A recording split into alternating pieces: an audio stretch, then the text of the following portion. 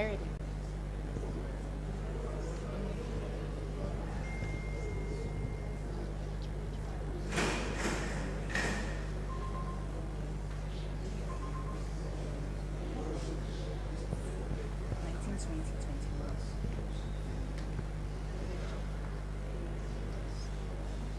Like forward.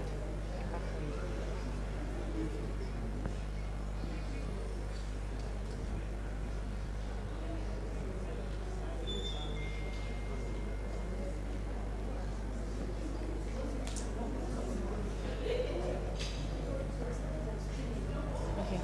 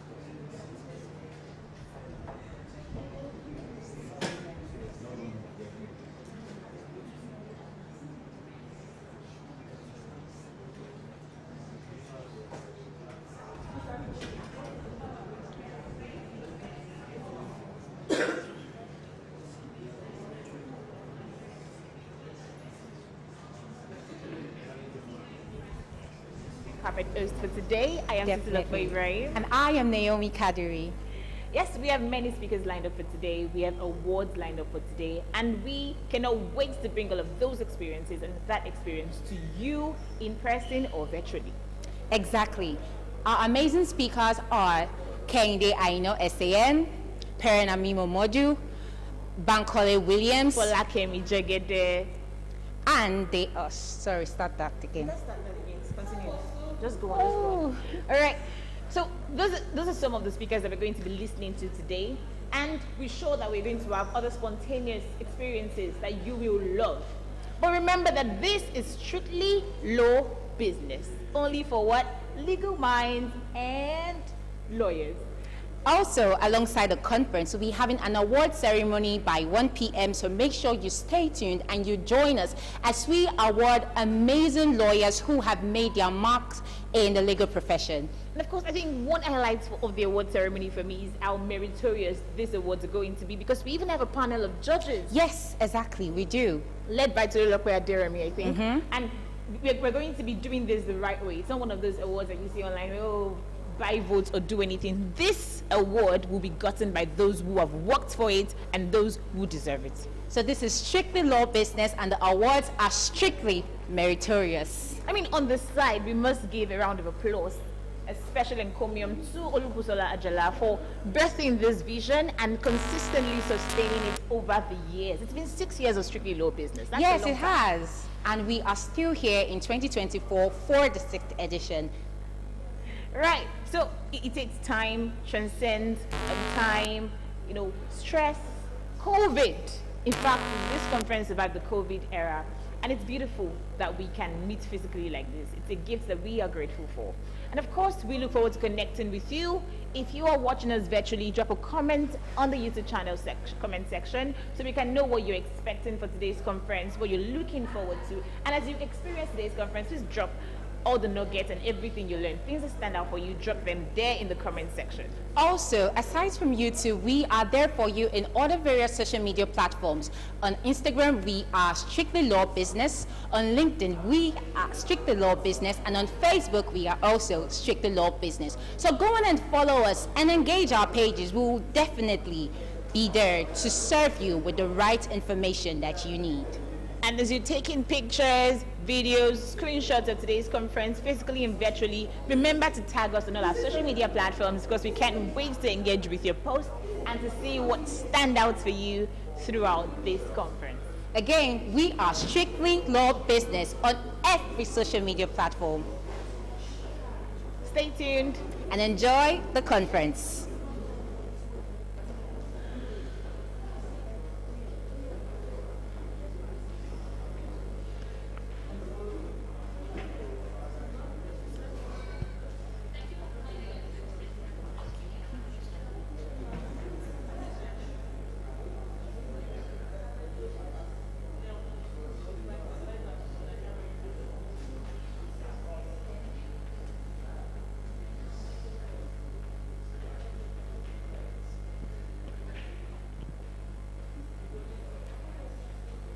So there's a pause, right?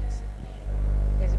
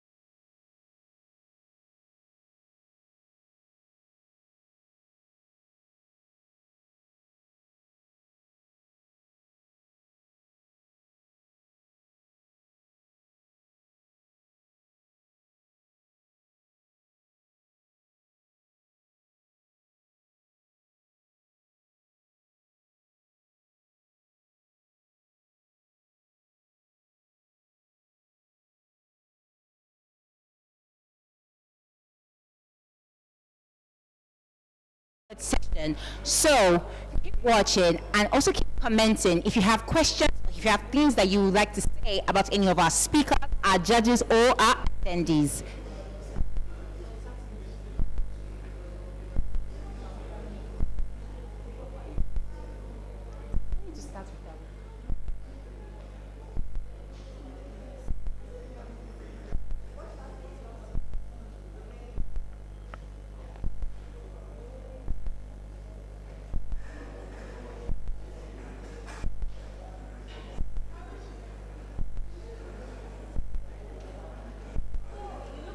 Like you're having fun on the red carpet. Oh, I am, and I'm very excited to start having the interviews.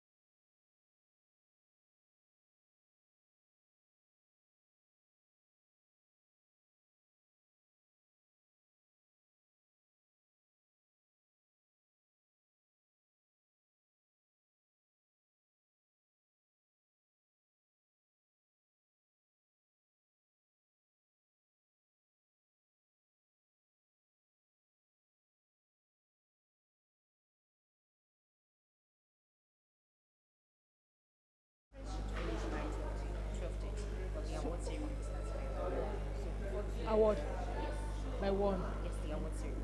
Yeah. Okay.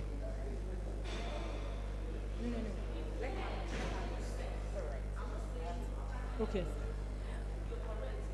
Ladies and gentlemen, our first guest on the red carpet, and she looks so beautiful. Yes, she's gorgeous and she's beautiful. I love your outfit. I love your shoe. It looks strictly low businessy. Right. So, can you introduce yourself to us? Can we meet you? My name is Holato Holainde. I'm from Apex Solicitors Law Firm. Wow, Apex Solicitors, Olaton Olarinde. How many editions of the Business of Law Conference have you attended? This is my first time of attending it. Beautiful, a first timer. So, what are your expectations for today's conference? Oh, I'm very sure it's going to be it's going to be very impactful. It's going to be very impactful. I mean, when you saw the theme, what was the first thing that came to your mind? What did you think of? I said that this is a gathering of lawyers of brilliant minds. So coming here, definitely we're going to get more insightful stuff on how to go about our practice. You do look like you love money, so certainly you're in the right place. I'm happy to hear that. All right, thank you so much for joining us on the red carpet. Have a fun time and please enjoy the impact and the value that today's event has to offer. Thank you very much. Right.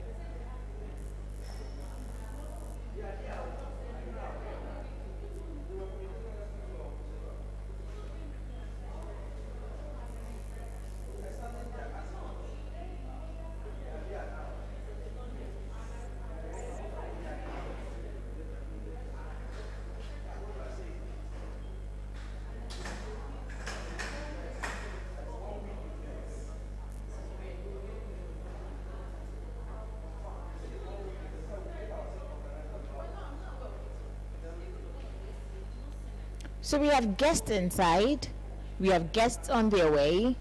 This is Strictly Law Business convened and sponsored conference, the Business of Law 2024.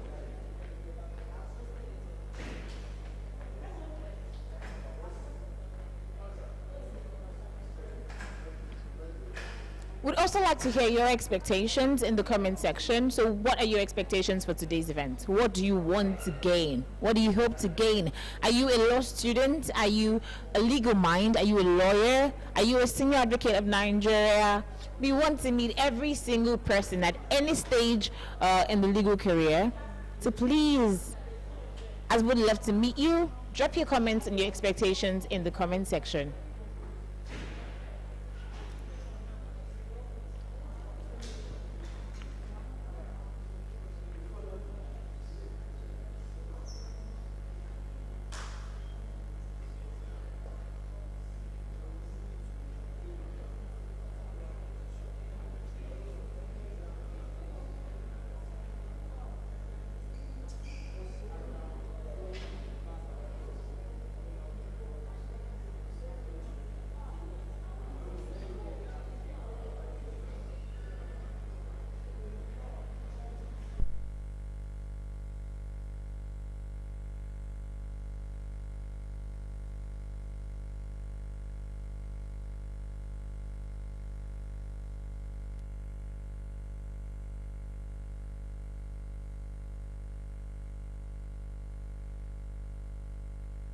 And 3 lanes to connect with physical attendees and virtual attendees on this red carpet. I know you really want to be here.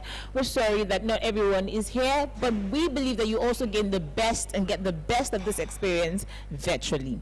So please do not forget to follow us on all our social media platforms, Strictly Law Business, and to also tag us on all the posts. We know you're going to learn a lot, we're sure of that. So whatever you learn today, whoever you meet today, please post on social media and tag us in all your posts. We can't wait to engage those beautiful posts and those insightful posts after today's event. Right about now, the event will kickstart. The event will kickstart any moment from now, and so we want you to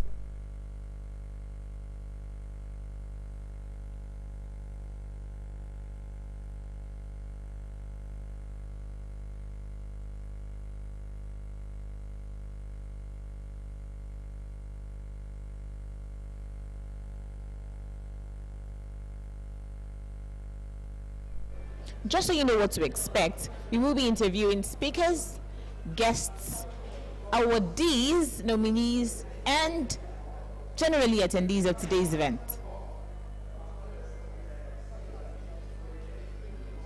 I don't even know if you should call this a red carpet or a legal carpet, because it is strictly for legal minds. We don't want those in the entertainment sector to think, oh, this is not like what they do. This carpet is strictly for legal minds, and we look forward to all the legal minds who will share their expectations and what they have gained from today's event.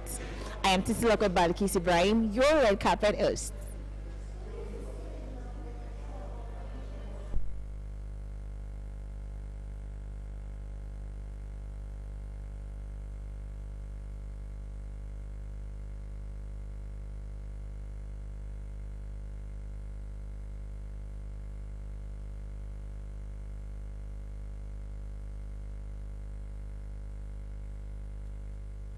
Since 2018, it's been 6 years impact in the legal sector, and we look forward to many more years of impact in the legal sector.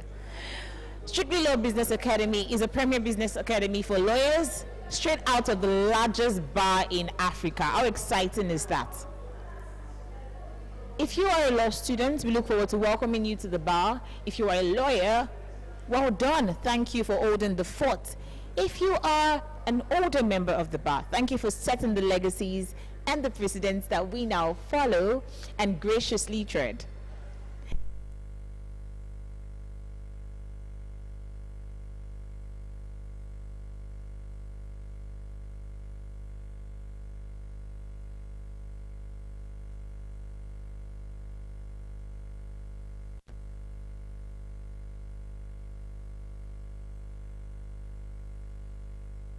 After this event,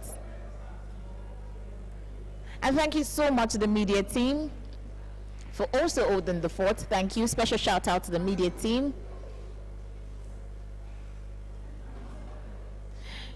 The event is fully started. All right, so may we please rise for the national anthem?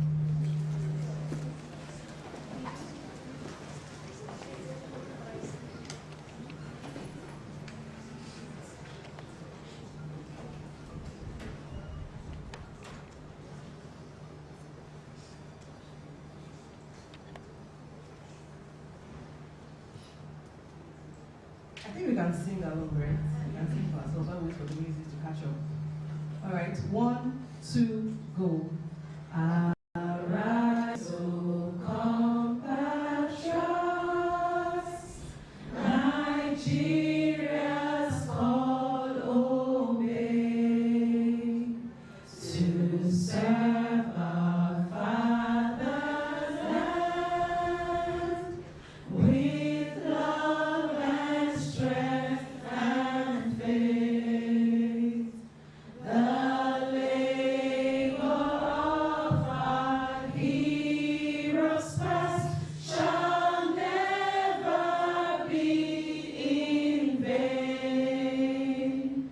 To serve with heart and might, one nation bound in freedom, peace and unity. May God bless the Federal Republic of Nigeria. Amen. Thank you so much. Please take your seat. Distinguished ladies and gentlemen, thank you so much once again. Permit me to once again welcome you to the Strictly Law Business Conference, the Business of Law Conference 2024. A round of applause, please. Thank you so much. My name is Damilola Busari, and I'm delighted to be the co-anchor of today's event. I have here a beautiful colleague.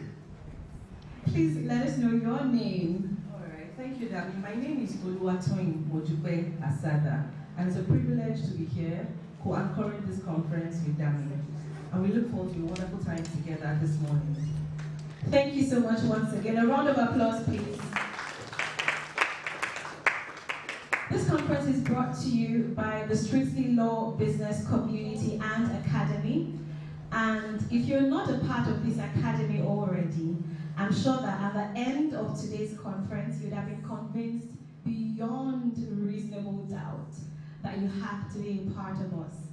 The Strictly Law Business Conference, the Business of Law Conference, is one that actually began in 2019, and this is the 6th edition of the conference. Now the conference is, thank you, it's a good place to clap. This is the 6th edition of the conference. If you do something in Nigeria and you're able to consistently do it year in, year out, I think it's a reason to celebrate. And we also would like to celebrate you, our audience, because the fact that you're here shows that you mean business with your practice. So please, a round of applause for yourselves. Thank you. Now, the conference began in 2019, and year in, year out, we've had the privilege of having a number of dignitaries speak to us at the conference and, of course, answer questions from legal luminaries. We've had the pleasure of having the former Attorney General of Lagos State. A round of applause, please. We've had the honor of also having one of, well, he is now the NBA president. Then he was still vying for the position, YC Mekia USAN. A round of applause, please. And year in, year out, what we have done at the conference is to ensure that lawyers learn that beyond practice, beyond saying, my Lord, may I, law practice is actually a business. We're here to empower legal luminaries so that they have the business acumen to succeed at practice. How many of us are tired when you see those memes on X that talk about how those old lawyers have their wigs all torn? How many of you get angry when you see those memes and you're like, no, that's not me? So we're here to change the face of the legal practice, and I'm sure that every person seated here is a change maker. Yes or yes? Yes. So if you're a change maker, please turn to the next change maker beside you. Look at them. Give them a warm smile. I'm turning to the change maker beside me here. And say, hello, change maker. Hello, change maker. So tell them your name. This is your point of introduction. Let's break the ice.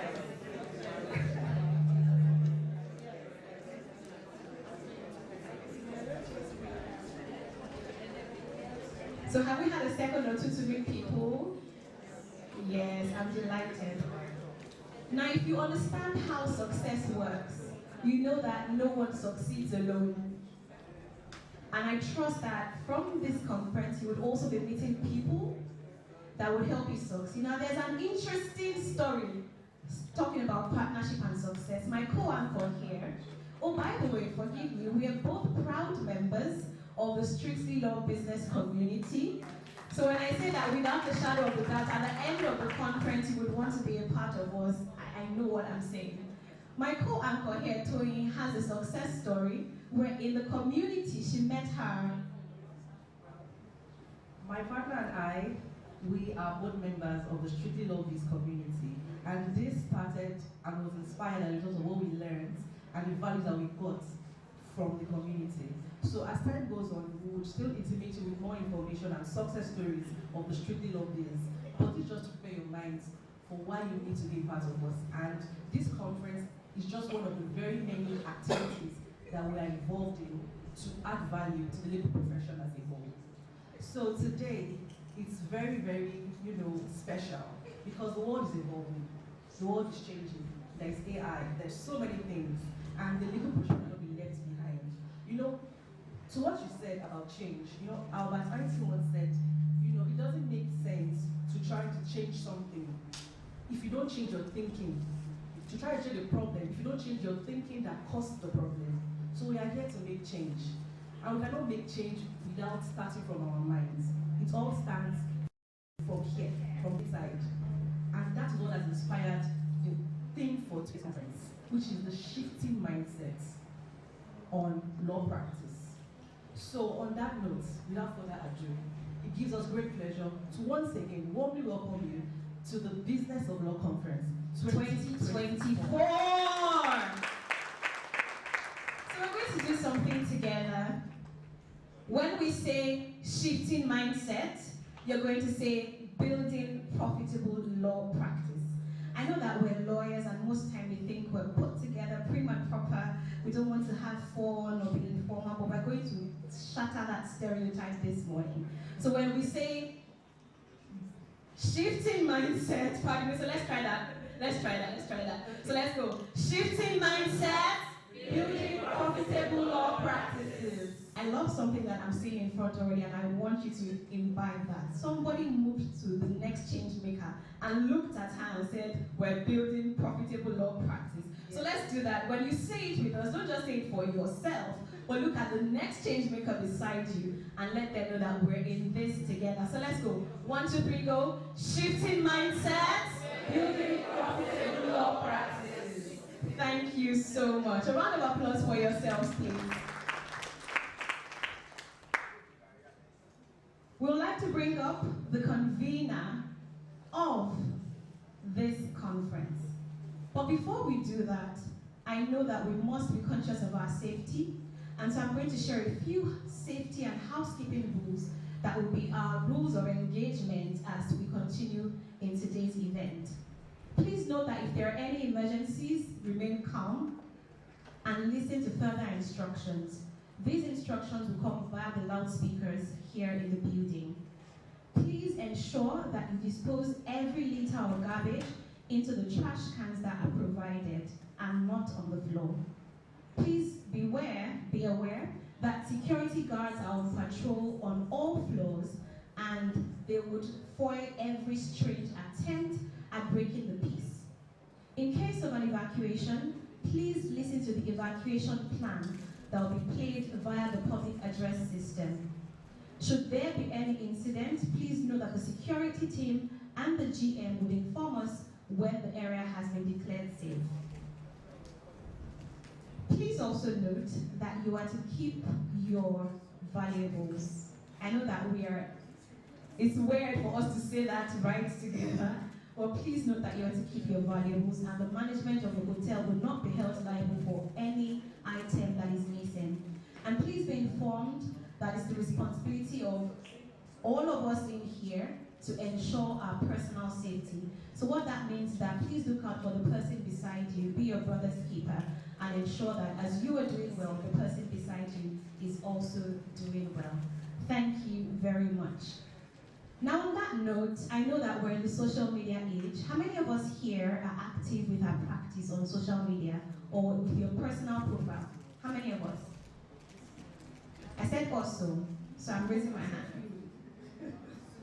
Please raise it proudly. You're active on social media. Now LinkedIn is social media though, in case you didn't know. So we're on LinkedIn, let me see your hands. Facebook, Instagram, X, because I know there are lots of Twitter lawyers, right? Beautiful. So we're going to encourage you to please share. So we have our hashtags. So we have two hashtags actually, yeah. One is hashtag TBOLC, and the second hashtag is TBOLC 2024.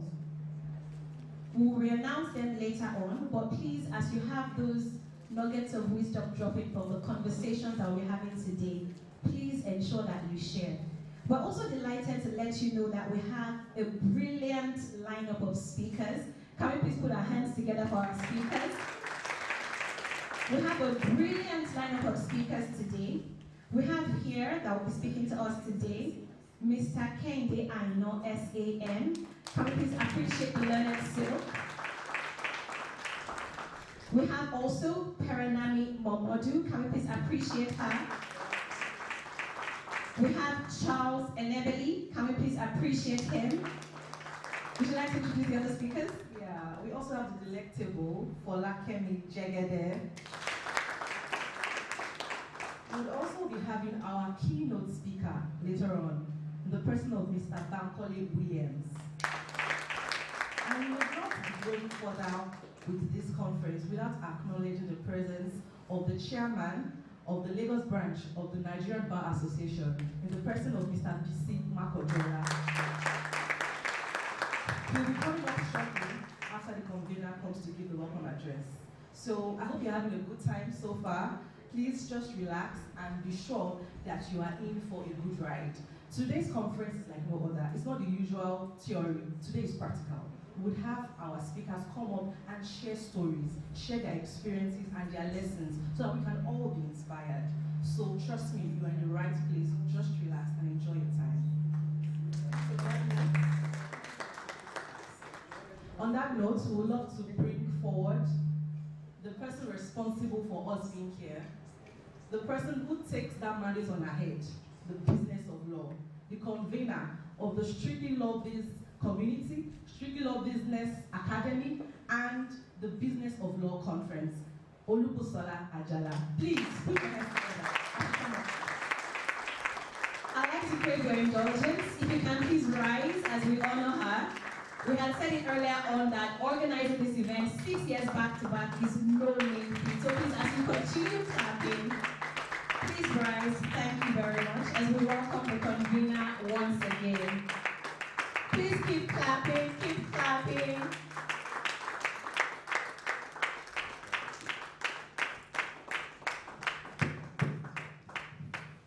Good morning, everyone. Is the music ready? I'm a high energy person, so I'm not feeling us yet. So I want us to just, shake our body a little, just dance. Let's generate energy, right? So, is this dancing? I don't know. Give me or when they cocoa, we're talking about money. Profitable law practice, we need money. So, is there something about? Is there I'm not available? This year is no good for anybody. So we're not available for people that would not appreciate our work as lawyers, our services, and all of that. So I just want us to just dance a little. SLB community members, you guys know how we do it now. High energy, we need it, right? So that we're still warm. I want us to be hot. I want us to generate energy. Eat.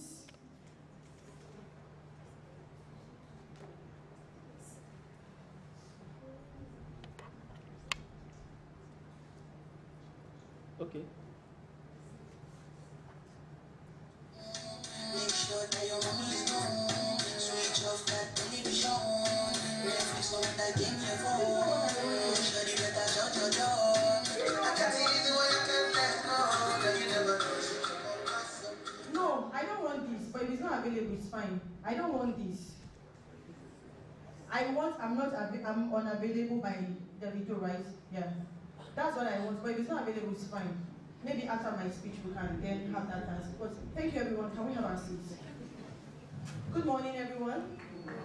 Are we excited to be here? Yes. I can feel our excitement. Are we excited to be here? Yes. I want energy. I'm feeling cold. Are we excited to be here? Yes. Thank you. Welcome everyone, welcome. And I would apologize for us commencing a little bit late. It's not in our practice, it has never happened before, but I'm very sorry for that. I want to thank everyone for coming. I know that moving out in Nigeria these days is not so easy, but for coming, and especially for those of us that came in early, thank you so much for coming. So why are we here today? Shifting mindsets. How many of us are ready to shift our mindsets from what you currently are? You know those mindsets that are not enabling, those disempowering mindsets, disempowering thoughts. Law practice is difficult. I mean, I can't even make money from it. How are you doing this lawyer thing? Some of you are saying, oh, come online, legal tech, it's not working. You know, those kind of negative mindsets, these empowering mindsets, the mindset that is not serving you and I. That's what we want to shatter today, shattering limited beliefs, empowering ourselves, believing.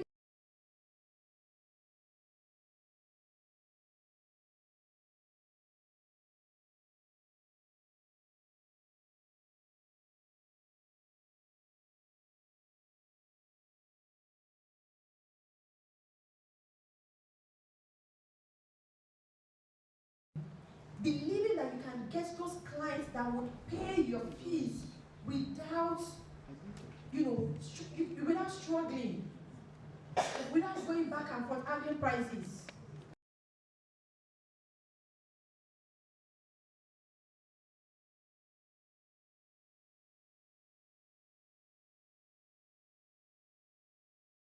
But I believe that before we leave here today, you will be able to see it and know that it is possible, that abundance exists, and you can also benefit from it. And so I want to welcome every one of us to the Business of Law Conference 6.0. Honestly, if it was left to me, I would have been done with this conference by maybe the second year or third year. I would have been done with it. But because this is a calling for me, and a lot of people keep asking, why do you make it free? It is free because that is my assignment. That is the instruction.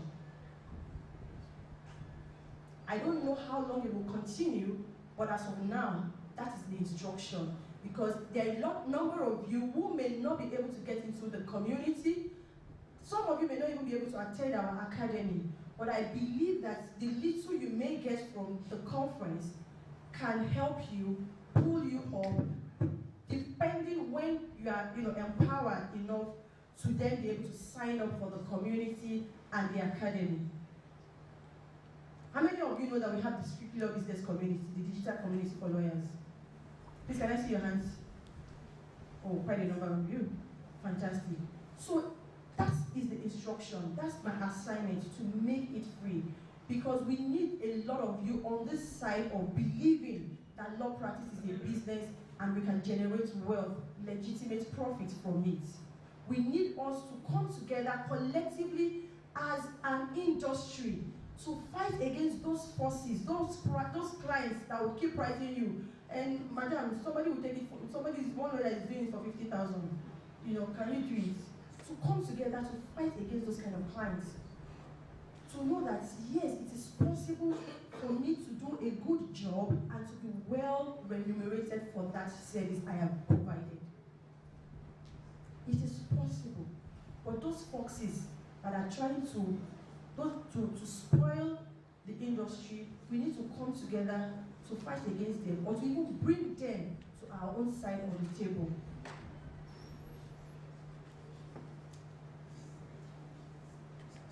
So I want to appeal to each one of us that please be mind present today.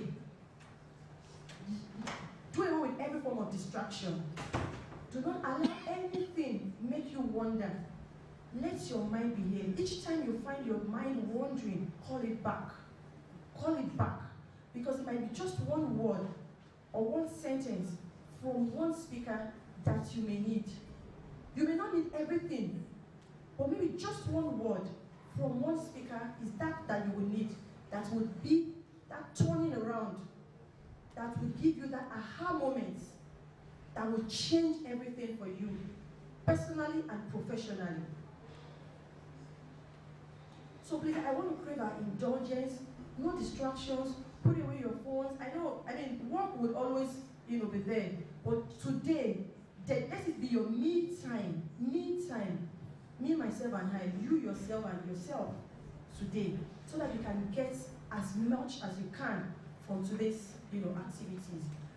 Please, I want to, today is a very solemn day for me, and my sister is being buried today. So I thought I was going to be able to make it to the morgue to pay my last respects, but I couldn't. So, and everything that we see today, or that I've done in the last 6 years, she's been, a significant part of it. And so I want to crave our indulgence. So please indulge me to pay a 1 minute silence for her. Please let's go.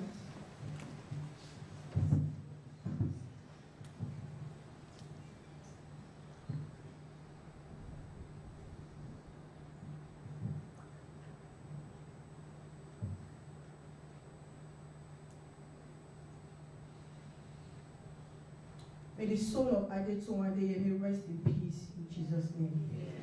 Thank you, everyone. Thank you. Please don't be moody. I'm fine. Don't be moody. Fine. I'm fine. Don't be moody. Death is what we all owe, and we'll just go. And that is one of the reasons why I am doing everything to give expressions to everything within me, because I don't know how long or how much time I have. And this is also why I want to beg and indulge us, guys. Please, let's take our lives, our profession, our career seriously. Sincerely, there is money in this law practice. We had some testimonials today from some members of the community, what they have been able to experience, what they have been able to do, just by having that consciousness that law is a business, and that there is more, and you can tap into it. So, ladies and gentlemen, thank you for listening. Thank you for coming. And we have the awards, right? We're starting awards this year. Someone excited? We're starting awards this year. And the whole essence is to just strengthen and deepen the thought leadership of the business of law. We want more people to know. We want more people to get into that awareness. We want us to do more. So as you do more, we are going to be celebrating you. It's not just about, the big or celebrity lawyers. It's about each and every one of us doing that little in your small corner.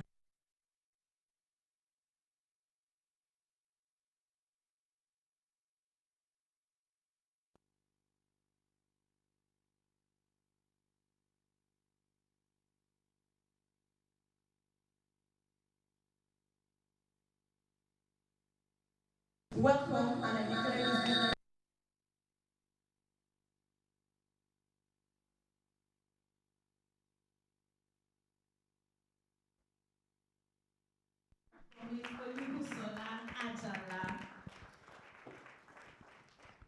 So we're going to do something now. Sound, are you ready for me?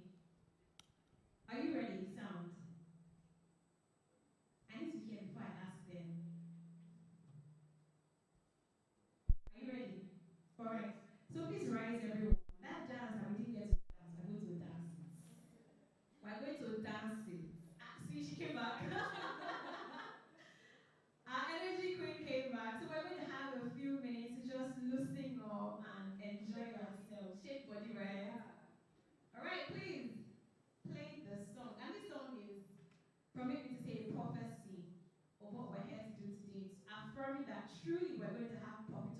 small businesses.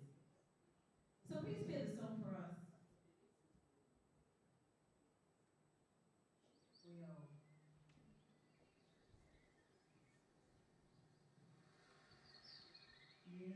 music is playing.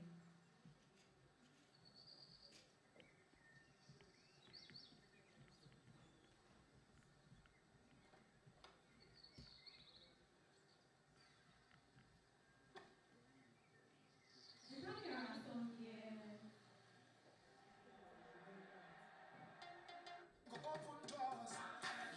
We all know the song, right?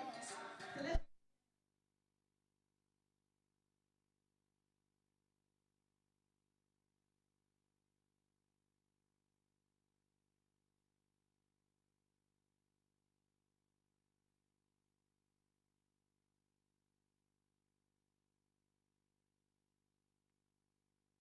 Amen.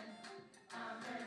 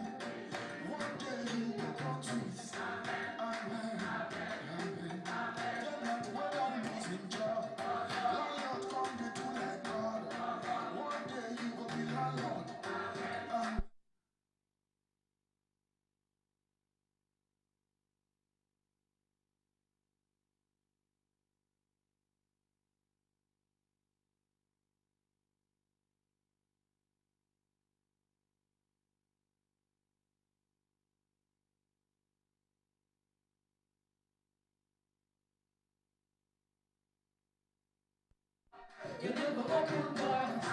You said for be a boss. Amen. Amen.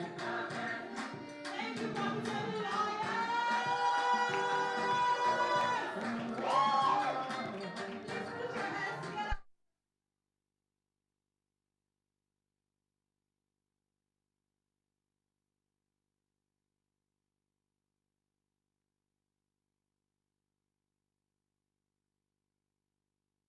Please put your hands together.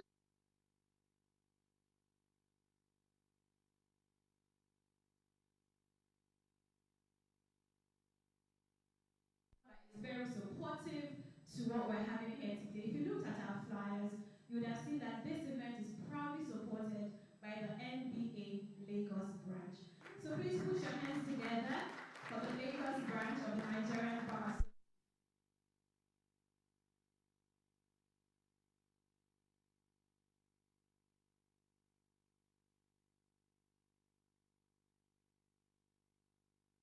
Decades of significant experience.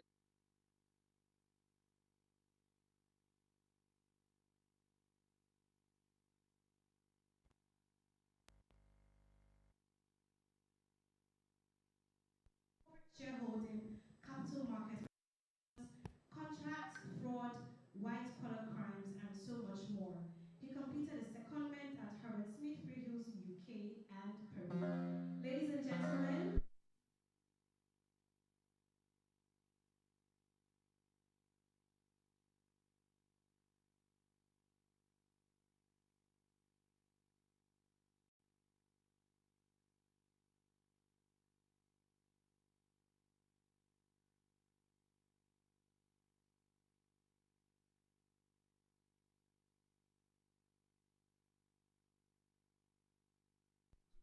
on the 7th of November, and that I made partner on the 1st of January 2021.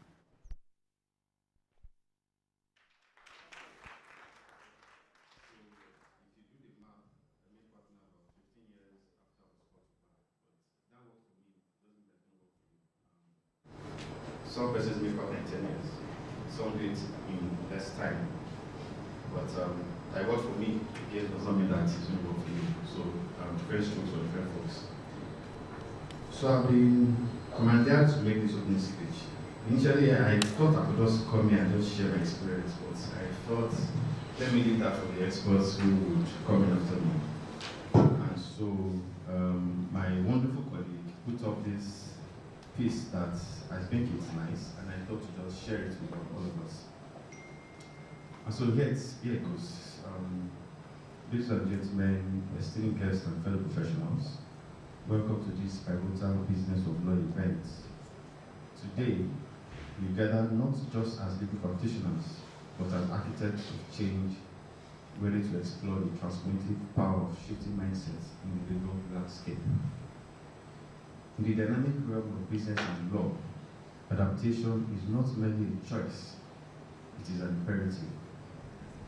As we navigate through an era defined by technological advances, global interconnectedness, and social shifts, it is paramount to us to embrace a mindset that transcends traditional boundaries. The legal profession stands at a crossroads today, beckoning on us to move beyond conventional practices. Shifting our mindset entails breaking free from the shackles of the past, embracing innovation, and fostering a culture of continuous learning. Our collective mindset shift must encompass a deeper understanding of the symbiotic relationship between legal practices and business strategies. It demands that we not only interpret the law, but also envision its applications in the ever-evolving landscape of commerce. In an era where information flows at unprecedented speed, we must be agile, proactive, and forward-thinking. Moreover, fostering diversity and inclusion is integral to our collective evolution. By embracing varied perspectives, backgrounds, and experiences, we enrich our problem-solving capacities and enhance the quality of our legal counsel.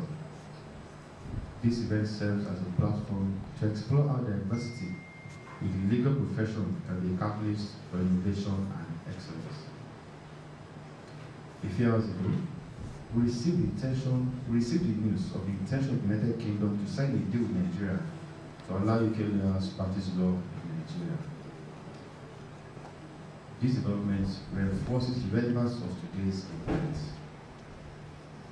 As we delve into discussions and insights that will unfold today, let us remember that transformation of our mindset is not just a professional necessity, but a catalyst for positive change. Together, we can redefine the business of law, paving the way for a future where innovation, adaptability, and ethical practices are seamless. I thank you for joining us on this transformative journey and a collective exploration of shifting mindsets inspiring new horizons in the business of law. In ending, I must say that law is a business. Legal services is not a commodity that we price off the shelf in supermarkets. We must stand our ground. Many of us read the interview of Chief some weeks ago, where he talked about the amount he charged a client and how the client refused to pay, lost the case, and came back to him. Let us all stand our grounds. Let us all embrace the integrity of this profession. Legal services is not a commodity that we must price as if we are pricing bread in the supermarket. I leave us one of those. Thank you very much.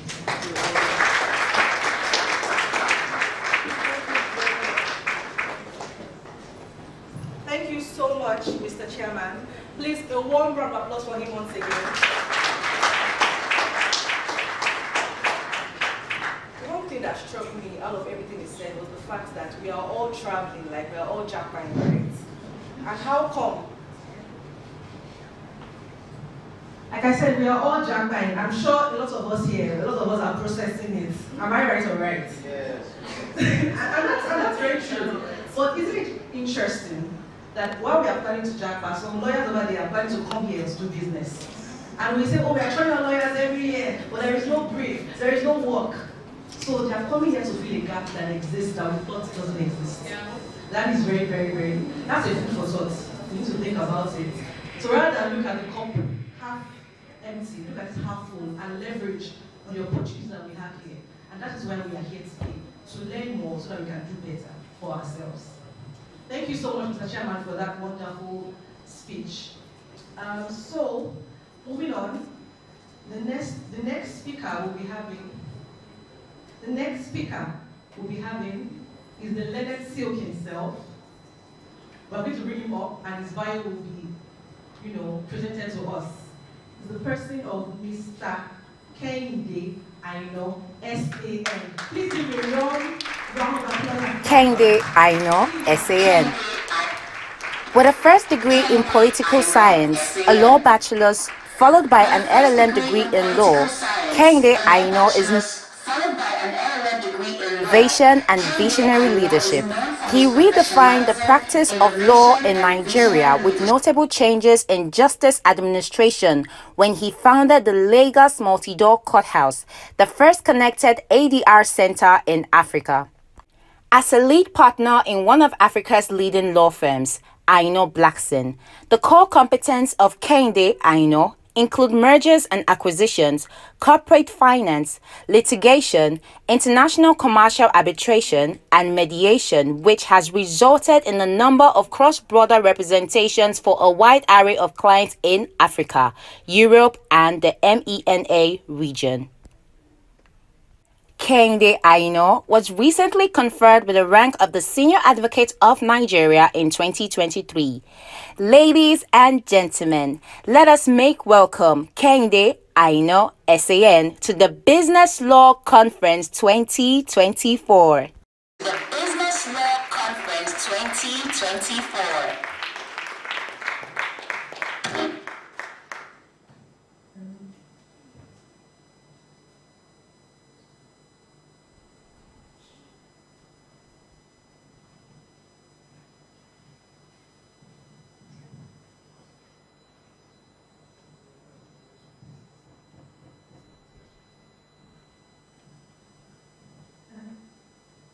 Thank you so very much for that. Thank you so very much for that introduction. For 1 second, I was wondering whether I was being introduced or somebody else was being introduced. So thank you very much. I appreciate it. Let me thank the organizers, particularly the members of the committee of strictly law business, who has put this together. By my understanding, they have been doing this for the past 3 to 4 or 5 years, and it's been a real success. They met with me a couple of times, and they gave me a sense of what their aspirations are. It's a real pleasure. I congratulate them, and I wish them the very best. I think what they're doing is indeed worthy of emulation, and also worthy of really support by everybody. And I'm here just to demonstrate more than anything else my support. And I'm also hoping that some of the things I might be sharing today would help in order to change mindsets as to what is possible and what you can do and what you can achieve. And I think out of my story are some stories that I've never shared before. So I'll open up and get them all to you. The conversation is about shifting mindsets. I'm being told to speak about how you shape mindsets in order to build a successful law practice. Whether you're trying to build a successful law practice, or you're trying to build a successful business in anything, or you're trying to build a successful relationship post-Valentine tomorrow, mindset must be right. You can't build anything without the right mindset. So my conversation today will be twofold. In one breath, I'll be speaking to those who have disadvantaged backgrounds like myself,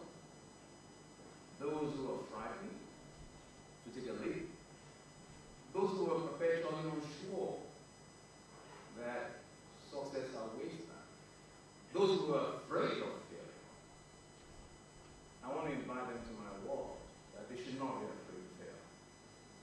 They should embrace failure. So I want to try and see if I can shift those mindsets in the one-on-one rep.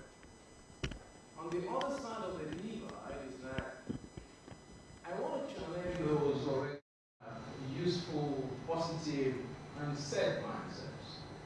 And they think they're on the right path. To those, I'm hoping I can say to them, let's set new goals.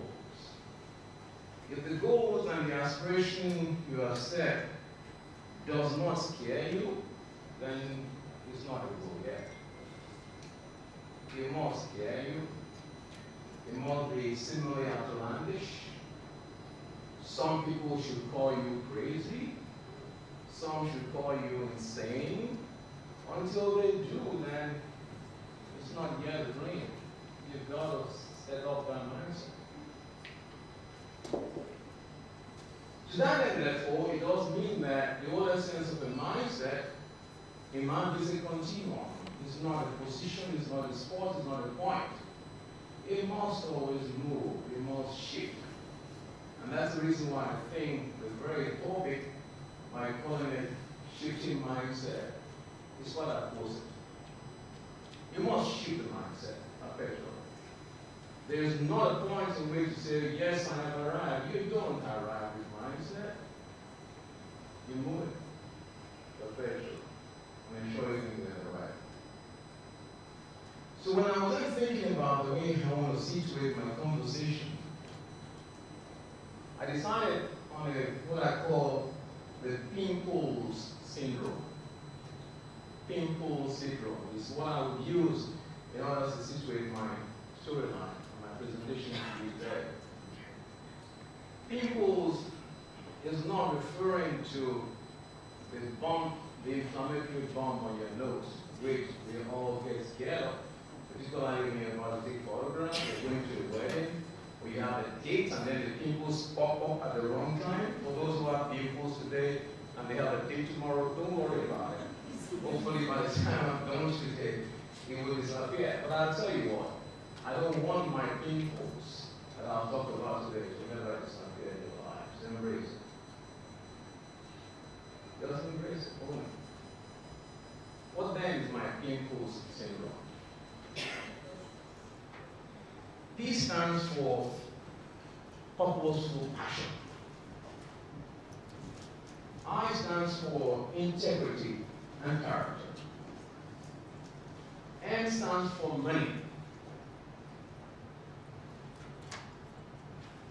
I'm hoping to debunk the whole essence of money today at this conference and tell you that that's not what you need. Whoever thinks that for you to achieve anything is all going to be based on money, they're telling you a lie. It's not what you need. The capital of the 21st century is not finance, it's not money. Based on ideas. P stands for perseverance, because perseverance is much more fundamental than intelligence. If you're not willing to persevere and keep at it, it ain't gonna happen.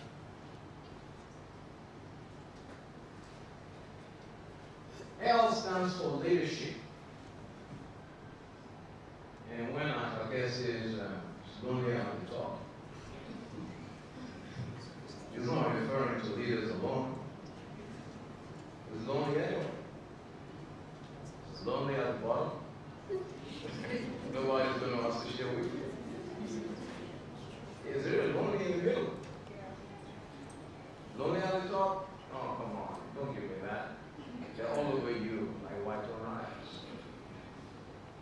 But at the bottom, you've got to understand leadership starts with you, starts from when you're young, starts from when you're little, starts from any position you find yourself in. Use it. You dress for your next position in the office, not the position you're in right now. Dress for it. Dress for you to become the managing partner, the managing director, to become a partner and director in your organization. Dress for it. And aspire to be that. You know, many years ago, I used to read a magazine, an American magazine called Ebony. Some of you may have it, may have heard about it, some of you may have read it.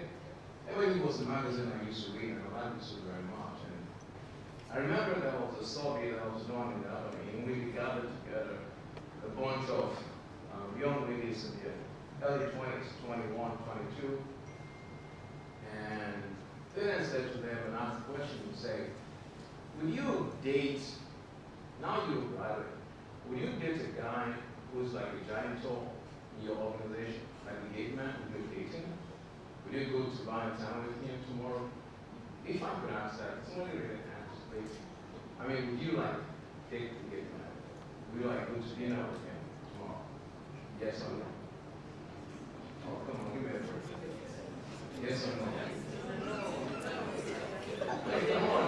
Will you date him? Would you like date him for dinner with him tomorrow? Please, somebody just one person. Only you would date me, right? Because that was that time. No joke. But I'll tell you the response of a lady, which I will never forget when I read it on the Convenor magazine. She said in her response that I wouldn't mind to actually date the janitor, and I'll be happy to date him if the janitor is thinking and is working towards him becoming the CEO of that corporation someday, sometime. Mindset. What mindset do you have? What mindset are you imbued with? What have you been through that haven't been through? That's leadership. Excellence is everything. There's no shortcut to life and excellence. Just no shortcut. E is excellence, and S is selflessness. Absolute, complete selflessness. Just forget about you. Forget about you. Think about the next person. Work for the next man. See how the next person can benefit. See what you can do in order to make a difference. See what you can do to humanity. The easiest short course, and that's the only one that I think is a short course. There's no lock to anything. But the one short course I found that I've located is unselflessness. When you live your life or you do your things with a view to making a difference to humanity and to people around you, without thinking of anything in return to yourself, I tell you what, you will benefit in ways you can never imagine. I didn't aspire to be an OFR. It was never my dream to become an SAN. It wasn't my aspiration or my dream. It was dead wrong. I never knew how OFR came about. There was nothing I was doing with the view to saying I want to do OFR. So in situating those issues that I've raised, let me now tell you the story of Peter and Paul. And that's where I'll end there. Peter and Paul were number 6 and number 7 in the family of Peter. Peter and Paul grew up with a mother who was a primary school teacher, and a father who was a strong businessman. The combined income of Peter and Paul's mother and father was barely enough to feed their children and also clothe them all. They struggled. Peter and Paul went to school, went to bed most nights without food in their stomachs. Peter and Paul commuted to school, walking to school and walking back from school. On their first day in secondary school, Peter and Paul did not go to school wearing uniforms. Peter and Paul were wearing clothes, particularly their shorts, was made for their mothers because their parents couldn't afford it. They went to school with their mother in tow, and they didn't go to class. They went to the principal's waiting room. Why?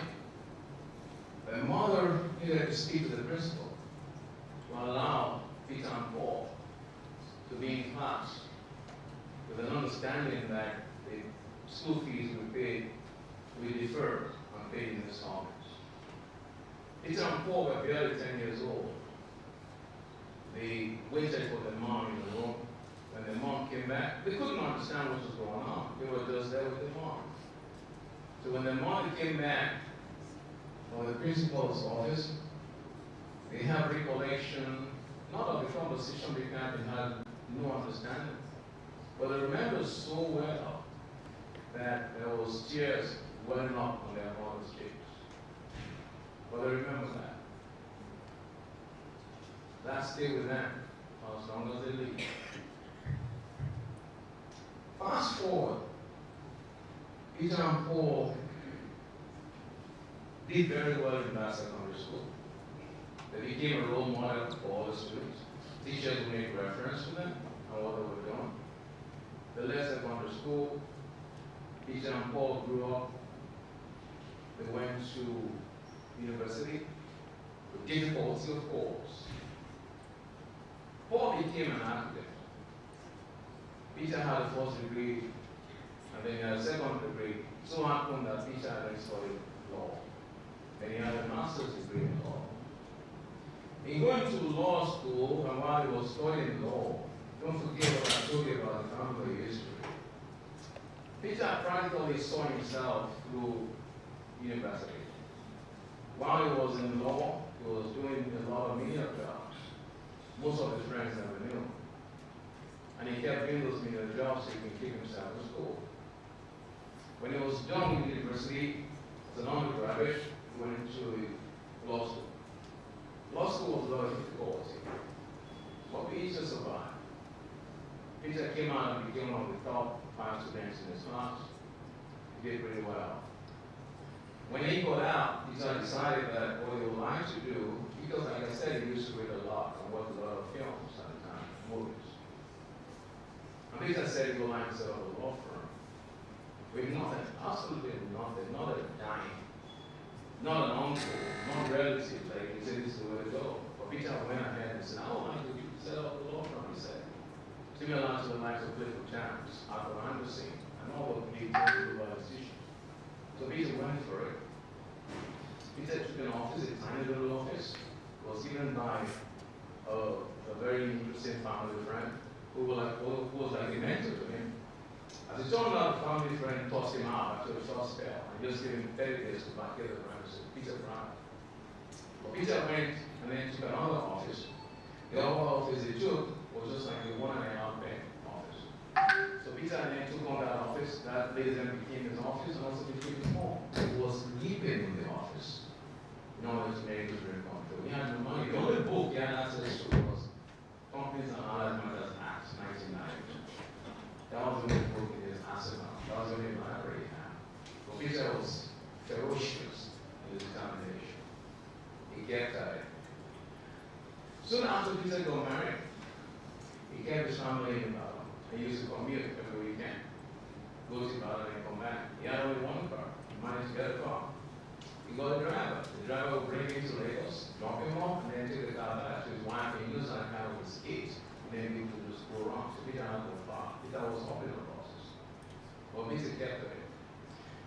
As the law firm grew, slowly, gradually, what did Peter do? He had an option in order for him to get a house, live a better life, but Peter did not. He kept putting money back into that practice. He kept growing the institution enough for you to ensure it can become something. And in time, the firm grew. Life got better for Peter. And things started getting well. You see, ladies and gentlemen, Peter is standing before you today.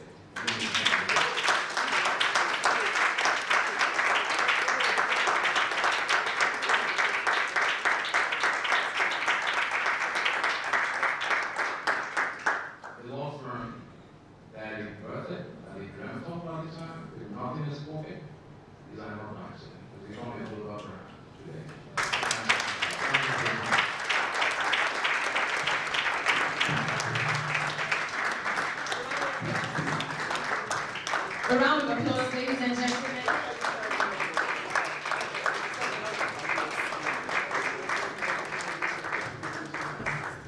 Please let us once again appreciate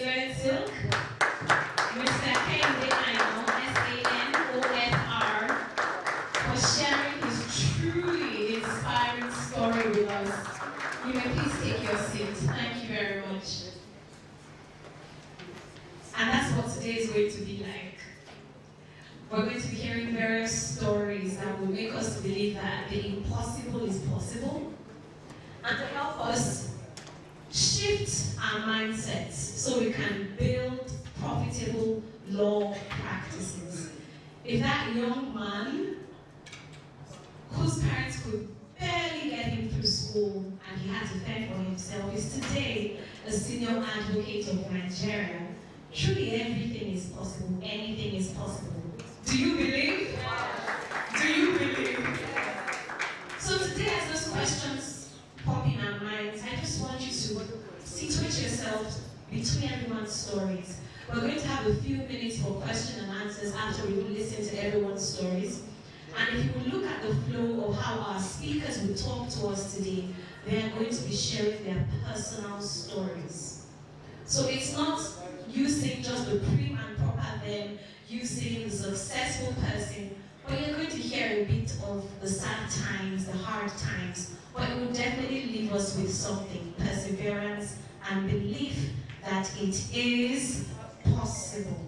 How many of us remember some of the points he shared with us, the pimples? Interestingly, I had a pimple that came up just yesterday as well. How many of us? So who remembers what the first P is? Okay, so please don't look at your notes and your phones. Let's test ourselves a little. How many of us remember the I? Integrity and character. The M? Money. Love it. The P? Perseverance. The L? Leadership. The E? Excellence. And the S? Selflessness. A round of applause for yourselves. Thank you so much, ladies and gentlemen, for paying keen attention. And it will be a good moment to just pop on X, pop on LinkedIn, and tell them about the pimples that you grew today that you're not living, right? So let's ensure that we share this with our colleagues, with our friends as we go on. I have the honor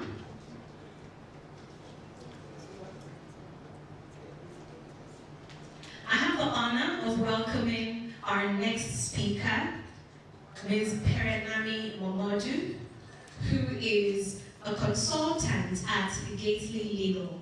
So as her introduction is played, please let us put our hands together.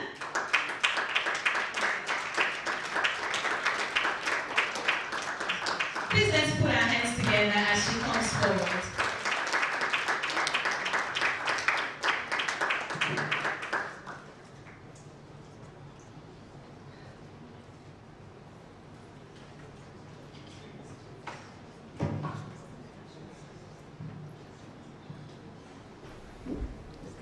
Perenami Momodu. Perenami is a consultant within Gately's PLC International Arbitration Group, where she is also the head of Gately's Africa practice. Prior to joining Gately, she was a partner at ALX for 4 years. She has over 14 years experience in cross-border, complex, high-stakes, arbitration and litigation within West Africa. She represents clients in arbitrations in sectors such as energy, manufacturing, retail, maritime, infrastructure, and foreign investment under international. All those who read. My name is Perenami Momodu. I really like my first name, Perenami. So some people call me Pere, but please feel free to call me Perenami. Now, the topic for today, shifting mindset. And we've heard a lot about it already. For me, and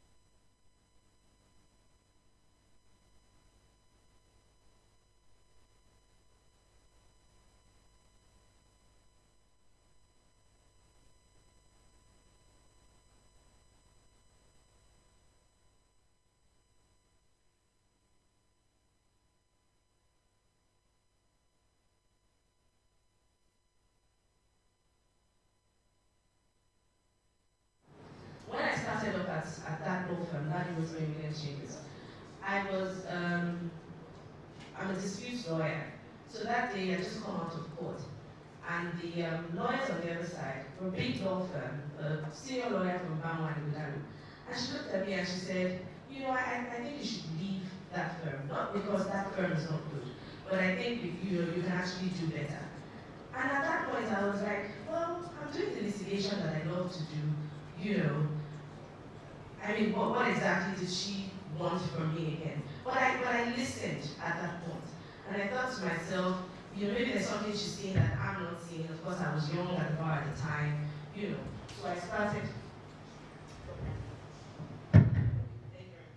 So I started, you know, I started looking at other options. And shortly after that, I got an opportunity.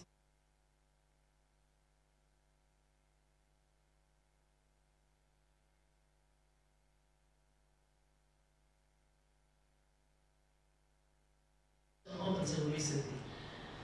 And my journey at Alex was quite interesting.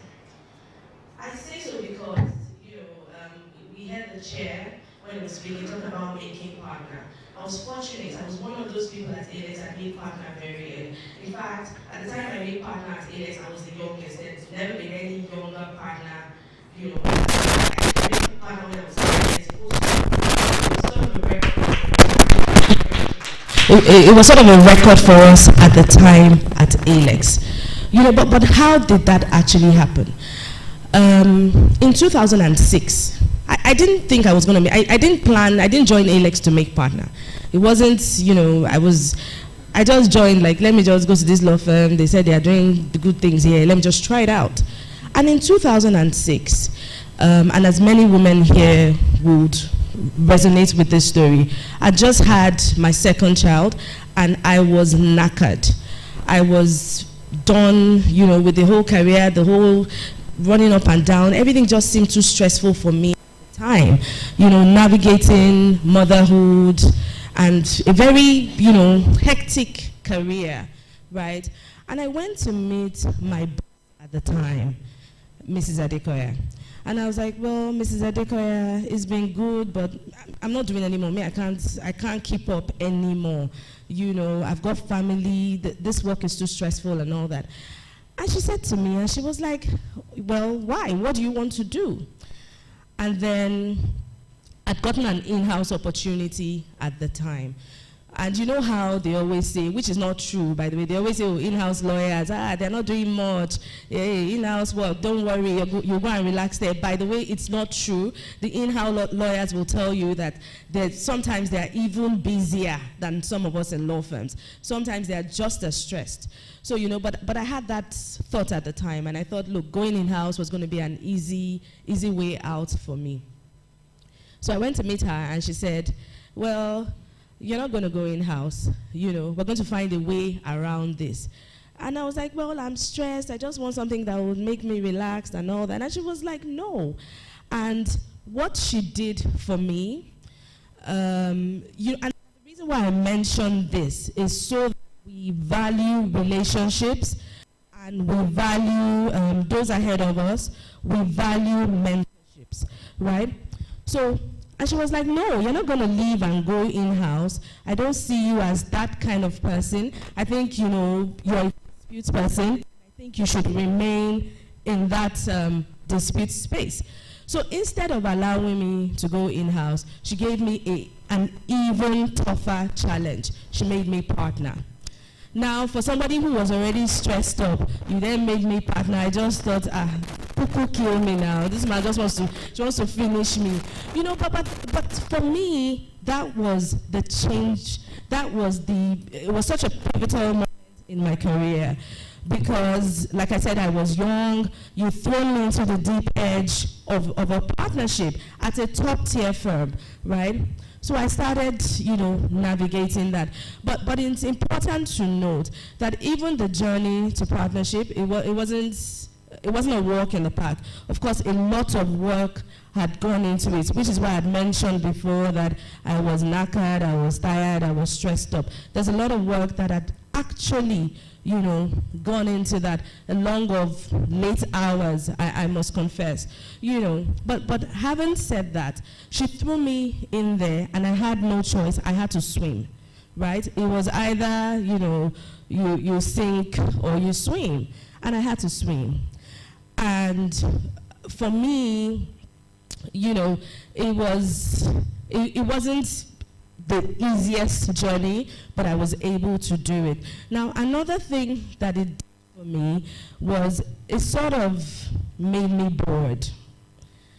And I always say to people, embrace the boredom, really, because that's where a lot of your mindset shift is going to come from.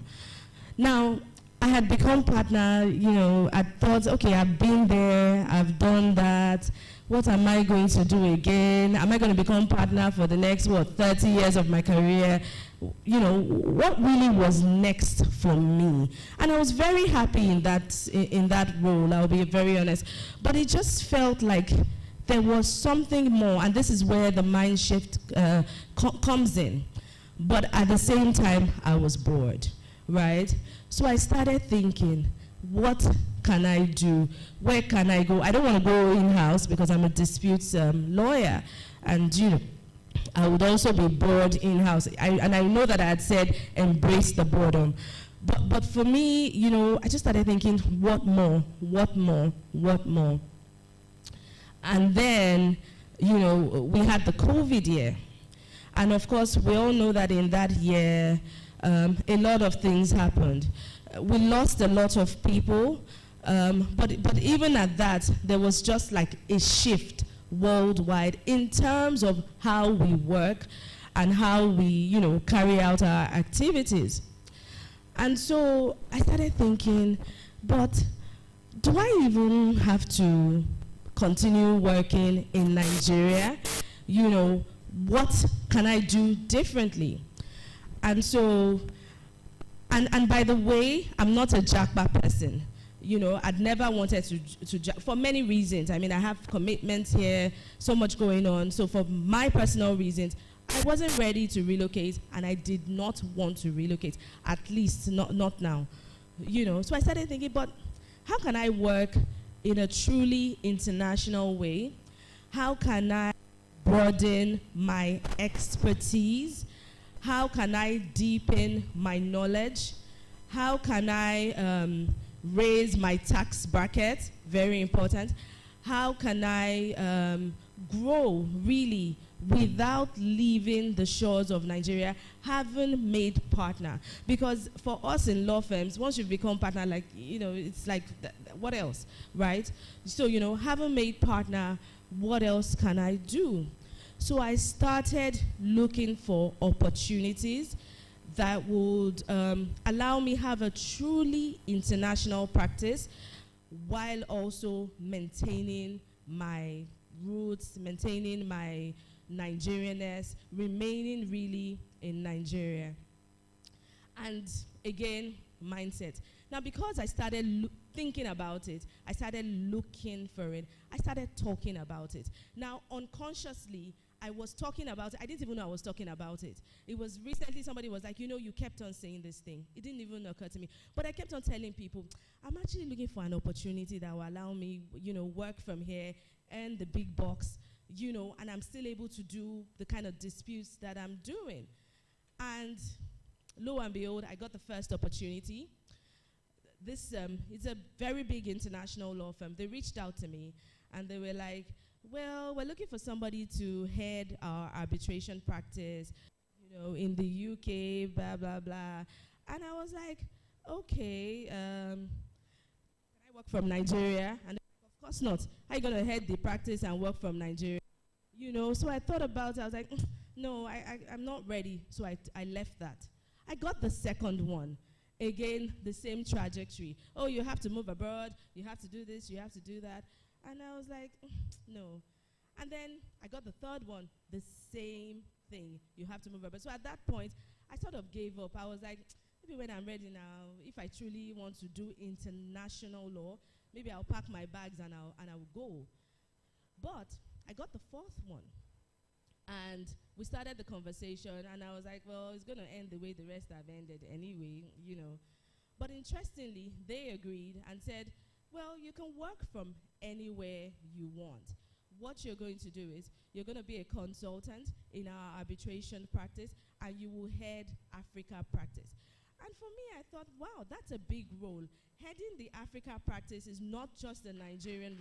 Thank you. Thank you, everyone. Heading the Africa practice is not just a Nigerian role. It's like you're going to head all the work that is going on in Africa while still doing the sort of dispute that you love to do. So I thought it was a fantastic opportunity.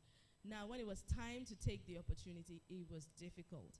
Difficult because, you know, fear of the unknown, fear of many things, you know, but thank God that I took that opportunity.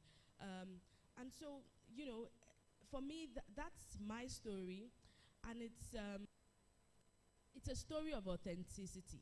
So two things I would like to, you know, to leave you here with. One is embrace the boredom, because in that boredom is where that growth is truly going to come from. The second is a story of authenticity. Now, you know, be authentic to yourself, be true to yourself, know yourself. I could have decided to go abroad, but I know for sure that many things won't have worked out for me, as attractive that it seemed. So again, you know, the opportunities are limitless, right? At the time where I took this role, I don't know any, and there might be, and if, you know, you can speak to me later and correct me if I'm wrong, but I don't know any other person who has taken this kind of opportunity while still working from here, heading a UK firm's international African arbitration team and heading the whole Africa practice. I don't know any other person that has done it. So the truth is, you have to always think outside the box. There's so much going on globally, and we must all tap into it. There's also another important point. There's a lot of like diversity talks for we women, and even particularly now, because there's the men and women in the room, there's a lot of diversity talk for Africans. So there are the opportunities are there. But if you are not looking for it, if you are not thinking about it, if you don't think it is possible, it may not be possible. So these opportunities are there. We just have to align with it, and it starts with the mind. Another important thing, I know they're telling me that my time is practically up, but another important thing is your personal brand. Your personal brand is what will sell you, right? That's exactly what will sell you. And I always tell my associates and those that I work with, if you give me a document to review, I might not know your name, I might not know where you're from, I might not know what you had for breakfast, I might know, you know, what you do over the weekend, but that document is you. That's exactly the way I am going to judge you. You give a document that's full of typos, I'm going to be like, oh, Mr. A, documents full of typos, right? So please be very careful with how you portray yourself, not only in terms of your work generally. Be careful with your brand, because people are looking, right? And we're all ambassadors, you know, of ourselves. We're ambassadors of Nigeria. We're ambassadors of Africa. Be careful with your personal brand. And like I said, as much as possible, be authentic to yourself. Know thyself, as they always teach us. Know yourself, know what you can do, and live with it. You know, so thank you.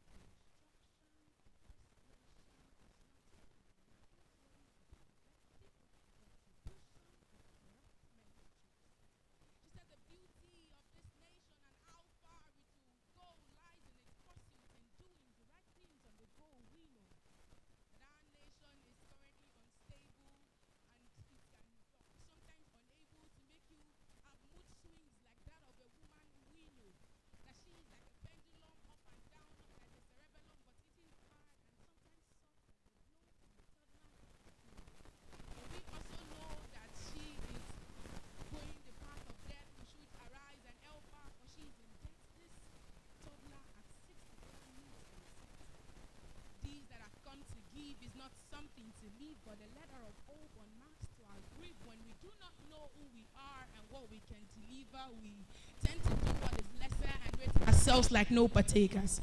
But we, the learned and learning, deserve to do more than just survive. We deserve to thrive. To thrive, to drive. To drive away fears of this face, we deserve to dive. To dive into the ocean of doubt and tell every Thomas it's a must. A must to be faithful. To continue the cycle and be vibeful. For it's not about age, it's about mentality. It's not about stage, it's about alacrity. It's not about wage, it's about ability. It's not about range, it's about tenacity. They say, out of nothing comes nothing, but I hope you are noting that we are way more than nothing, we are everything. We are the flagship, so we are here to sail the ship. We are the end of injustice and the beginning of voice. We are the beginning of a new era. We are a powerhouse. We are the voice for this nation, the reason for this fusion, a united force in motion. We are Nigeria. We are strong, young, vibrant, and long. We are a trailblazer of love. We're a wonder to behold. We are more than a conqueror, greater than an emperor or even the governor. We are of this nation in its shining armor. And because the audacity of our faith is more effective than the cosmetics on our face, we are capable of moving mountains. Just think beyond your present space, the state of your face, the orders in your face, the weight of your wage, the size of your stage, and chin up. Soar high like an eagle and envision yourself at the pinnacle. For when goodwill and hard work meets opportunity, it's called luck. When you lose your faith for fears and don't face your fears, it's called stuck. If you can think without thoughts being our master, if you can dream without dreams being our aim, if you can deal with triumph and disaster, what then is life and this law practice that we can master better? See, we must grow to know and show that the world is a canvas of opportunities where we can paint our dreams into reality, blot out our mistakes with your take on fake paint and brush of sobriety to reach new height to feature identity. The world is a megaphone here to amplify, enhance, announce, and pronounce your voice into something louder than Uber.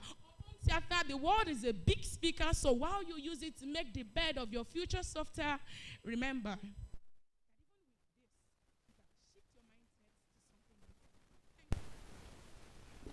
innovation, a start innovation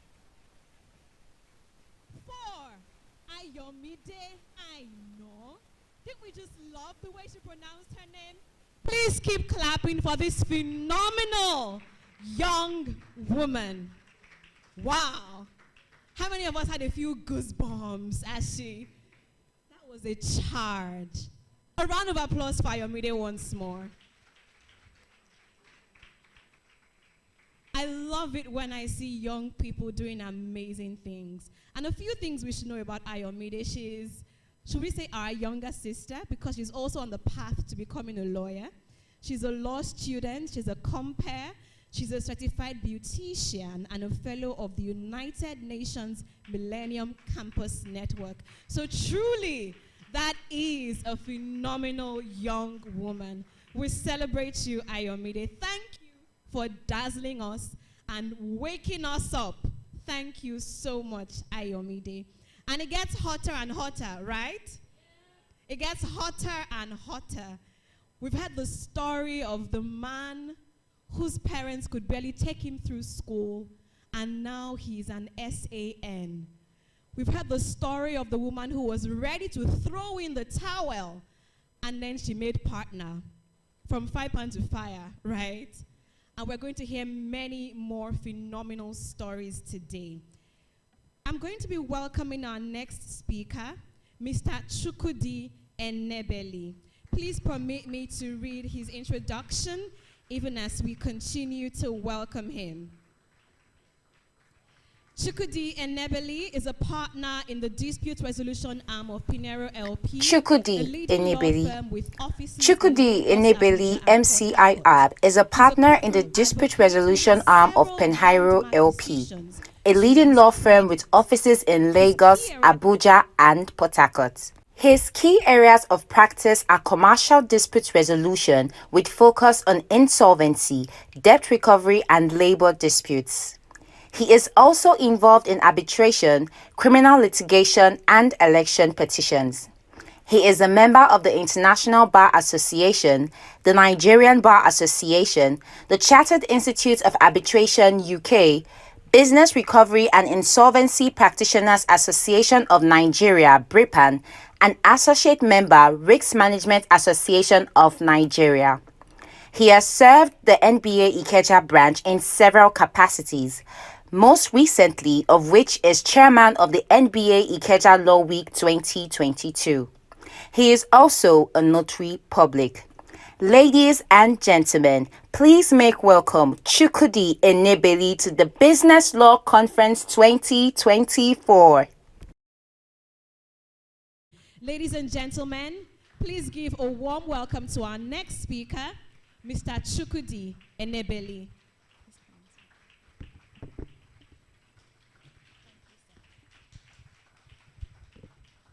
Good morning, gentlemen. Firstly, I want to thank the organizers of this conference for putting this conference together, and also the team, as well as the vision of the Strictly Law business is also very key. I must commend Ms. Ajala for this. I actually have a slide presentation. I will try to run through it because of our time. And I just hope I'll be able to give my own story in a manner that would just sink in and assist the younger generation. Sorry. Yes, I'll start with this quote. We are what we repeatedly do. Excellence then is not an act, but a habit. A lot of us want excellence, a lot of us want success, but I'm going to put in that effort over the years. This has always been my own driving principle in life. Funny enough, when I was contesting the election of law students president in University of Benin, the association president, as far back as 2007. This was what I captured on my poster. That tells you that has been my own driving force in life. Now, I've put in the 10 commandments of being an outstanding lawyer. These are the commandments. The first one is you must set your goals and strategies to attain them. What are your goals? You must understand, you must have long-term goals, you must have short-term goals. Having these long-term goals and short-term goals, you must avoid distractions and the temptations that will definitely come. For example, if you want to be a senior advocate of Nigeria, you should map out your plans very early in practice. You shouldn't then be lured by what you feel is the lucrative pay of a in-house counsel. You must put your eye on the ball. I aspire to be a senior advocate, without a doubt. But in the past couple of years, I've also been lured with offers even to go to the bench. Within my first 10 years, I was offered to go to the bench in my state, and I was lured by it. I was told, oh, come, you are young. It's the young one you want. Oh, you are the young, it's someone like you end up being this chief judge. Come now, come now, come now. It was tempting, but I resisted that temptation. So we all have to have that at the back of our mind, even when these offers come. We've seen in the last couple of years that a lot of younger ones are just jumping. You want to be a senior advocate, or you want to be a courtroom advocate, but you hear, oh, they are paying X amount in this oil company. You leave it, you run for 2 years. You leave after that, you leave the 2 years, you come back again to practice. When you finish in practice again, you say, they are paying well in the banking industry again. You run again for another 3 years or 4 years. Before you come back, and you now say, but I want to be a senior advocate. Then you now start again. You must put your eye on the ball. For those of us, for myself, for example, I've put my eye on the ball, and with God blessing it, I will achieve it. Now, I also want us to have this at the back of our mind, that not every open door is an opportunity. The door of the hospital is even open. The door of hellfire is also open. Now, let's go to slide 5. Yes, it has to do with hard work. Hard work pays. And no matter what you are called to do, try as much as possible to be a critical member. You must persevere. You must also not be a minimalist. It is the word, I said, the difference between ordinary and extraordinary is the little word extra. And we saw that play out just on Sunday in the Nations Cup. That little extra was what gave Côte d'Ivoire the trophy. You must also be result-oriented. I tell most of my colleagues, from the word go, what is the objective of that instruction? It is not done until it is done. That is my own life. It is because when you start even by the drafting of the process, or you start by the letter, that was not the objective. The objective is not to do the draft and keep it in the system. The objective is not just to have it there. You must go the extra mile. You must be result-oriented. You must understand the objective of that task from the word go. The most important, you must also have the empathy of the client. Empathy of the client is very key. You must put yourself most times in the position of the client and ask, what do you want? What if you are the client, what will you do? You must also be a lawyer that your colleagues also find very reliable. We all work with people. We know those who love to work with. We also know those that we don't want to work with in our various firms. You must be a reliable lawyer. You must also understand that law practice is 24 hours. Law practice is 24 hours. Then this quote also is key, that whatever you are doing, no matter how little it is very important for you to be outstanding. And this is what Martin Luther King said: if a man is called to be a street sweeper, he should sweep streets even as Michelangelo painted, or Beethoven composed music, or Shakespeare wrote poetry. He should sweep streets so well that all the hosts of heaven and earth will pause to say, here lived a great street sweeper who did his job well. You must have that perfection. No matter the little thing you are doing, is it the research you are doing as a youth corps member in the firm? Put in your best. Is it the draft you are going to send to your superior before it goes out? Put in your best. Because a time will come that you will be judged and assessed by those very little things. And people will say, oh, Mr. A, once you give it to him, you can go to sleep. I've had situations where you give somebody something, the person may not bring it on time, but the person brings it at the 11th hour. And when the person brings it at that 11th hour, it is perfect. But you may have somebody who will rush and give it to you 2 days, 3 days before the deadline. And at the end of the day, you are in a worse situation. So please, it is key and very important that whatever you are doing, please put in your best. You will be assessed by it and you will be judged by it one day. Yes, building our network. They say generally that your network is your net worth. Now, let us ask ourselves, how many of us oil relationships or invest in them? When you have access to some notable or influential persons in your network, what do you do with that access? Do you abuse it by making all kinds of demands and requests that at the end of the day, when they even see your number, they don't pick? And I'm saying it because I can give a story. I can give a story. Like I said, I served as the LOSA president, and I used that opportunity as a platform to where I am today. That was in that position like I made Dr. Kemi Pinero SAN. And I used that platform at that very early stage. I had relationship with judges, senior advocates, as many of them at that time. But I never for once made any request from any of them. Never. Today, some of them are friends, they are my leaders, fathers, they are my brothers, and we still have that very fantastic relationship. As far back as even 2008, when my mom turned 50, I was able to invite senior advocates who honored me with their presence at that time. I was not even a lawyer then. So it is very important that we must invest in those relationships. Then also mentoring. It is very key. And my sister, Perenami, said something about listening to advice. A lot of people do not listen to advice. And that is why most times they end up crashing. Then I go to the issue of branding. Let me go to the issue of branding quickly. You must have a brand. You must have a brand of being a serious lawyer. Let us be truthful. A lot of us have social media handles. How do they perceive you on social media?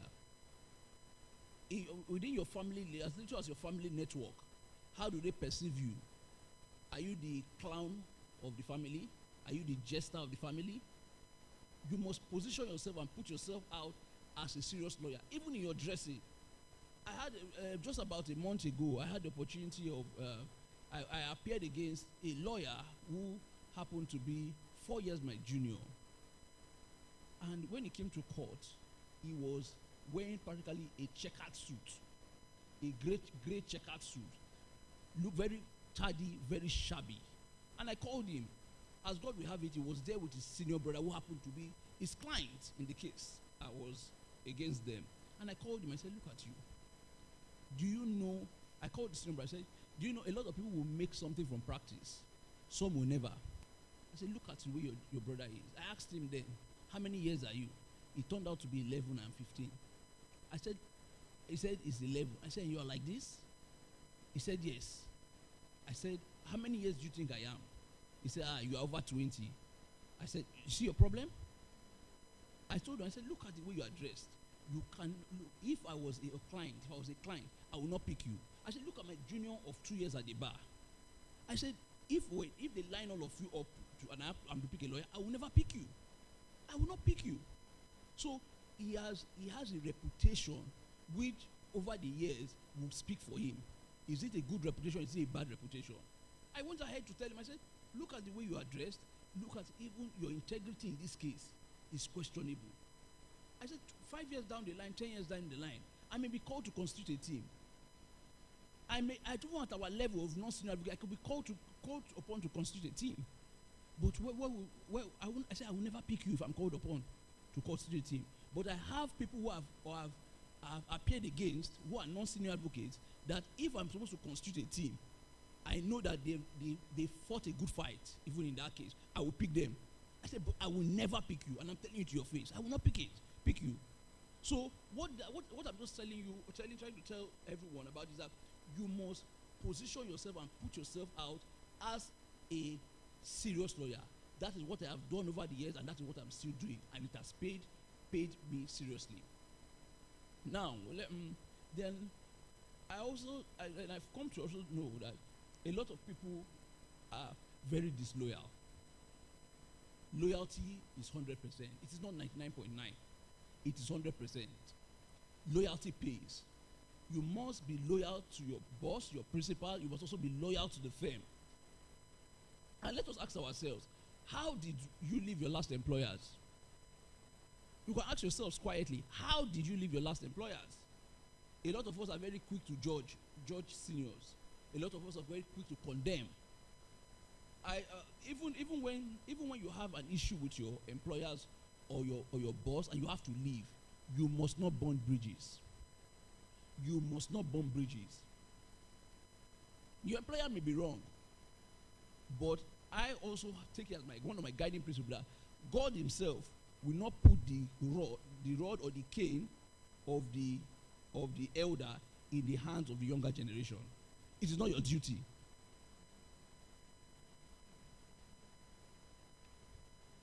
If you have to leave, you must leave right. Not all those funny stories. I'm going for masters, this thing is happening. All those funny stories. At the end of the day, make it clear. Whatever will take you away from your current employers, leave on a good note. Because the legal profession, like I tell people, is a very small community. In a very short time, people will know you for who you are. Then let us please. I'll just ask for 2 minutes additional so that I just round up, please. Then you must not have the employee mindset or the entitlement spirit. A lot of us have that employee mindset. A lot of us have just this employee entitlement spirit, sorry. Now, are you in legal practice for just the income, or you are there as a service provider? You must also have the ownership mindset. Think like a manager and not a clerk. Are you just a 9-to-5er that once you leave the office, you are not reachable? A lot of us are like that. That even your seniors will not even take you, cannot even give you any task. And do not be all about yourself. A lot of us are so entitled. And if we definitely must shift the mindset if we want to achieve success in practice. Now, people say, I have also put one, thou shalt not be broke. Why? Thou shalt not be broke. Your call to bar certificate is your meal ticket. You must understand how to charge clients. You must learn how to run a profitable legal practice. Law is a business, and also it's psychology. You must use your intelligence even when you are charging clients. Even as an employee, how do you make the practice profitable? And understand that there's a nexus between the income that comes to the office and what you take home. Also, never stop learning. You must continually develop yourself. You must move with time. If not, time will leave you behind. Finally, never give up. Keep running. And I definitely know the most important one is putting God first. Thank you. A big round of applause for Mr. Chukwudi Enebeli. Thank you so much, sir. Please, look at your neighbor and say after me. Look at your neighbor and say after me. Say, neighbor, thou shalt not be broke. Thou shalt not be what? Don't be a SAPA lawyer. In fact, that sums up everything that we've been saying since morning. That sums up the reason why we have this initiative of the strictly law business. Law is a business. When the accounting broke lawyers, like I always say, in every profession, there are the rich ones, there are the average ones, and there are the broke ones. When they're counting them in the law profession, your name should not be mentioned among the broke ones. Amen? Thank you so much, Mr. Chukwudi Enebeli. A round of applause once again. I hope we are all taking notes. I just kept taking notes upon notes, and it's very important for us to do this and make sure that what we are learning today, we are applying it to ourselves. So far, it's been great. I hope we're having a good time. I hope we are learning. I hope we are learning. Thank you. So, the next person we're bringing up today is someone whom I have the privilege to call a friend and senior colleague. She's amazing. Her name is Mrs. Folakemi Jegede. Before I bring her up, I would like to read a citation. Folakemi Jegede is a highly skilled legal practitioner with over a decade of experience in active legal practice. Folakemi Jegede. She is the managing partner. Folakemi is a highly skilled legal practitioner with over a decade of experience in active legal practice. As an accomplished legal practitioner who thrives on delivering success stories for her clients, her expertise extends beyond the courtroom as she is a certified chartered company secretary, a business administrator, and also a board auditor from Institute of Chartered Secretaries and Administrators of Nigeria. As the managing partner of Piquancy Solicitors, a distinguished full-service law firm in Lagos State, Nigeria, Folakemi leads an effective team that consistently meets the legal needs of businesses and individuals, further enhancing her reputation as a competent and results-driven professional. She is a member of the Nigerian Bar Association, the International Law Association, and the Institute of Chartered Secretaries and Administrators of Nigeria. Ladies and gentlemen, please make welcome Folakemi Jegede to the Business Law Conference 2024. Please welcome Folakemi Jegede.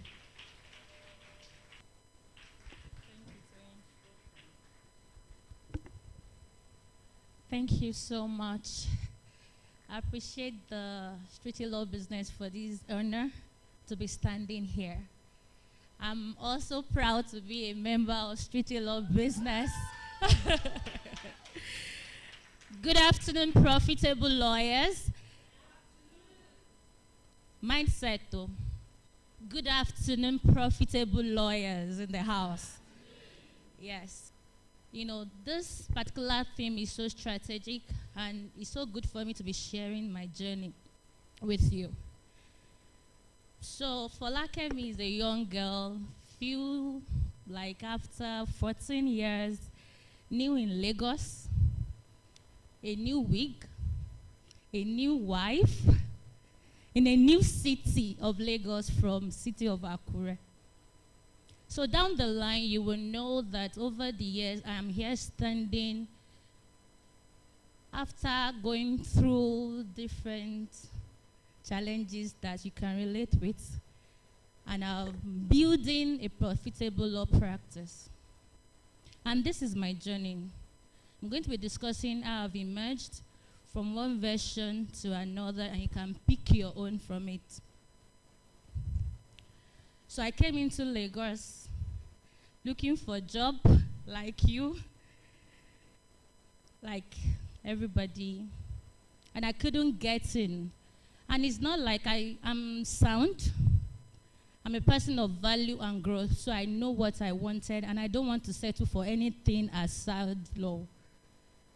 So some of the challenges I have were at a particular time. I remember a law firm asking me, you are too young, you're already married. No, we can't have you. Another one said, after going through the interview, what are you bringing to the table? What can I bring to the table? Please tell me. If I have a table, I won't be there.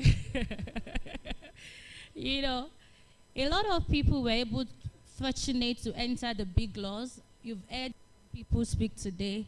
Some of us don't have that privilege because, you know, it's for the 1% of the 1%. But something that was so germane for me was that room of success, I will enter. I may not enter through the door, but I know that I'm going to enter one kind, maybe through the window. So the mindset was so very germane for me, and that is one of the things that have helped me over the years to navigate the legal complexities in building the profitable law practice that I'll be sharing with you. So after some time, I got into a law firm as an associate. And in this law firm, I brought in value. Within the space of 3 years, I was made the head of chambers. Even in the face of my seniors, I was earning more than them because I was doing a lot alongside my principals. Trials, I was developing so fast. I'm still the regular lawyer, you know, so it's still relatable. So after 4 years, I was offered partnership. I should be happy, right? Because that is almost the dream of everybody. But that wasn't my dream. Because one thing that was so germane for me from the beginning is that I know what I want. My parents are civil servants, but nobody cajoled me to what I want. I was so glaring of where I want to be. Now we talk about mentors.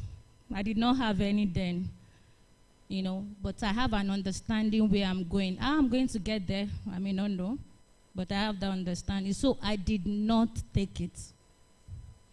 And one thing I want you to take from this particular journey of mine is that know where you are going.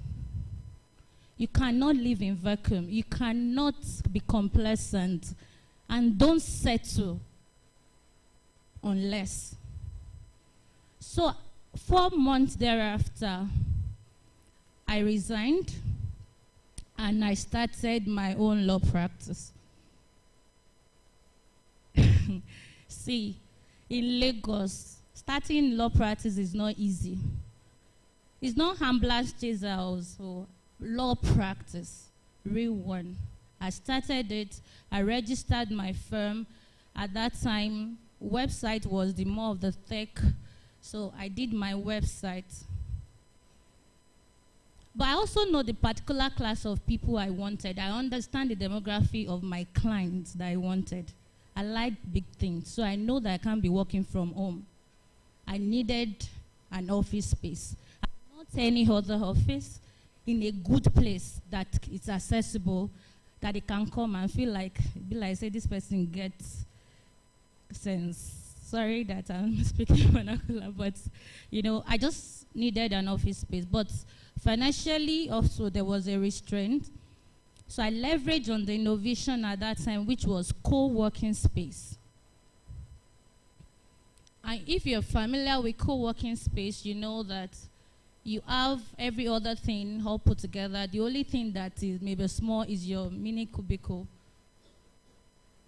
And this is the first version of me. At that time, my clients became the SMEs in the co-working space, so of course, so easy. Startup lawyer, sharp, sharp. You know, to those SMEs. One good day, one of my seniors in my former office referred a client to me. And he told the client, Fola Kemi, she is a diligent lawyer. She's smart and love litigation. The client came in, and I was so proud of myself because at that time, it's an high-profile matter, and having a good ambience boardroom to talk to the client was a lot for me. You know, the client came in, and the client at that time, the lawyer that was handling his case was an SAN, just walked out of the matter because he wanted the client to do plea bargain. It was a major case because the party at the other side was the federal government, and we have a couple of related matters going on in the country at that point, being taken by SAN. So now, I have this at the platter of God, and I told the man, I can do it. And he said, I'm going to pay you the same amount I'm going to pay this SAN. So I'm taking from the person that referred me, so I will give you. My action point at that point in time was to get the certified true copies of all the related cases in other courts that the other SANs are doing. I studied them, understand how they ask their questions, why they ask their questions, how, you know, some motions, you know, SANs like a lot of applications. So you write the motions and all. And I applied it to my own case at hand. And at the end of the day, I won. We won. You know what that case did for me? Not the money, very good. But the pedestal I now moved to was a capacity for me that I can play at this level. All I just need is capacity. And this moved me to the second version. And I'm going to be sharing this with you. There's no way God wants to place you. You know, you have to build capacity for it. I always have this mindset that if God is planning something big for me, I don't want to get there and people say that I am not worthy to be there. So my role is to prepare ahead for that position. So the new version, say version 2.0. So COVID settings, then I started to study to build capacity. I finished my LLM, finished up my ICSAN, did project management, did a lot of courses.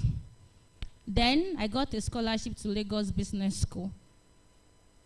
Then after the whole thing, I know my fast running, one of my coaches said, Fola Kemi, what is the financial investment of your firm? I was looking like I don't have any. I know SAM mentioned something about investing in your business. Then your ROI, I don't have any. I was making money, but I was not thinking business. I was not thinking sustainability. Then from there, I started putting things in place. Now, move to entrepreneurial mindset. You know, there are some clients that I've wanted to have that I wrote proposal to when I was still in my version 1.0 that came on board when I am now in 2.0. Because what they want is value. They see us at that time to be of value, and I don't have to stress over it for them to come in. And that young girl that came into Lagos looking lost, trying to find her way, is now run a profitable business that have moved us to 8-9 figures over the space of 3 years.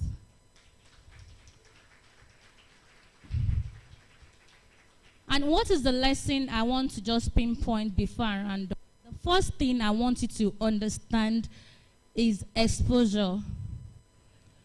That's the first thing. You cannot be thinking of what you don't know.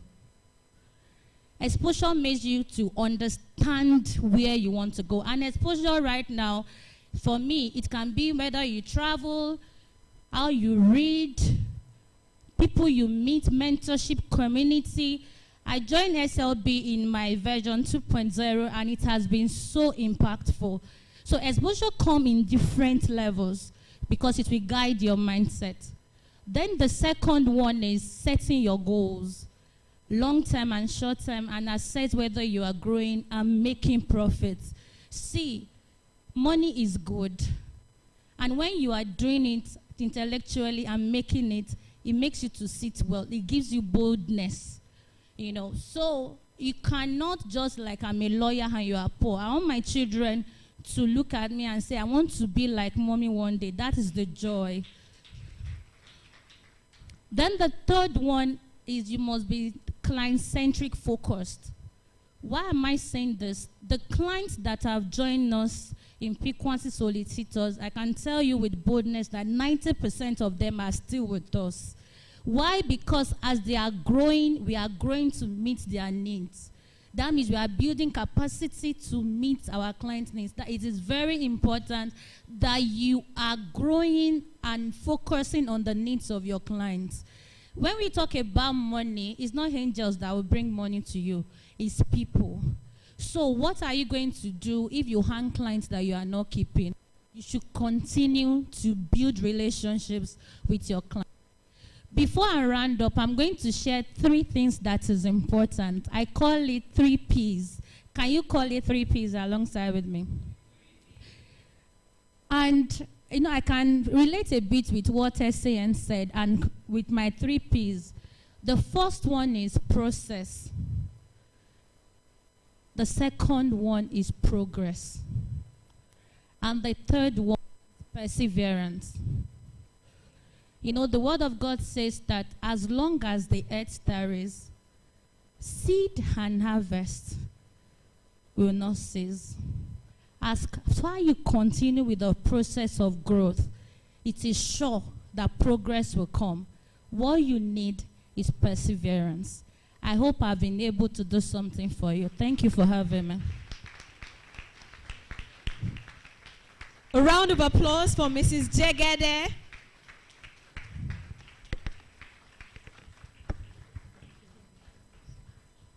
Wow.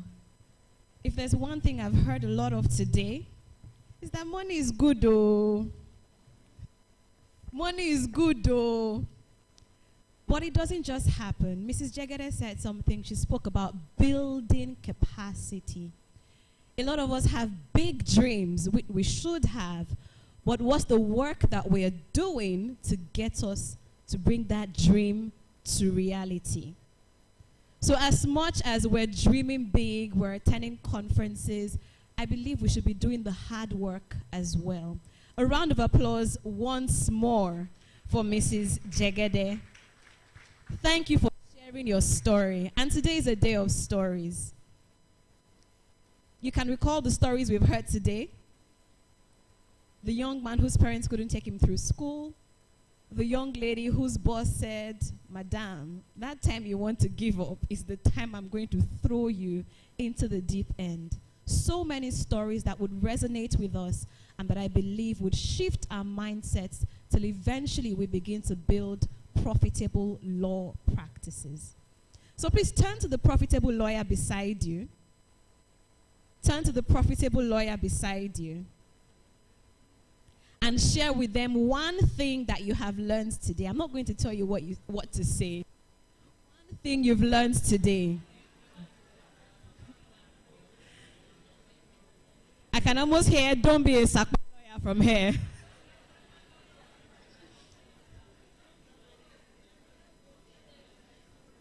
I can hear perseverance from here as well. Amazing. I'm going to be inviting our convener again, and she's going to introduce our keynote speaker, who is someone I dare say you must listen to. So ladies and gentlemen, with a rousing ovation, please welcome once again Ms. Olubusola Ajala. Please keep clapping till she comes.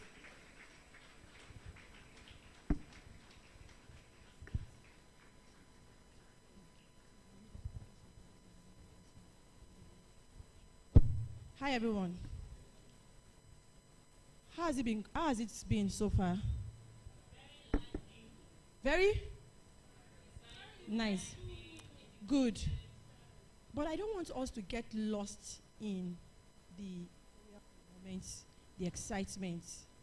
I want us to, begin to think inward, retrospect.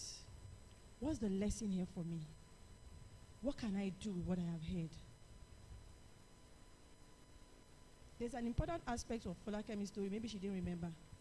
I know people's story, or when I hear it, I try to think about it. I know there was a time she shared with us that she had to go and learn how to speak. But we heard her today, and she spoke very well. Being intentional. I'm just going to share a few things before we bring up our keynote speaker. And it's a little story about me. Some of us know my story. Some do not know. I wrote JAMB for 7 years. Yes. I wrote not 7 times, 7 years. 1999, 2000, and like that. Every year. And while I was writing that JAMB, I was also doing diploma in law, because I would always have an option. We have to design for options. Excellent results from diploma in law, but I didn't have cash and I didn't have kind. And so I had to keep writing JAMB. It's history today. 2016, I lost my mother. I'm my mother's only child. I didn't have anybody to grieve with. That's not the story. But I knew that I needed something to get me out of where I was. And I was looking and looking, searching for answers, going around, looking for answers, looking for solution. And then I came about a course called Smashing Your Goals. It was in 2017. Prior to that time, I think 2015 or 2016, there was another course that I wanted to take. I didn't have money to take that course. And it was just 20,000 naira. You see this thing about mindset, it will tell you that what you have, keep it, because it's not enough. And if you keep keeping it, you remain in absolute lack. It's not a course. So I couldn't take that course, but what did I do? I wrote the organizers and gave them 3 options. I said, let me pay, this is the amount I can afford, let me pay it. Or let me pay part payments and then pay in installments until I can complete it. Or I know that you would want to do catering for your attendees. Can I cater? Because I used to be a caterer. Can I cater for them and let that be my payment for the course? And he obliged me, gave me an opportunity, listened to me, but we couldn't agree on terms. But 2 years after, there was another course that was more expensive than that. My mind had shifted then. I was able to struggle to pay. But you know what that did for me? It was the beginning of the transformation that I have continued to experience over and over and over and over, because we are work in progress. That you take a course today or that you went for a training or something is not the end, especially for we lawyers. We keep, getting ourselves equipped. Continuous legal education, continuous professional development, continuous personal development. A lot of us will take, immediately we are out of law school, ICSAN, SIAB, arbitration, LLM, tax, CITN. Very good, fantastic. But the soft skills, the life skills that we need for all of these certifications we are acquiring, they are in the personal development, not the professional development, the personal development. And a lot of us are not taking it seriously.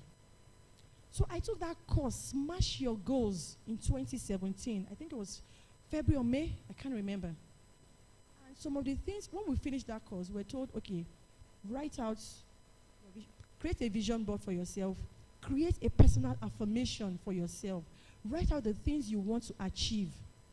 I wrote a couple of things down. I had the vision board. One morning in the restroom, it just struck me that one of the things I wrote on that vision board has been accomplished and I did not know. And then I took my phone and then just sent a message to the trainer to say, thank you for inspiring me to do this, because I have achieved this particular thing I wrote down on my vision board. And I have since remained, listening and learning from this particular person. The truth is, I want us to open our minds carefully this afternoon, because the session we're about to go into is going to be waiting, and you will be transformed in and out.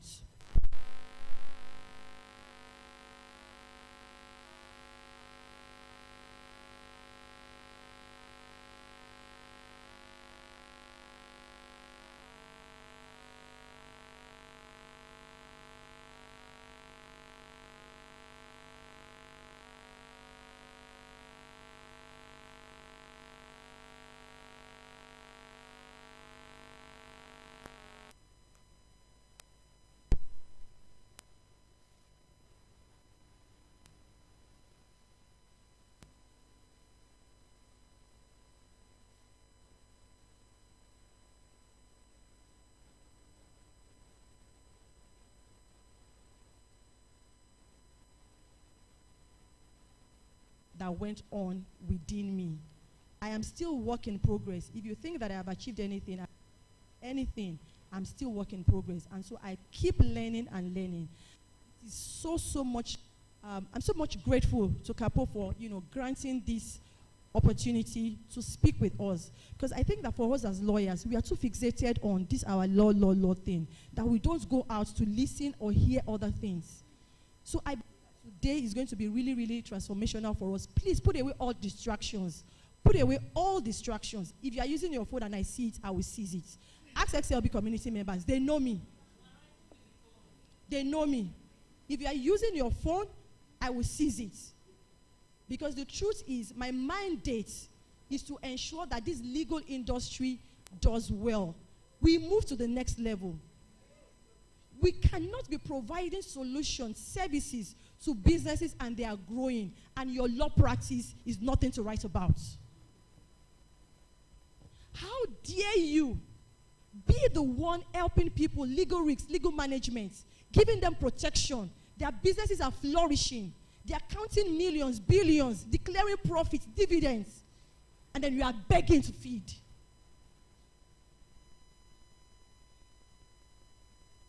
I tell people, without lawyers, without the legal profession, businesses cannot survive.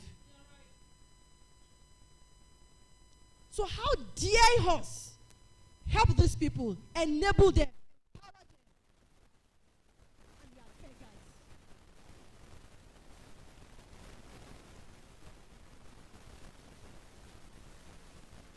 Please, let us take seriously this session. There will be opportunities to ask questions, but please soak in as much as you can. Kapo, thank you very much for this opportunity. Dami, please read his bio. Thank you so much, BA, for preparing our minds. I have the honor of introducing our keynote speaker, Mr. Bankole Williams. Bankole Williams is a consultant par excellence and a peak performance coach who has a proven record of helping organizations develop their human capacity to get great work done in less time so they can surpass the annual financial targets of their employer. He's a 2022 official member of the Forbes Coaching Council. He's a renowned force in consulting, assisting no less than 12 prominent banks in Nigeria develop and deploy solutions for long-term profitability and sustainability. His firm, LYD Consulting, in 2023 was given the award for Best in Corporate Consulting Southwest Nigeria by the Wealth Finance Management Consulting Awards. For his exceptional work in human capacity development, in 2019, he was given the Coaching Icons Award, and in 2020, he was also named one of the most powerful people in corporate Nigeria by Y Niger. In 2021, he was named one of the top 10 leadership coaches in Nigeria. He's undoubtedly a coach for top executives of corporates in Africa. His facilitation skills are no doubt prolific, as he currently provides consulting interventions for banks and different organizations, some of which include the Lagos State Government, Google.org, the Nigerian Communication Commission NCC, the World Bank, Guarantee Trust Bank, Access Bank, Diamond Bank, Sky Bank, Union Bank, Heritage Bank, Stanbic IBTC, Stanbic IBTC Pensions, First Bank, Fidelity Bank, Oando, Konga, NLNG, the Nigerian Stock Exchange, to mention a few. He has facilitated various culture transformation initiatives for Ashaka Cement, team bonding retreats for Heritage Bank and Stanbic IBTC. Ladies and gentlemen, learned friends, learned colleagues, learned seniors, may I crave your indulgence to please rise as we make welcome our keynote speaker, Mr. Bankole Williams.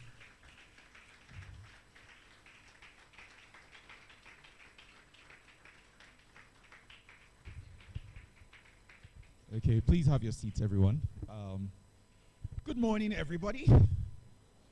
You guys don't sound excited. Good morning, everyone. Help me nudge that person beside you and tell them, be here, be here. Right? My name is Bankole Williams, and it is indeed an incredible honor to be doing this today. I think that, you know, like Busola said, you know, lawyers are so critical to the economy of any business, any nation, and it's amazing to see that you would all come out for such, you know, an incredible event like this. I think you all deserve a round of applause, right? I also want to appreciate, you know, the convener of this event, right? She's been doing it for a couple of years now, just giving back and empowering people with knowledge and information that would ensure that they succeed in their businesses, Ladies and gentlemen, please let's appreciate. I know, please, you can do better than that. Right, Bisola, for the amazing work that she's doing. Let me tell you how much she loves you guys. Up until yesterday, I'm not sure she had even gotten a confirmation that I would be here, right? But she was persistent. She would read, she sent emails, she sent messages, came for an event, reminded me, right? I is just packed, but I had to ensure that I honored her, by being here. And it tells me that there must be something really important about you, that made her that persistent. One more time, let's appreciate her. When I came in here, I heard someone say, they've been talking about Sakpa lawyer. I don't know, what's that? Anyways, what I'm going to teach you will enable you to jackpot from Sakpa. Right? And I really love the subject, on this mindset shifting. And I'm going to talk about something really practical. I'm not a lawyer, but I understand the principles that are responsible for succeeding in life. I'm going to be talking about certain principles that when you apply, they can significantly impact on your journey in whatever practice that you're doing. As a lawyer, you can excel, right? As a business person, you can excel in whatever it is that you do. As you probably would have noticed from my profile, I have consulted for various businesses. I understand the formula. I understand what it takes to succeed in any venture in life, right? And I'm going to be teaching some of these fundamental principles that would help you, right? So I want to talk about mindsets. Permit me to move around. I want to talk about mindsets, right? I see that this is a mindset shift event, right? I have discovered that most people end up producing the same outcomes again and again, right? Beginning of the year, right? We're still in February. Some of you remember, the crossover into the year. There were certain declarations and things that were made if you went to your place of religious worship or something, right? But I have found out that there are people who are excited about these pronouncements, which is fine, right? But my challenge is that sometimes people's results don't match what they profess. And for me, that is a problem, that we have an intention, but the intention ultimately does not become our outcomes. And some of you know what I'm talking about. Some of you have experienced it, where you said that this year will be my year of double-double. And at the end of the year, you produced the exact same you with the exact same outcomes. Does anybody know what I'm talking about? Right?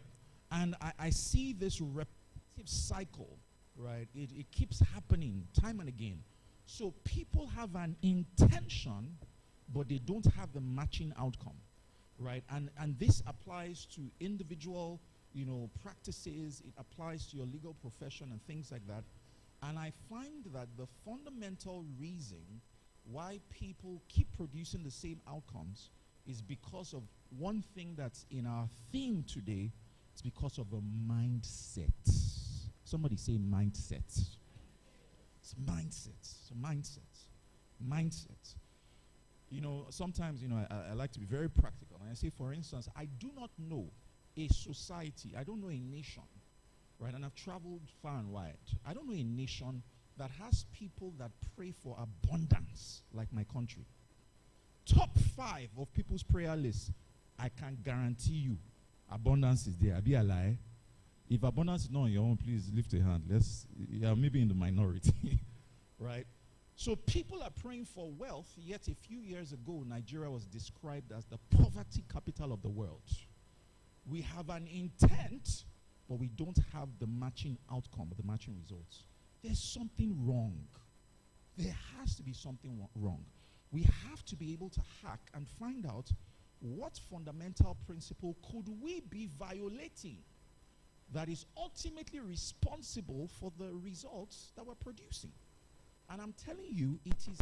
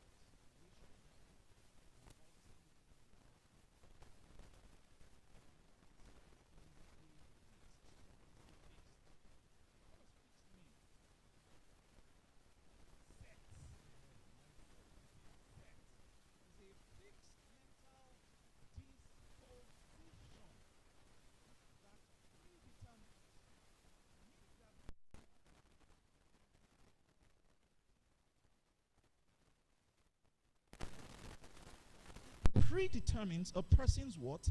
Interpretations of situations. What does that mean? It will tell us how you will see the situation. Two people can be walking on the same road, but they will see different things. I hope you know that. Can be walking on the same path, see different things. One person will see a problem, the other person may see an opportunity. Right? It's predetermines a person's interpretations of situations, and ultimately what? The outcomes. Determines the results that you produce in life. So let me prove to you that you are fixed, that you may not know that you are, but I will show you today that you are. Some of you, or most of you, woke up today on the same side of the bed. I lie? It's true now. You woke on the same side of bed, right? Woke up on the same side of bed, you did the same thing. For most people, 80% of smartphone users wake up to their phone first thing in the morning. Abi, I lie? I'm telling you the truth, Abi. And you went to a fixed application. What app is that? Tell me. WhatsApp, Instagram, same application you went to last night, as in yesterday. You did it the first day. You did it today, you will do it tomorrow. Went to a fixed application. And then you saw the time. You said, look at the time. I have to go to the bathroom and take a bath. You had your bath the same way. You started with a certain side of the body. You always start with that part of the body every day.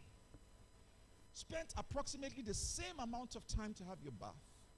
Right? Came out of the bathroom, took your toothbrush. Some of you brush before you bathe. Some others, however. Took your toothbrush, brushed your teeth the same way. Took a certain number of strokes on one side before you move to the other side. Fixed. Came out of the bathroom, you had to wear your trousers. You're going to be dressed corporately, coming for this event. And when you were wearing your trousers, one leg went in first, the same leg that goes in every time, before the other leg. You got into the car, drive using the same fixed route you take to come here. Fixed. You do it every day, but you are not even aware. The question is, where else in your life are you fixed? And that fixation is not serving your vision. I am telling you, this is why people struggle, but they don't realize it. They don't even know that they are doing the same thing, thinking the same way, feeling the same energy, acting the same way, meeting the same people, going to the same places, having the same experiences, and expecting a different result. Let me look at that person beside you and ask them, it's like they're talking about you, Abby.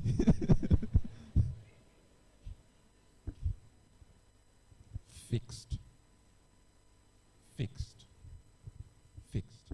And I can tell you, you can do all the gymnastics. Yeah? If that mindset is not changed, I can guarantee that you will produce the same outcome. The wealth, the GDP of the world combined, I think it's about 87 trillion or so dollars, right? If that money was shared evenly across board, each person, your own share will be about $11,000, right? But we found out in a few months, right, the money will go back to the original owners. If we will share it evenly, but in a few months, that money will go back to the original owners. So you see, it's not a function of what is in your hand. It's a function of what is in your head. Do you understand what I'm saying? It's a mindset. It's a mindset. It's a mindset. The question is, what kind of mindset do you have? Especially in the current world that we find ourselves in your legal profession, right? What kind of mindsets do you have? Because that will determine what you attract in your direction. And that's just the fact of life. And when it comes to economy, right, your own personal economy or, your business, all that, I have realized that there are two kinds of mindsets, right? The first mindset is what I call a scarcity mindset. What did I call it? Scarcity mindset, right? And I'm talking in relation to, productivity, abundance, all that, right? Scarcity mindset. Because life is a big pie. Life is a big pie. And when one person takes a piece out of the pie, that person has left less for all of us to share. So a scarcity mindset would see an improvement in somebody's life and be ten-stopped by that person's improvement. Because that person has taken a piece, then there is less for us to share. And I find in my interactions with a lot of people, particularly in this country, in this time, that is the mindset that they have. That we feel that there is not enough to go round, right? And I'm going to explain certain things that will help you see that there are things that we are not seeing that are opportunities for us. You know, one time I had a friend, right? You know, so he eventually picked, you know, he brought drinks. I knew I wanted to, I knew what I was doing. I wanted to shake something in his head, right? And then, you know, ordered some more stuff, and, you know, we ate, you know, he chopped belly full, you know. And then he brought the bill, right? And I made sure he saw the bill, because I wanted to, I knew what I freaked out. He embarrassed me in public. What was this? Bankole, do you know how many pots of soup I would have cooked with this money? And I was just like, dude, who was paying? And I said, what? Take whatever. He has no understanding of my personal bank account and my own personal economy. But that situation of pressure was a revealer. It revealed, I needed to reveal to him what was going on inside of him. I needed that pressure for him. And it was that day it occurred to him why he struggled. It was that day. It occurred to him that he had a scarcity mindset, where something like that he felt was going to be impacting on him in some way, in as much as I was the one who was going to be paying, right? So that scarcity mind sees problems, that sees problems in what other people may even consider to be opportunities. Sees problems, sees all the problems, all the things that are wrong. I'm in certain WhatsApp groups, and I can tell the people who have this mind, they are the first to communicate any negative thing that's happening in this country. And then they have a narrative that goes on and on. And I'm telling you, in this same country, some people are still making billions.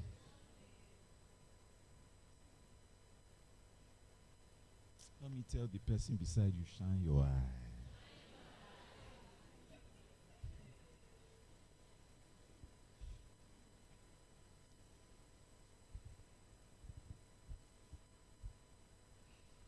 The second mindset is what I call an abundance mindset. An abundance mindset recognizes this, that there is more room for birds to fly. Can I ask you a question? Have you ever seen two birds collide in top flight? So an abundance mindset recognizes that there is more sky than birds to fly. There are over 4 billion birds in this world, yet there is more sky. It is a way of thinking.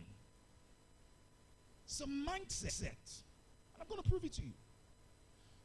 A couple of years back in the 70s, there's a country that we all, love to travel to, that had a critical problem that could have led to the destruction of their economy.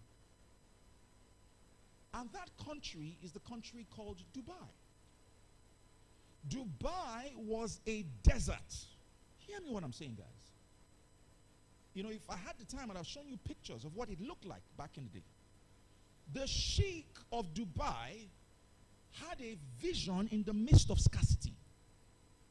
He saw beyond the desert, and he was going around sharing his vision. I've read about this nation, read his books. And he came to our head of state to share the vision he had for the nation. And our head of state looked at him and said, what good thing can come out of that? It was that backward that I saw an excerpt of an interview that this guy did. He said, I was on the sidelines of the council meeting in the UAE. He was on the sidelines. He was not even in the position of leadership. And he said that they were discussing the economy of the UAE. And he made a suggestion. He raised his hand on the sidelines to make a suggestion that we can make Dubai a tourist hub. One of the ministers, the foreign minister, said, what will people find in a place that is a desert, that is this hot? Nothing can come out of it, right? The ministers themselves could not see what this guy saw. Dubai had only one natural resource that they could boast of: oil. And they found out that if they continued exploring their oil the way they were exploring it, their oil reserves would have totally depleted by the year 2016. Problem: can you imagine oil finishing in Nigeria? Problem. But one guy had an abundance mentality, that in the midst of what others consider to be problems, there is something here. So what did they do? They did research to find out what they had. Because they felt like, see, God could not have left us empty-handed. There must be something that we have. I am telling you, all the lawyers listening to me now, there is something that you have that can change your personal economy. The problem is that you're not even aware of it, or you're not paying attention to it. You know, think about it. It says that him who does not have, right? It says that even that which he has, he not have. Because you just said, him who does not have, even that which he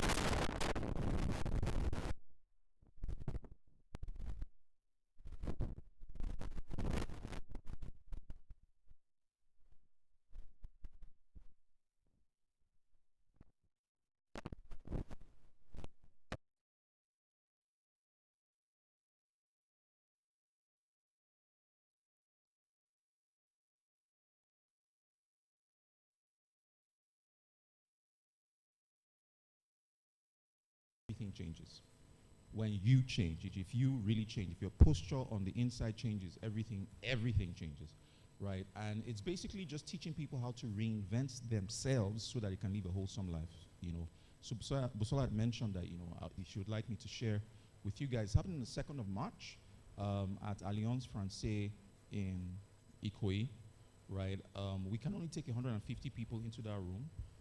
So the program goes for 30,000 naira. But I want to extend just an offer to 20 people here. 20 people from this community will get it at 20,000 naira to gain access into the space. Thank her, right? It's because it really helped them. Now, like I said, it's limited. It's just for 20 people, right? And it's for 20 people who recognize that I need to evolve. If you don't feel that way, then it's not for you. So I believe the details will be shared on the screen, or I can just, you know, call it out for you. So you can just go to the link, you know, and once we have 20, we'll shut down that link. So it's bit.ly/recode by BW, bit.ly/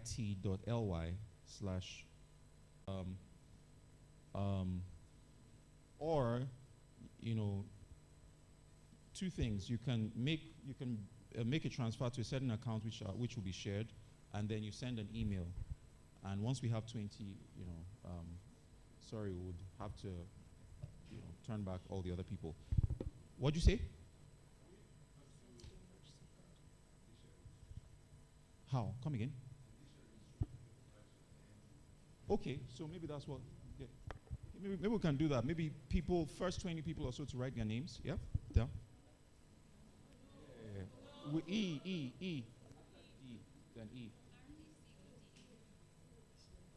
With the E, yeah. Yeah, that's it. Thank you very much. So you can maybe share their details with Busola, and then thank you. A round of applause once again for our keynote speaker. You see the benefits of coming to an event like this. See that huge discount, and I'm sure we are already paying. We're already making payments, right? Nobody's paying yet. Don't sleep on this offer. Okay, if you need further clarity, you can just go to the back and talk to Busola or any of the organizers, and they'll be happy to attend to you on how you can register for the event. Are we having that shift? If that shift is already happening to you, let me see your hands. I don't know about you, but me, I'm already having a shift. And this will be better for it. In order to take us to the next level on the journey of the shifting mindsets is Mr. Kunle Obebe. He will be joining us virtually, and I'm going to be reading his. Are we ready? Okay. Seem to be having some network issue at the moment. While they try and resolve that, let's chat. Who wants to share an experience with us of a mindset shift that they've been having? Have you had any reflections? Have you thought about something? For me, for example, let me go first. I remember, how many of us have those relatives in the village, you know, where you go there for Christmas or for whatever, and they'll come to you with the same problems. They come to you looking like, come and help us with this, come and help us with that. Or they send maybe their daughter or their son or their sister to you, maybe in Lagos, and they go back the same way. You will try, you invest money, and they still come back, and nothing has changed. You take some of them to school, and some will run away. And it just got me thinking that this is the reason that mindset shifts. So you will take them from the village, take them to the city, but it's the same mindset. Some of us are privileged. I mean, we are all privileged, and we have a different experience. But where are those strongholds of ours in our own experience? So does anybody want to share? I would love to hear. If you have questions. Who wants to build the cats? We know once we start now, people start raising up their hands. We're all lawyers. We like to talk. Who wants to share a mindset shift experience with us today? Nobody? And we are lawyers, though. I know lawyers are bold and we like to talk.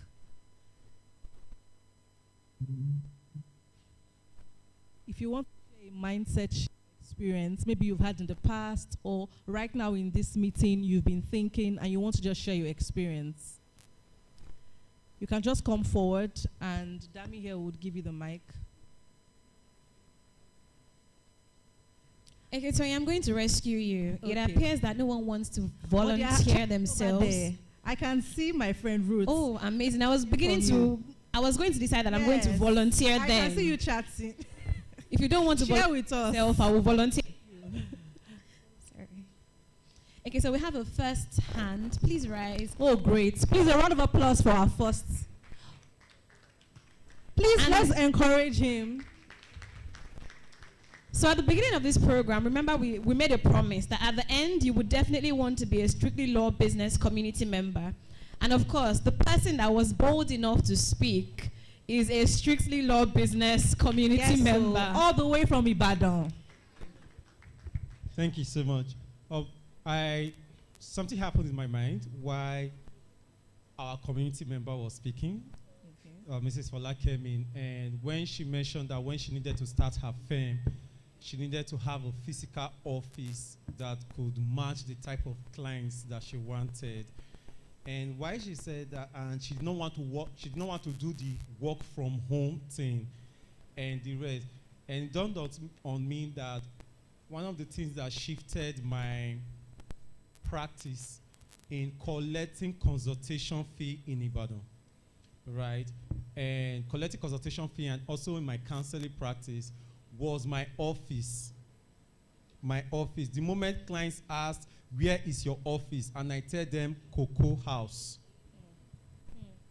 The moment they hear Cocoa House, they just knew that there was a standard of fee that this guy would charge and the rest. So from the moment they entered the office, it was like as if they were at my mercy when it comes to fees, right? Then from there, I moved the office from Cocoa House, and I had the office in another region in Bodija.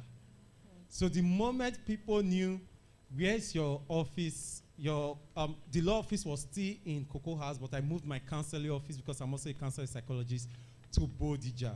So the moment people knew the office was in social place, Bodija, they were always like, okay.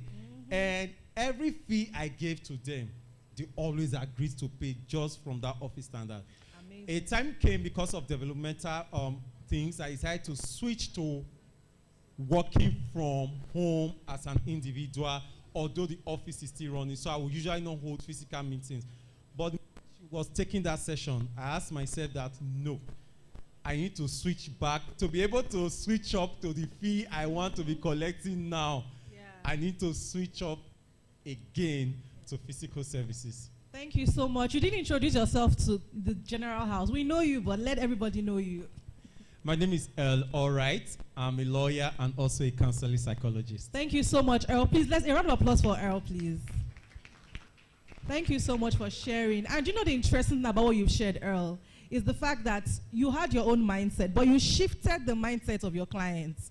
So people that ordinarily will say, consultation, which lawyers they do, I'll go on Google. But by the time the way you presented yourself, their own mindsets had to shift, at least for you, and pay you your fees.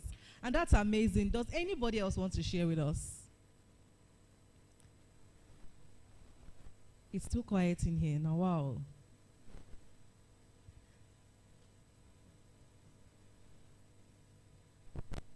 Okay, Tony, I think we can take one or two more responses. Yeah. So if you'd like to share, we've had a couple of people share their powerful stories. And not just a couple of people, we've had successful legal practitioners share their powerful stories with us this morning. So if you want to share anything that has resonated with you from any of our presentations today, this is the time to share.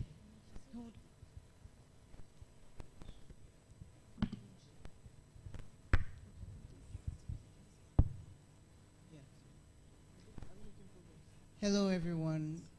Thank you very much for this opportunity. Please introduce yourself and what you do.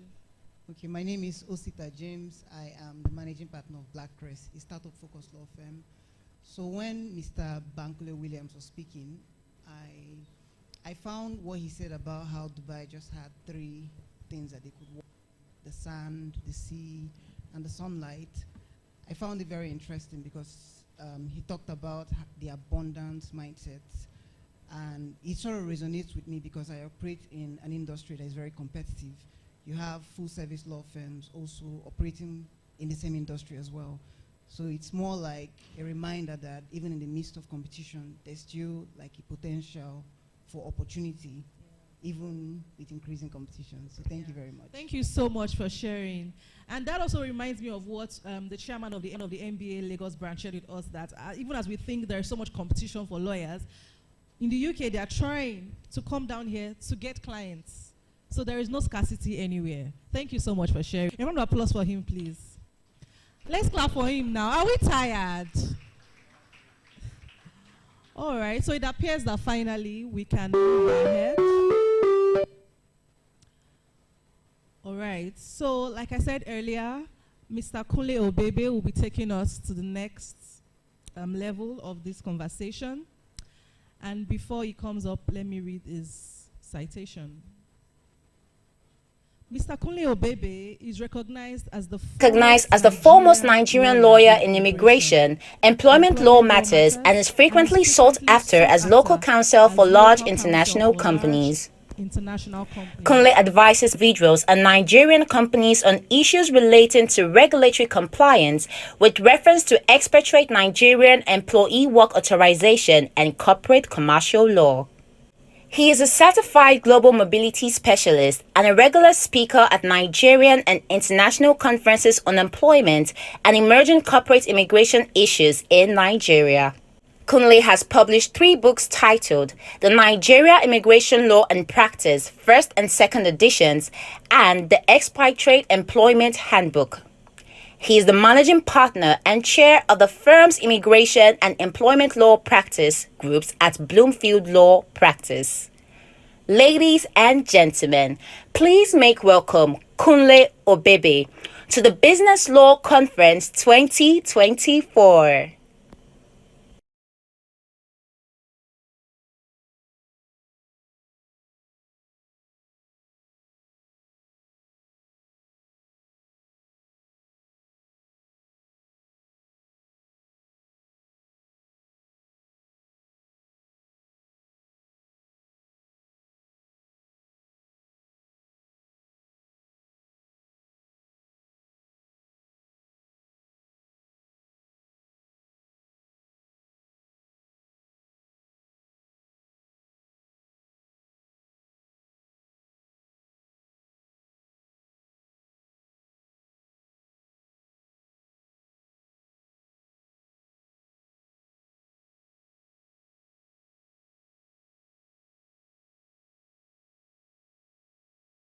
Thing about it is that I've known Busola for a number of years now, and I believe what she and the SLB team are doing is really, really good. So I want to just quickly give her a round of applause. I think it's amazing what she's doing at the moment.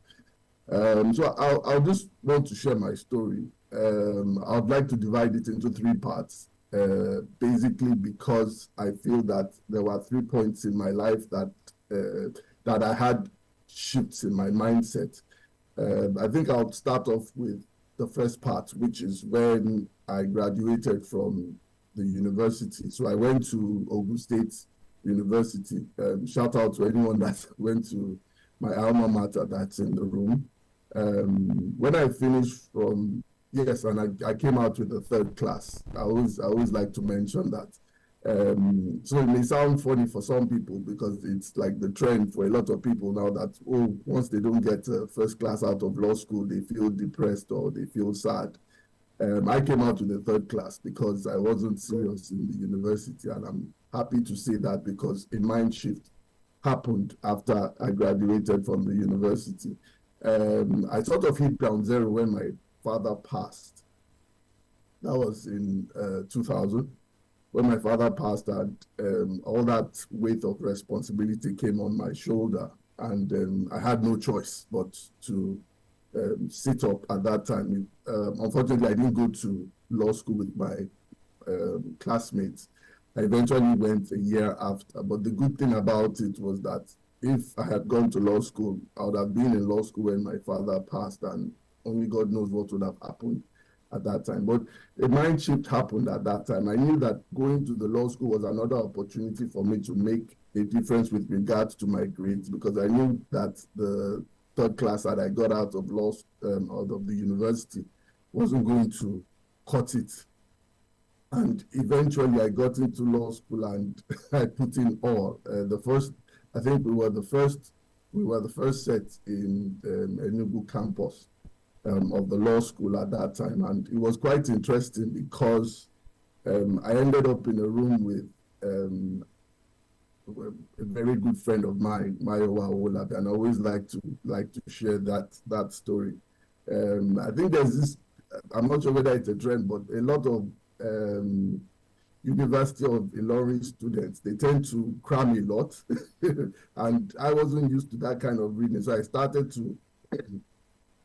to move with them and learn how they did it and everything. That's how I became close to Mayo, and there's so many things that happened while I was in law school because I couldn't afford a lot of things. I didn't have my father had passed and my mother was a trader, so eventually I had to sustain myself. So I decided to start making sandals. I made sandals for my colleagues and brought it from Lagos and sold it in the law school at that time. And that was able to sustain me until when we got to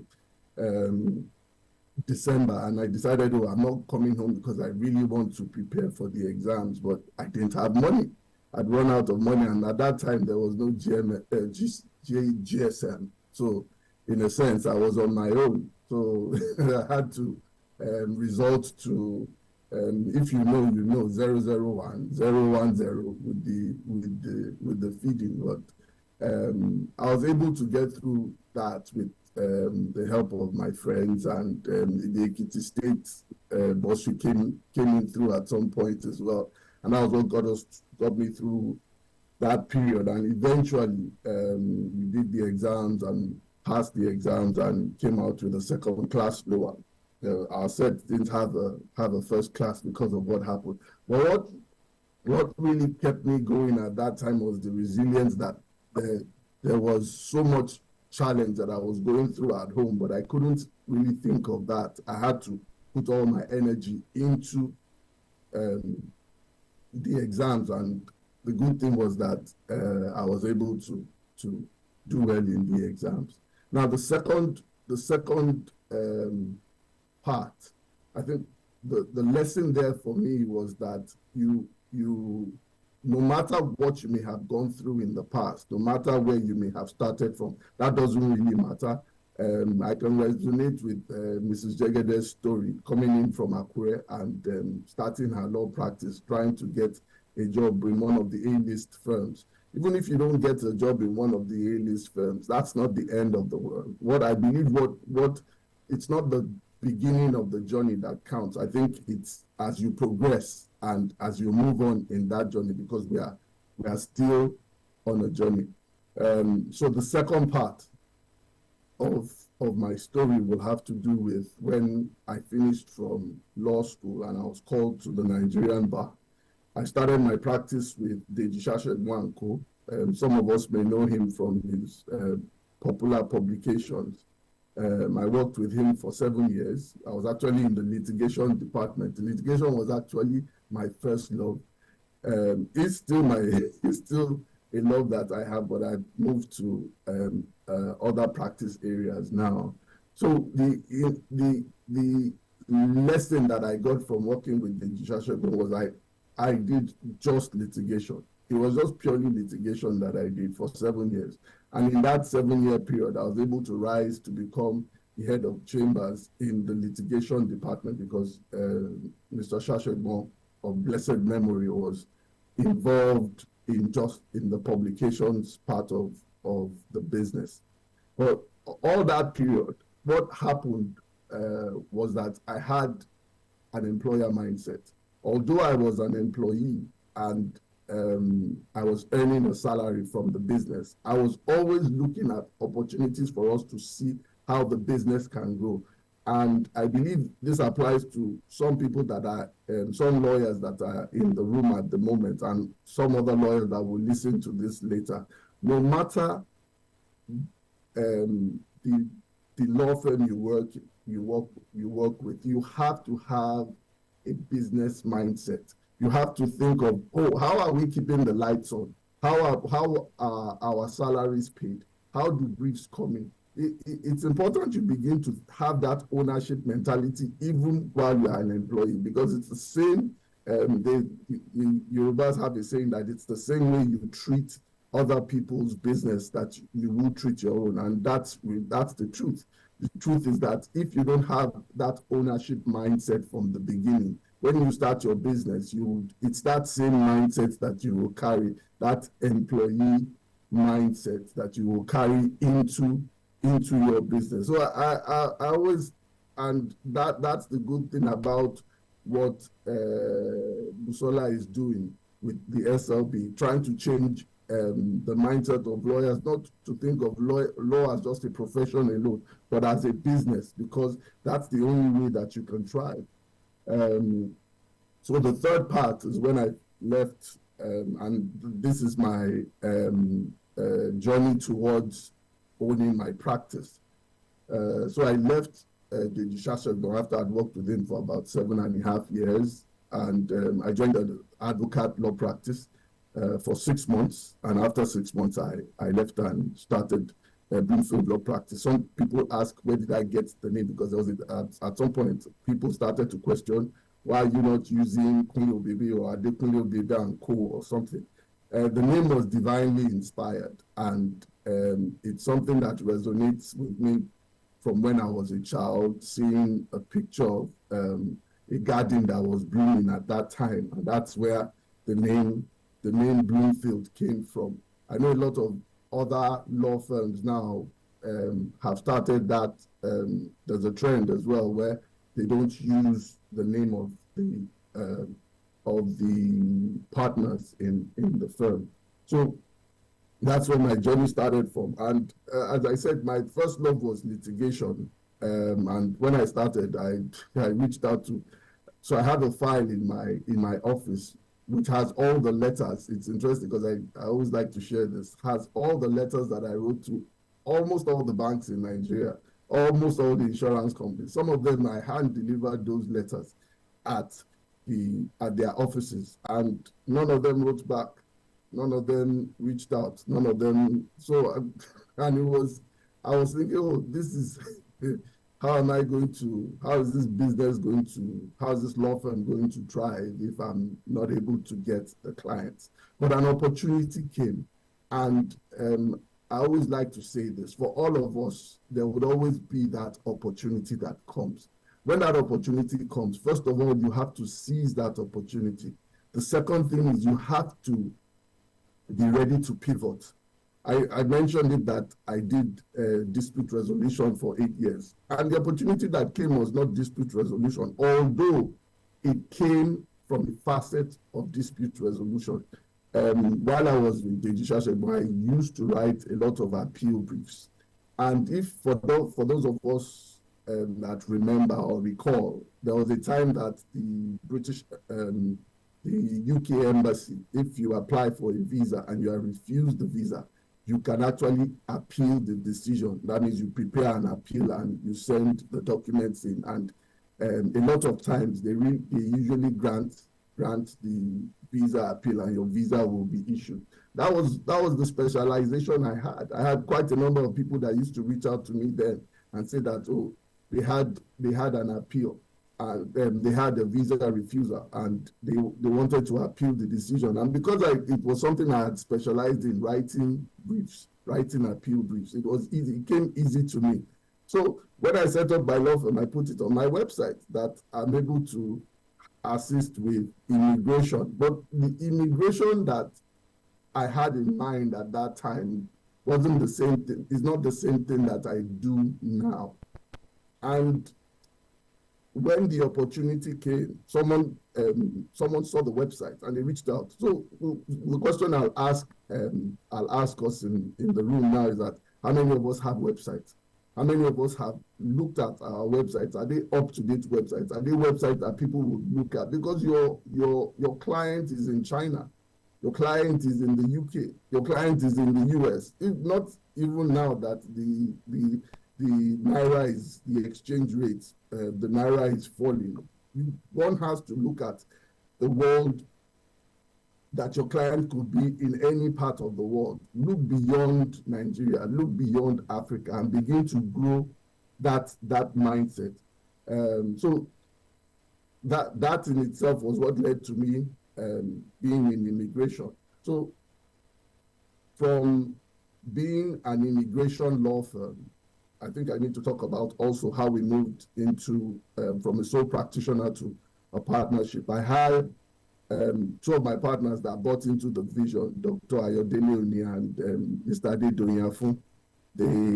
I sold the vision to them, and because they had known me for many years, they had known about the practice for many years, they decided to join and run with the vision as well. And we've been running with the vision since then. So I think it's also important that we begin to shift our mindset with regards to sole practitioners, because there's very little that you can achieve as a sole practitioner. And I'm speaking to myself as well. Someone mentioned many years ago that we have so many mushroom law firms in Nigeria. And it's for me, it sounded like an insult. But when I sat down and I thought about it, and I started to question and ask myself, I think that's the case. We have so many sole practitioners. I'm not saying it's wrong to be a sole practitioner, but there are opportunities that you get when you are able to leverage other practitioners in other practice areas. You are able to refer clients to them. And I think that's the level that we need to move to now. The vision that I have, and I always continue to share with my partners, is a law firm that has 1,000 lawyers in Nigeria. If we ask ourselves, what is the biggest law firm in Nigeria now? It'll probably be a law firm that has 120 or 130 lawyers.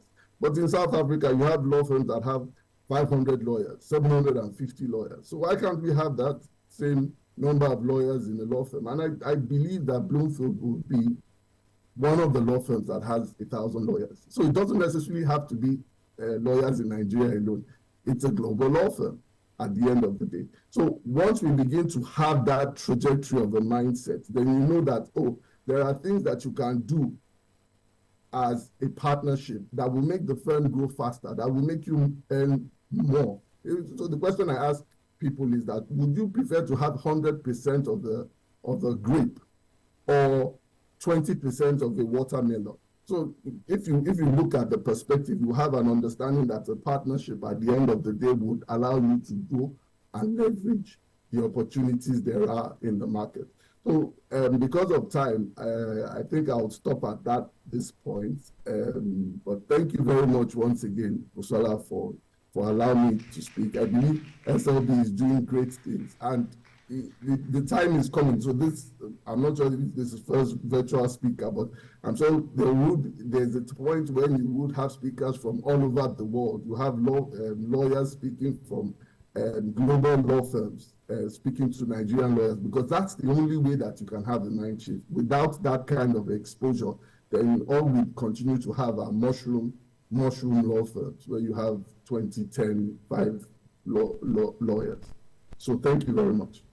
Thank you very much, Mr. Obebe. We are so delighted to have listened to you, to have been inspired and instructed by your story. Can we just say a big thank you? Yeah, so he feels the energy in the room. Thank you so much for joining us. We're deeply inspired by your story.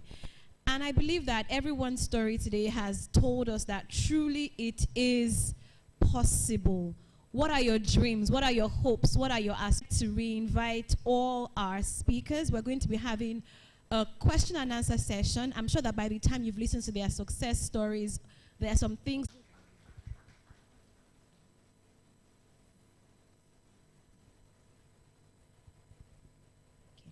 Apologies. So please welcome with me Mrs. Folakemi Jegede. A round of applause for her, please.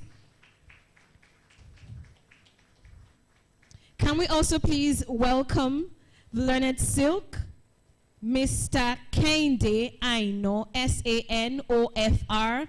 Please let us keep welcoming him till he comes to take the stage. Please let's keep our applause warm so that when they eventually come,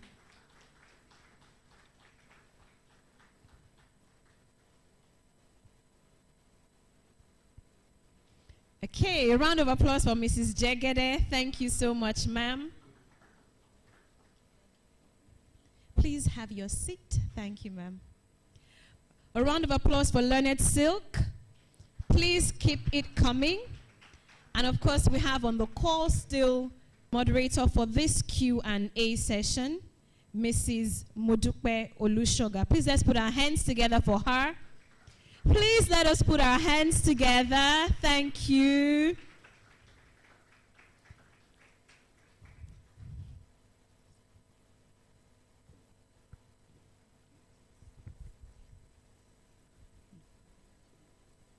Okay, hi, good afternoon, everyone. It's a great pleasure to be here, and I would say a great pleasure to represent the admin arm of Lego firms. I work with Stream Servers & Co. as the Chief Operating Officer. So even though I have sat down and listened, I'm more than happy to witness this great opportunity where lawyers are really, really interested in the business of law. Like I always say, there's the aspect of the practice of law, which all of us, we are certified to do that, you know, but we'll take 3 questions for each one of the speakers. So I will throw this open. Do you have a question? Perhaps something they said when they were sharing their story, you know, resonated with you. You need clarity. Maybe you found yourself or you are at that spot now and you're saying, how can I, you know, weather the storm? How can I get out of this fix? Is there anyone with a question, please? Question. You know, we're talking about mindset shift. Also, it might be something unrelated to the story they've shared. Perhaps something that you need clarity on or a bit of guidance. Any question of such? Okay, please go ahead.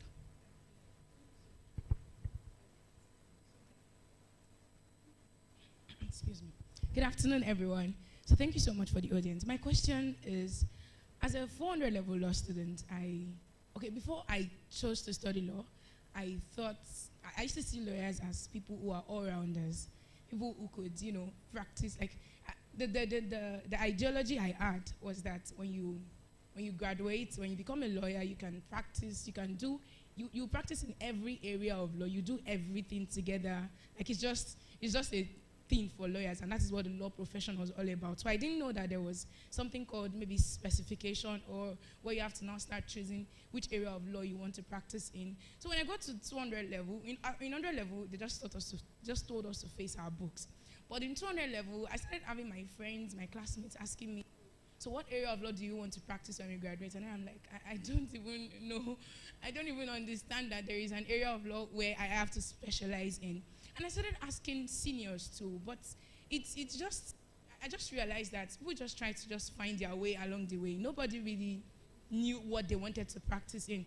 And I now ask people who are already lawyers and just say, oh, I'm practicing entertainment law, I'm practicing in this specification of law. So my question is, how do I, as someone who is in 400 level, who still does not know what area of law she wants to practice in, how do I find my specification?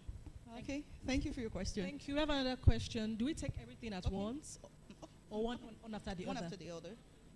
Okay, just okay. Do we have any other question? Yes, we have somebody here. Okay.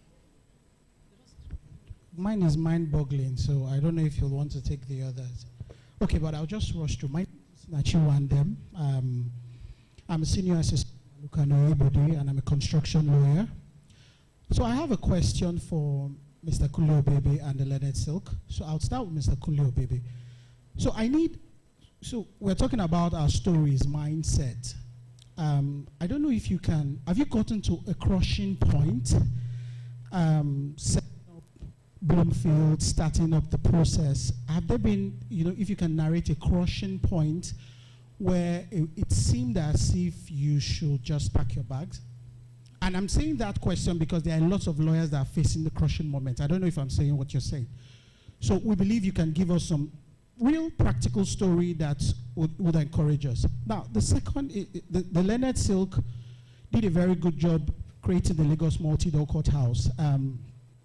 Now, when that idea was conceived, how was it embraced? I'm sure there'll be lots of challenges, there'll be lots of pushbacks, but what was that driving force? What kept you going to ensure that that was actually achieved? So those are the two questions. I probably have a lot, but let me just start with that. I don't know if it's okay to. Yeah. Thank you. If you have questions, just come here and so after they answer the first two questions, you'd ask your own questions. Okay, so we should take the first set of Yes, questions. please. Okay, ma'am, would you like responding to the first question about specialty? All right, so for me, I'm subject to the Leonard Silks in the room, but this is my position. You are still in the university. I believe that specialization does not set in as at now. It is very important, even after university, you are still expected to be exposed to general law practice. Because how can you even understand the particular one that you want to do when you've not tasted the other ones? Now, everybody is talking about intellectual property, entertainment law. What if in a few years to come, another thing spring up? How will you be able to navigate to that new thing if you don't know the basis? And what basis does for you in general practice is for you to understand how the law works. You understand the basic skills, basic rules that you are expected to know. I was fortunate to be in a mentoring session for Mrs. Fumi Roberts, and she mentioned something that even now that they are at the forefront of arbitration, she mentioned how she was so involved in litigation, that the best arbitrators today are litigators. If you are not exposed to that area, you may not be able to do well in that area. So my advice for you is to embrace general practice of law, and when you get to that bridge for you to specialize, you'll be able to know the one. And please don't forget that all the specialization are very interwoven. If you are an entertainment lawyer today, there are also some aspects of this area that fall into litigation. Sorry that I'm talking about litigation. I love court. I love it. I'm a dispute resolution person.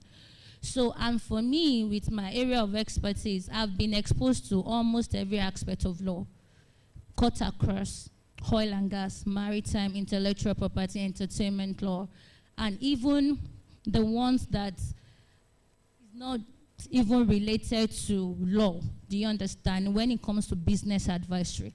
So what general practice does for you is to put you in a scale where you are very alert to things and give you the basis maximum of intellect that you can use to achieve a lot in that area of specialization that you eventually delve into.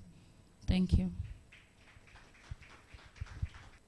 Okay, thank you, ma'am. So we'll take the question for Leonard Silk, sir. Okay.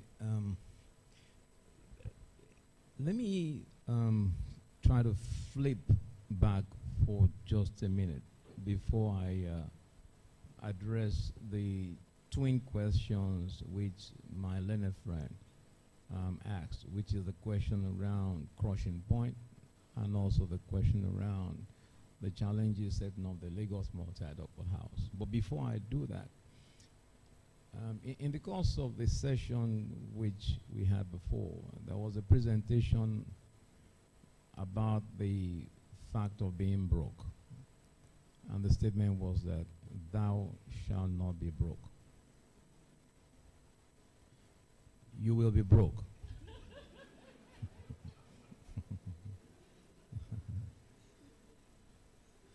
I was broke many times.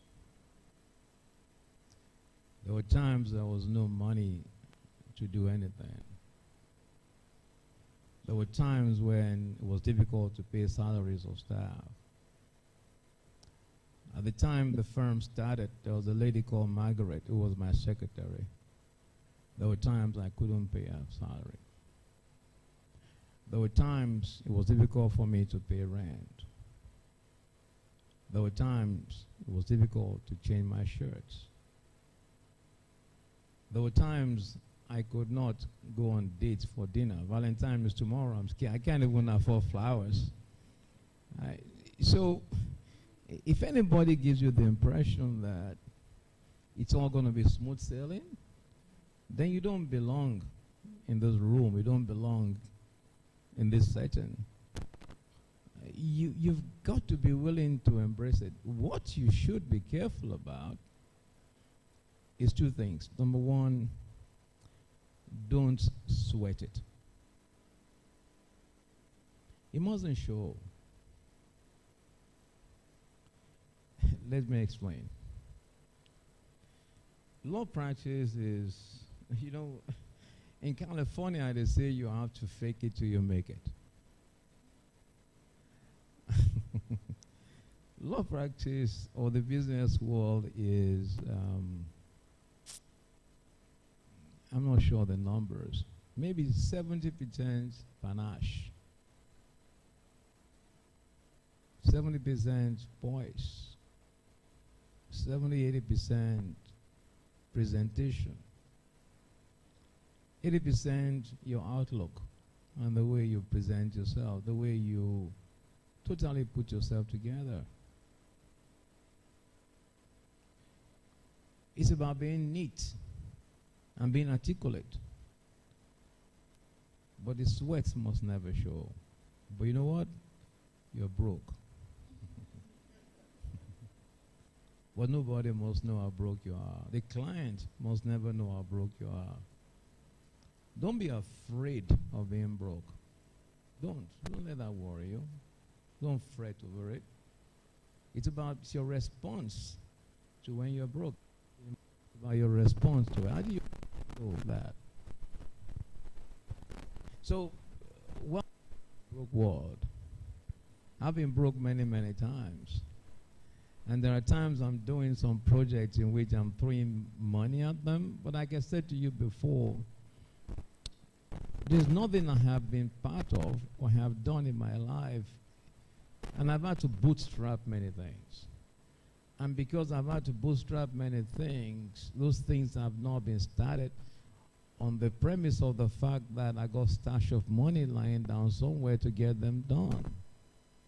So if you're waiting for that money to be made or to be available, it's not going to happen. Now, 90% of relationships, I think they are created on the premise of the hope that this guy seems okay. I think he should be reasonable. He can be a good mentor to my kids. I think he will make it. Is that he will make it, not that he's made it now. So in that regard, I would like us to have a very different kind of mindset to this money matters as to being broke. You will be broke.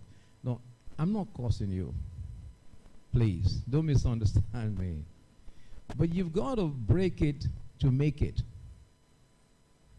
Really, you have to be willing to go for broke and throw everything you have at what you believe in. And that means everything.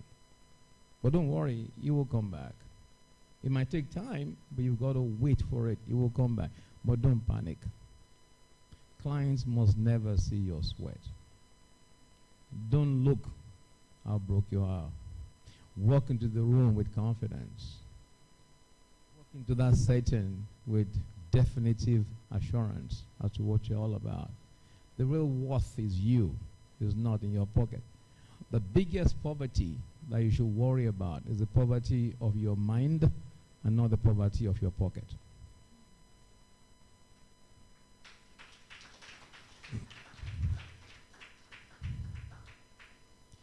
Now, is there a point where there are crushing moments? Many. always. But I don't understand the word crushing. I don't see it. I see opportunities. I see challenges. I see how do I transform them into a big thing to make them happen. So the word impossible or the word crushing doesn't really belong in my vocabulary. No. I honestly don't see it. As long as there's life, as long as we can still get up and get things done, I think a lot is possible. So my first thing is to rethink the essence of what you regard as crushing. There will be challenges. There will be disappointments. There will be betrayals. There will be a whole bunch of failures for that matter, but don't let it define you. Just look at them, embrace them, focus on them, and then determine how do I use this difficulty as a stepping stone and not a stumbling block. And you know what? I think God is a very interesting architect. And there are times you'll get thrown at curveballs that appear truly impossible, but resident within those curveballs are interesting opportunities which I think you can tap into. So I think we need to rethink that crushing.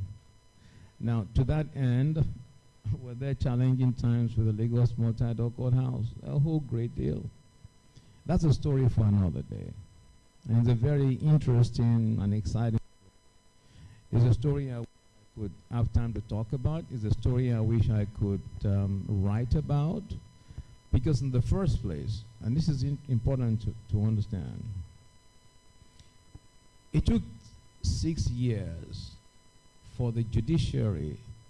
No, keep in mind, I was barely 4 years at the bar, right, when the Lagos Multi-Door Courthouse began in terms of the thinking. I was barely 4 years. I spent the first 2, 3, 4 years, the first 3 years of my law practice was in the courtroom because I loved the courtroom. I loved the showmanship. I love being able to assist people and get things done. I love to, I just loved it. But it wasn't working and things were getting delayed. Now, I am not one to complain. I'm a lot more inclined in terms of a solution-driven disposition. I'm looking for what's the answer, what can I do? How best can we turn this thing around? That is what the Lagos Multi-Door Courthouse came on with. That's how it began.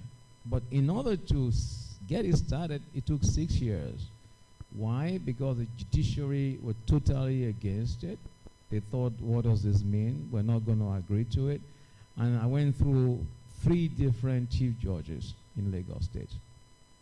At each time, prodding, pushing. I must have written well over 400 articles. I must have attended every single conference I was to attend, just in a bid to say this thing makes sense. Now, at the point when there was no progress moving forward, I then created NCMG as a vehicle to drive it. I invited Justice County Esho and also the Mbanifo and all wonderful mentors who didn't know me from Adam. Don't forget that I came from Ibadan. My parents are not known, so I'm a son of a nobody. I'm a commoner. I don't belong to the Lagos crowd. I didn't belong, but that didn't daunt me. So to get them to agree, another story, they came in and then eventually we began to push, even at that, 6 entire years to make that happen. And in the course of all that going on, it were interesting challenges for the judiciary, setting up the space and different times. So it's a long story. Don't let me hog the floor for too long. So that's about it. To my upcoming learned friend who is looking at what to do, I completely agree with what she has indicated in terms of ensuring that you keep an open mind. You experience as much as you can experience. Just enjoy it and see exactly what is going on and embrace them, because that gives you a latitude of full-fledged understanding of everything, and then you can see what to do. Having said that, the question for me is more about if I see what is going on within the technology space and what artificial intelligence is, question is about, would law practice be the same way as it is today in another 5 years or 10 years? In another 50 years, do we think that law practice will be the same? Now, 2 years ago, I know Blankson was involved in a transaction that was involving Coca-Cola International and JP Morgan and a few other firms. Now, they had approached us to be responsible for a due diligence part of the work, and they were meant to pay quite some money. So we had about 13 or 14 associates who are involved in the review of that documentation, a whole bunch of due diligence and documentation for review. Halfway into the transaction, I'll tell you what happened. JP Morgan approached White & Case, and they said White & Case and I know Blankson were working with them on the deal. There's a new technology that can attend to the review of the documents a lot faster than the lawyers can. So we were not needed for some chunk of the work. In the same vein, JP Morgan laid off a number of the lawyers working for them because they didn't think they needed them anymore. So the question for me is that there is an opportunity within the artificial intelligence space, within technology, and what exactly, how are we getting prepared for that opportunity that that provides, rather than seeing that as a threat? I don't know how many of you follow the story of a lawyer in California whose brief that was filed in the court, every single thing, including the case law, were put together by ChatGPT AI. Yeah. So I don't know what the future is, but I'm very aware of the opportunities that are in there. Thank you. Thank you, sir. Thank you. So, Mr. Obebe, you may go ahead to respond to the question, please. Okay, thank you very much. So two things. When you said crushing, what came to mind is when you see an olive. You know, when you get an olive, you have to crush it for you to get the oil out. So the best can only come out of you when you are crushed at the end of the day. The way I look at it, there's really no way that you can grow without challenges. Challenges is what makes you grow. And I think there are two things you have to keep in mind. And I think the learned Silk has mentioned it, that poverty is a thing of the mind. If you are poor in mind, then you'll be poor in your pocket. Or if you are rich in your mind, then you'll be rich in your pocket. So it's the mind you have to work on first. And I tell people that there are two things. It's either the books you are reading now or the relationships you have. Those are the two things that allow you to make a difference. And it's not just about law books alone. There's a book I always like to refer people to, Who Moved My Cheese? Some of us may have read it in the room, but it's a book that I continue to read over and over. And the reason why I read it is every time I read it, there's always something to learn from it. It's a very interesting story, but it talks about changes. And there's nothing in this life that you can't escape change. Change is the most constant thing in this life. So there would be periods. There are periods of challenges. There was a time that I was working from my house in Ikosi. I didn't call it K2 then. I used to call it Ikosi because it sounded closer to Ikoyi. Maybe I knew that I would probably end up in Ikoyi where our offices are now. But the mindset was, this is not where I'm going to end. So where you are now is part of the journey. And as the learned Silk said, enjoy the journey, because the more you enjoy the journey, the more when you begin to get to that destination you are trying to get to, then you appreciate. Then what is your dream? We must ask ourselves that question. What is your dream about? I've shared my dream here. I've shared my dream of 1,000-lawyer law firm. What is your dream for your firm? What are you trying to do? So if it's still about sustenance, about what you will eat, what you will drink, what you will wear, then you haven't really started because the mindset hasn't changed. But once it goes beyond that, then at some point you begin to think beyond sustenance. You begin to think beyond Maslow's hierarchy of needs, the bottom layer of that hierarchy of needs. That what will I eat? Even the Bible says you shouldn't think about that, that you should concentrate on the kingdom of God at the end of the day. So leave what you will eat, leave what you will drink. It even at the end affects how you bill your clients. If you have the mindset that I need to get money from my client at any whatever they offer me is what I'll take, then at the end of the day you are shortchanging yourself. You have to see the value in what you are giving the client, because at the end of the day it's that value that they are paying for. So if a client comes to you and says that I'm going to pay you 1,000 naira to do this, and you know that you are worth 2,000 naira or 3,000 naira, do you take that 1,000 naira believing that, oh, I've made some money? Or you say, no, I'm worth 3,000 naira and I'm willing to let this go if you don't believe I'm worth 3,000 naira? That is when the mind shift begins to happen. Thank you. All right. Thank you so much, sir. We have one more question to take. You may come forward, please.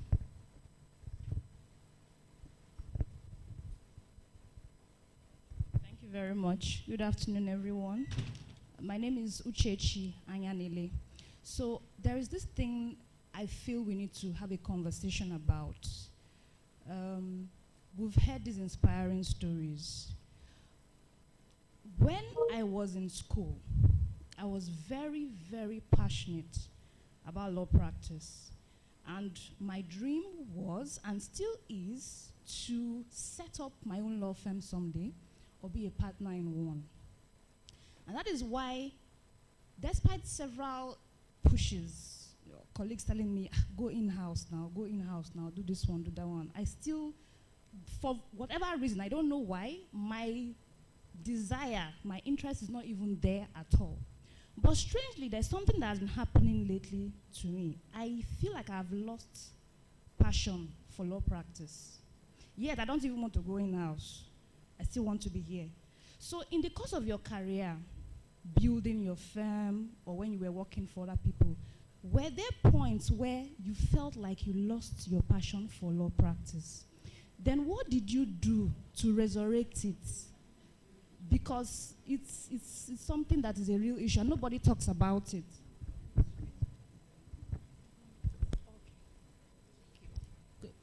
Good afternoon, everyone. So just a little background to my question. Since I've been practicing law, I've not really had can we have issues one with- house so we can hear the question? Thank you. I've not really had issues with getting clients, and I say that quite humbly. But the issue is, when some of them reach out to me, they'll be like especially from outside the country. So when people reach out from maybe from, especially Africa, let's say Tanzania, they're like, okay, I want you to work with me on a project. Because I usually go online and do all these events, they usually think that she really knows, even when it's an area of practice that I don't know anything about, they will still reach out to me, right? So I was able to work with partners to actually achieve that. But my main question is, I do not have any taste to do a master's program. Is there a point that I will get to in my career and this would be an impediment? Or should I just... Okay. Thank you for your question.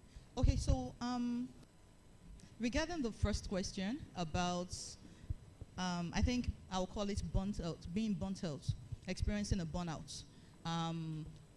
Learning Silk, sir, can you please, maybe in a minute or two, because I think we have just about 3 minutes left for the Q&A session, could you please share your thoughts on that? Yes, sir. Look, Mr. Obembe said something that was very important. And he said, the real things that would define you is, one, the books you read. Second will be the companies you keep. Whatever it is, if you are reading the right kind of books and you are associating with the right kind of people, and much more than anything else, the fact that you found time to be in a gathering like this should be an opportunity for you to realize that the last thing you want to do is to give up on your dreams. Just don't do it. Just don't. Whatever it is that is inhibiting you, you really need to find a way to overcome it, and you can. So if that mindset does not shift today, then I worry why I came. Seriously.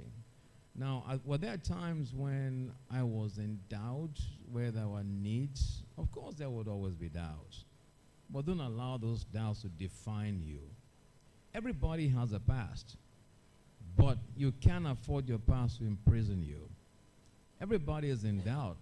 The fact that you're afraid is not the problem. Those who are even courageous are also afraid. Those who are going to war are afraid. They're scared. Nobody wants to die. But the goal and what you're aspiring to do is what should make you wake up every single day and say, I've just got to go for it, I got to keep at it, and give it all it takes in order to ensure I can achieve it. And there are too many stories that have been shared today. If I can do it, despite my inhibitions and my challenges, I don't see any reason why you can't. So like Mr. Bembe said, read the right books, associate with the right kind of people, and ensure that you have Valentine's dinner tomorrow with the right person. If the gentleman is not cerebral enough, do that dinner. It's not going to be helpful. All right? That's very important. To the second question that was raised in terms of the clientele that are coming to you and things you want to do, I say to you, congratulations, that people are coming to you. People are wishing for what you have. So if that's the problem you have, I love your problem. Let me have it. I want to be part of it. Okay, thank you so much. Unfortunately, we won't be able to take more questions because we're really out of time. I'll round up this session. Sorry, please, can we reduce the side talks, please? Thank you. Okay, I'll round up this session by saying this. From all that's been said during when they were sharing their stories and even this question and answer session, one thing is key. It is very important for each and every one of us to do a detailed self-review. Understanding who we are, where we're at, and where we're going to is very important in the journey. You know, there's an adage I heard recently and it stayed with me, that if you do not know the way home, every road will look like the road home. So what that literally means is that you will be on the journey, moving, but you're literally not going in the right direction that you should go. So the self-review is very important, and through that you will discover self, and then we can reawaken ourselves regarding some things we need to make adjustments to. But in doing that, we should also realize that we work and function in an industry, and just like Leonard Silk said earlier, the industry is evolving. So many things are coming in, so we have to be abreast about all this discovery, all these initiatives and innovations to ask yourself, how do I fit in? What is expected of me? And this will definitely influence what you're developing yourself on, and you will definitely be relevant in your respective places of work. Thank you. Thank you so much for your time.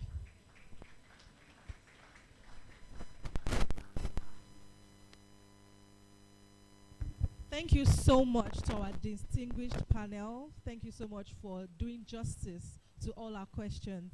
Please appreciate them one more time. We are so grateful. So very quickly, we are going to talk about the Strictly Law community, but not from me. We have prepared a video just to show you testaments. You've heard stories.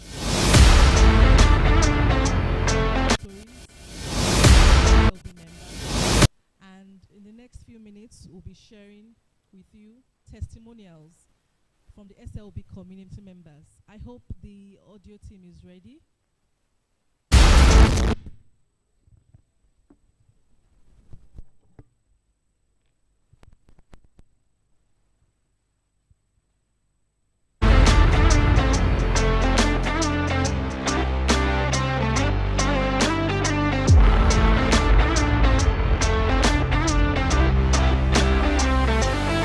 So you can see that in this room, we have all manner of lawyers, beautiful, smart lawyers, young at the bar, old at the bar. How old are you at the bar again?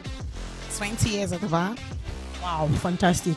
So I can tell you that there is no end to learning as a lawyer. And what we are just here to do is to learn, have fun, and build a community of smart business lawyers, lawyers who understand the business of law.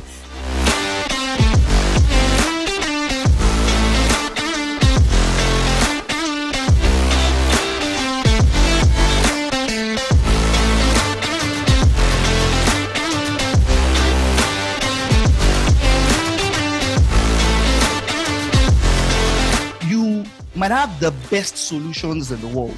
If your customer cannot perceive that you look qualified enough for the opportunity you already qualified for, you won't get the gig. You will give the next person that looks like it. If a soldier comes in here wearing a kaftan and slaps somebody, all the men here will gather him. He doesn't look like a soldier, so we'll beat him up before we even know he's a soldier. But if a soldier comes in here with his full regalia, dagger, gun, everything, and slaps somebody, most of us will even need that and start begging, "Hey, Joe, sir, please, sir, Efile, sir." What changed? Appearance.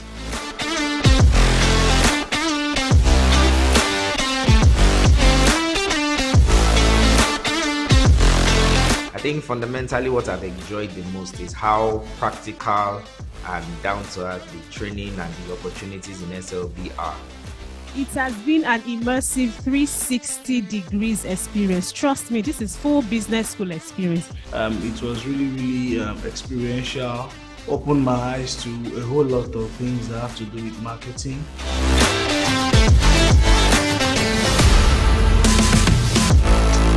One of the most striking things I've learned from today's training is the use of legal project management tools. That for me is a very big learning today, and amongst many other things.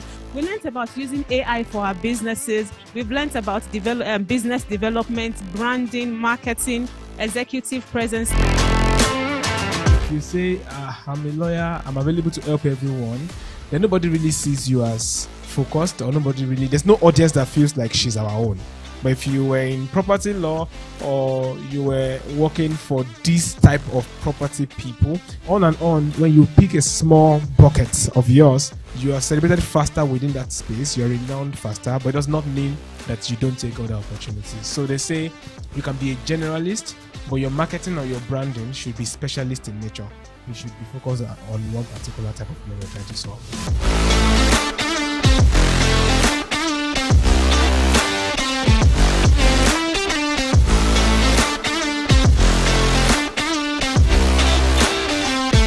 I will advise as many lawyers to actually upskill and upgrade and join Strictly Law Practice Academy. Let me say it this way, Omoyami, subscribe. Get in early. The knowledge you are getting here is unparalleled. I don't know of any other platform that gives you that kind of dedicated and tailor-suit, bespoke kind of knowledge that would help you. And you're interacting with people in the industry that would guide you and hold your hand all through. If you're watching this and you are a lawyer and you're still thinking to yourself, should I sign up? It's actually a sign that you should sign up. Because trust me, what we have learned here is an investment that would definitely pay for itself once we start implementing. What we do in marketing is deliver value. We ensure that those values are created and then we bring that value to bear. But let me double click on something where the value moves. If they are selling 1 gram of that gari in that market for 10 naira, there's tendency that they will sell this one for 15 naira. And then tendency is that they will sell this one for what, 200 naira, 100 naira. That is how value shifts from commodity. The question is, your business, are you in the commodity space? Or are you in the product space? Or do you have an identity? That's the question you need to ask yourself. And it's not you that will answer that question. The question will be answered by who? The consumer.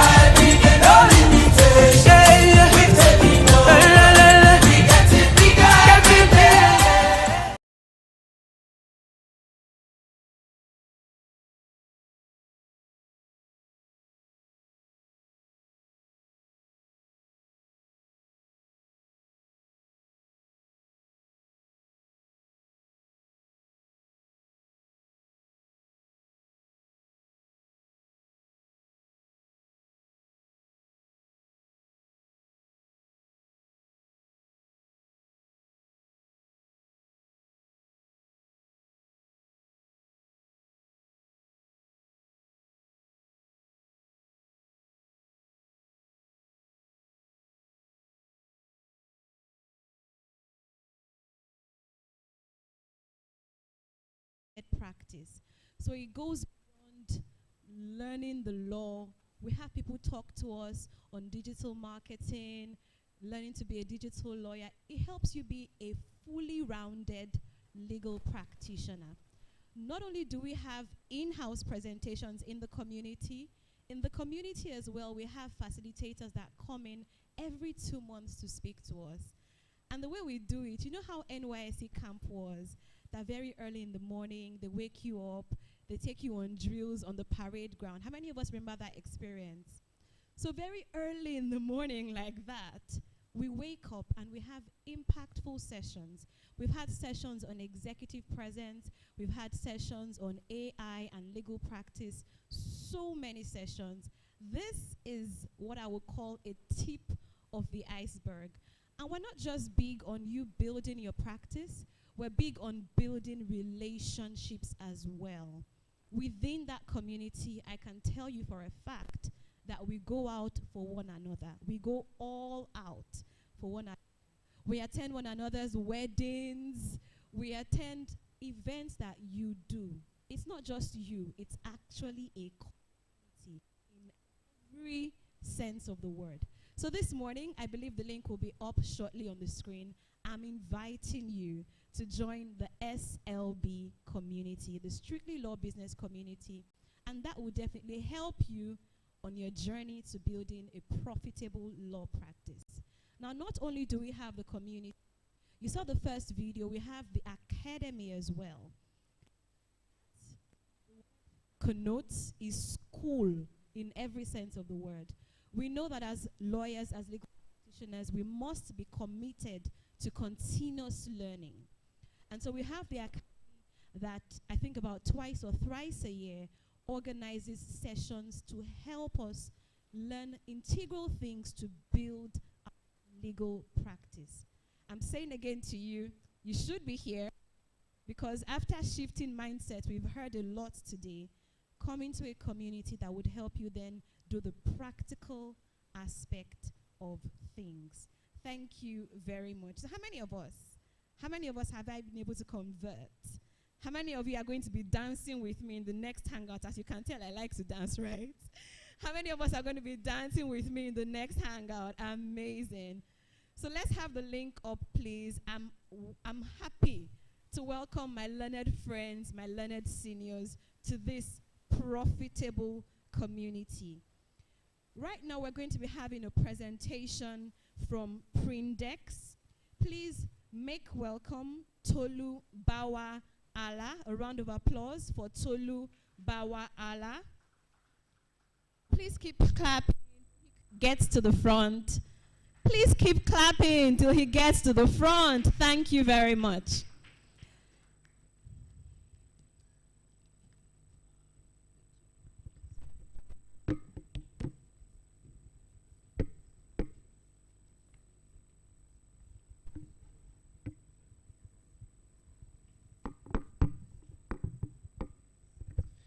Good afternoon, ladies and gentlemen. I'm going to stand on all existing protocols. Tolu is my name, and I am an architect. I'm not a lawyer, and that's why I'm not wearing the color black. I'm here with my members, Sheyi, Edna, Dotun, and two other guys at the back there. We're going to be sharing some information with you at the end of my presentation. So, what is an architect doing in the midst of lawyers? Very simple question. Apart from the fact that I've been following the SLB family for 3 years now, and I appreciate very much what the Convenor is doing in terms of teaching lawyers how to improve on their law business. There's a strategy behind why we're here. If we look at how transactions are trending, right, in our space, I'm an architect, I'm into real estate development.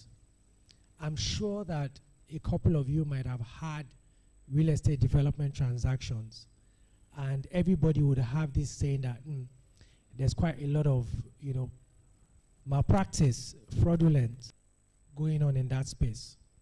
So at Prindex Properties, what we decided to do was, okay, we are professionals, right? I'm an architect, the co-founder is an architect. We have engineers, estate surveyors, and marketers, and lawyers as well as part of our company. We're trying to make a positive impact in the real estate space. How can we achieve this? So we thought, okay, let's come to the lawyers. Let's bring what we do to lawyers. Let's enlighten you about what we do, about the products we have and the projects that are ongoing. So we spoke to Busola, who is also a friend of the house, and she was gracious enough to have us be part of this event today. Please, a round of applause for her once again, please. Right, please, can I have the slides up now?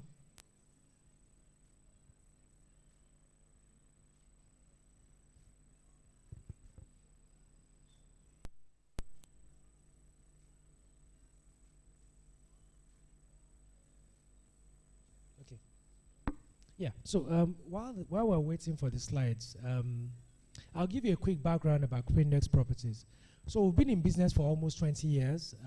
We are predominantly real estate developers, and what we do is we try to build investment apartments for our investors and other, intending real estate, aspiring real estate investors.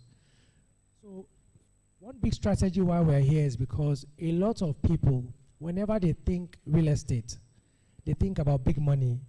And if they're going to spend any money, the first thing that comes to mind is, oh, let me speak to my lawyer about this. What would my lawyer have to say? Is it worth the while? Am I taking the right decision in terms of the project location, in terms of the value I am getting? Hence why we thought it best to speak to lawyers first, so that we can leverage the relationships you have with your own clients to bring our products and our projects to them. Now, particularly, what we want to share with you today is a project that is coming up further down the Lekki axis. It's somewhere around Abidjan GRA. Now, where is Abidjan? You would see it on the Google map when it comes up. But essentially, it is between the LBS and Corona School. So it is before, Shangotedo is before Abidjan, and Abidjan is before HFP, where we have Mayfair Gardens. So if you're trying to locate it, you would go past LBS. Before you get to Mayfair Gardens, Abidjan is to your right as you're going down the Ekpe Expressway. And what we have is a very compact estate of about 30 plots of land.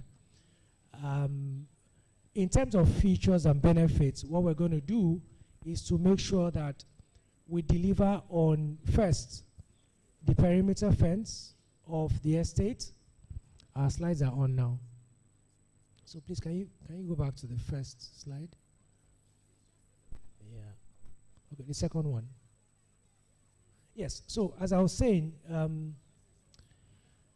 that's Shogotedo right up there, and then we have Corona Schools on this side. So essentially where we are is somewhere down there as you veer off the express. A major landmark to use to find this place is the Rain Oil filling station by the express. Once you turn in off Rain Oil, it takes you just about 5 to 7 minutes to get to where the Sorry, thank you. It takes you just about 5 to 7 minutes to get to where the site is. So, second slide, please. If you look at it, it's, as I said, it's a mini estate. We don't want crowd, 30 people only. There is possible entrance to the site over here and over here. And what we're going to do, apart from making sure we fence up the whole estate to secure it, is to sandfill and then also work on the major roads. So we all understand that if you are living on the Lekki axis, one of the major issues people face is the issue of rain flood. We're going to do the roads, and we're going to have the drainage take out water from the estate, so you don't have to ever experience flood. Apart from that, there's also going to be a gatehouse, and we're going to deploy security personnel to be there 24/7, so that whichever of your clients you bring to buy into this development, whenever they go there, they don't have any issues or any troubles with Omonile or all the nuisance of the area boys around, because number one is a gated estate, and number two, we're going to have the security people there 24/7. Next slide, please. The features and benefits: street lights, drainages, paved roads to individual plots. And then, of course, as lawyers, we are very much concerned with, the status of the title. The land is, free from any government encumbrance. There's an excision on it, so subscribers can very easily go and perfect, the registration of their title. That's in form of a deed of assignment from the family selling. Next slide, please. As of today, we've started work on site. So what you see is the filling of the site ongoing. Once we're done with the filling, the perimeter first would kick off, and then after that, the road works. We envisage that all this will be done in about, say, 8 to 12 months. And if we look at our payment plan, it also gives that opportunity where people can pay, through the course of the year. Next slide, please. Yeah, I've talked about this. Next slide. So what's the price? It's 25 million naira per half plot. Half plot is about 300 square meters. And of course, we've scheduled out the payment terms just to make it flexible for people who want to manage and don't want to, pay the bulk sum at once. Also, for the lawyers here, we envisage very much that it might not be so easy trying to convince people in your network that may want to be part of this program. We would look forward to talking to you more after the presentation about specific details regarding going to the site for inspection, maybe during the week or during the weekend. Also, in terms of payment for facilitation or sales commission, we're offering a 10% on this consideration to every lawyer who tries to close a transaction with us. I know a friend who is a lawyer, and he suddenly made some money on a project, and he said, Tolu, I'm not going to sell this land to somebody. I want to buy myself. That 10% you promised me, can you take it out of the consideration? I was like, okay, yes, why not? Because you are already marketing for us. So if you're going to buy for yourself, not a problem. And what I told him is, look, instead of putting down your money, why don't you just look for 10 people and let 10 people buy 10 plots, and then you get one plot as yours. And they were like, oh, okay, he will talk to a cooperative. So just in case you have links to cooperatives as well, this is another way we can quickly, offload the 30 plots on ground. Next slide, please. Okay, so this is just a quick write-up about the promoters of Prindex Properties. Myself and my co-founder, Shupo Jagun, we are trained architects, finished from Unilag early 2000. And of course, what we did was to start out as a design and build company. And then from there, the business grew into a proper construction company. And then it was in 2012 we set up Prindex Properties as another vehicle for real estate developments specifically. Next slide, please. Okay, so I want to take you through some of our past projects. You can slide on. This is somewhere in Yaba. It's a block of apartments that we did, a block of 12 apartments.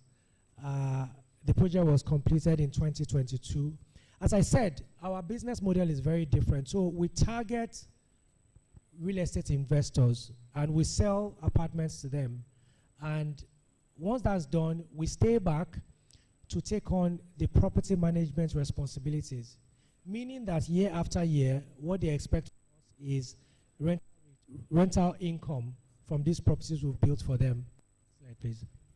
This was our first project in Yaba as well. Block of 18 apartments, two bedrooms. And I'll tell you one interesting thing. So we didn't go to the bank to borrow any money for this project, right? We sold off plan to about 6 subscribers. And during our presentation, what we said was, oh, if Yaba 2-bed is renting for 700,000, we would be able to charge 25-30% above the market average because we're sure of the quality of what we're building. As at when we completed, we rented for 1.2 million. Today, each apartment under our care here is being rented for 1.8 million. Next slide, please. Okay, so this is something we're just about to complete. A project we're doing for Shell Cooperative, Shell Kuplag, somewhere in Yaba as well, a block of 35 apartments. We've been on it since 2022, and it was a bespoke exclusive project for Shell Cooperative. They sold to members of their own, of their own cooperative. It's been an interesting project. It's been difficult as well because the dollar has shifted, and in construction, about 80% of whatever we deploy is dollar-based. So we have to go back and renegotiate with them as per consideration. But so far, it's been so good. And by the end of this month of February, God willing, we're going to be launching that project. Next slide, please. Next one. Yes, this particular one is somewhere in Surulere, a block of 6 apartments. Busola was also part of this project with us, and I want to thank her especially for her contributions towards making this project a successful one. It's a small one. It's the smallest project we have, just about a block of 6, 2 bedrooms, somewhere in Surulere. Next slide, please. Okay, so just to also let you know that we run 2 companies. Prindex Properties is a real estate development company, and then Blue Line Urban Projects is the construction company. This was a project we did for Corona Schools, Agbara, their boys' hostel, about a few years ago, just to also make you appreciate that we have construction capabilities. I just let know that there's a construction lawyer in the house. Maybe we can talk some business afterwards, sir.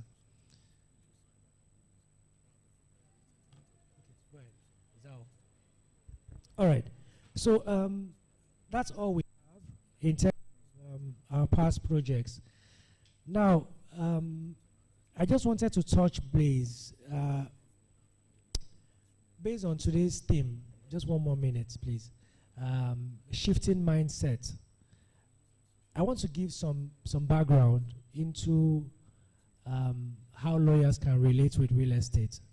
So generally, right, when people hear about real estate, they say, oh, there's a lot of money to be made in real estate. But I have to make you understand that it's something you have to build gradually.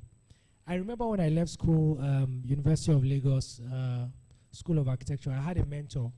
And he said, look, Tolu, you know the way these things are. People are not going to pay you the real value of your work as fees. So what you need to do is from day one, you must start buying land. So I'm putting that same formula out to you, that if you endeavor to buy 1 plot of land every year, let's say that there's a law graduate who is about 24, 25 years old right now, and he or she has just left school.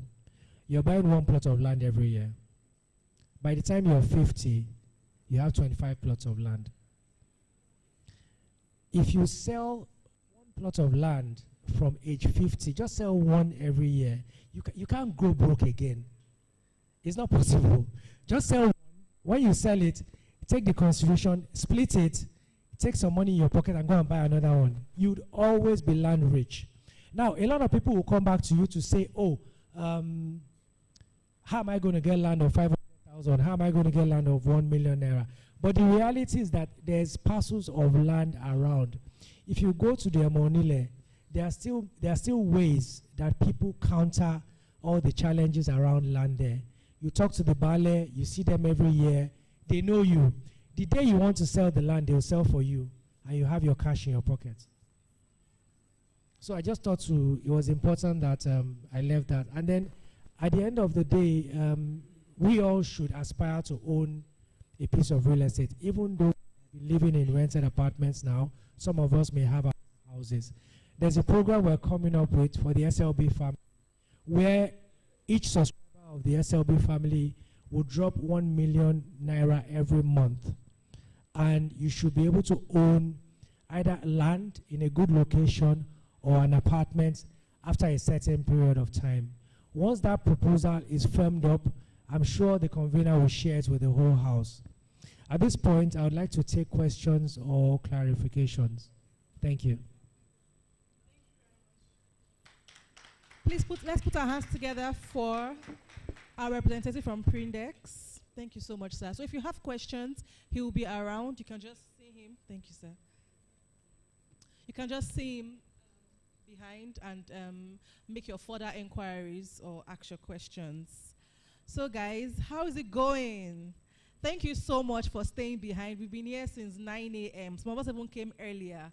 So please put your hands together for yourself. And I hope we are, getting value. I believe we are getting value. So the points we are at now is a very, very exciting point. The Bible says a laborer deserves his wages, right? And sometimes what you get is not just entry, but you get recognition. And that's the point we are at right now. To celebrate different people in different categories who have given their best, who have made impact, who have added value in various aspects of the legal profession. So that's the point we are at right now before we wrap up this wonderful conference. So if you're excited, please let me see you put your hands together, please. So we are at the point where we are going to introduce to you, this year, we're not just having a conference, we are also having an awards. So this year is the very first time that the Strictly Law Biz Communities Conference, that is the Business of Law Conference, will also be having an awards. And it is called the Business of Law Conference, the TBOLC Awards. And like I said, we'll be having different people in different categories. We have taken time, they were nominated, and we have a good, set of judges who have taken time to preside over this list and pick out the winners. So right about now, we're going to go into announcing nominees and then, announcing the winners. So for our judges to present the awards. But before we do that, we must appreciate the judges that took their time to look at these nominations, shortlist, and finally help us decide those people that will be receiving the awards today. Can we please put our hands together as we recognize Mr. Feromi Kehinde, Legal ND Western. Please let's put our hands together. Thank you so much, sir. I'd also love to recognize Mrs. Modukpe Olushoga, the CEO of StreamSource Con.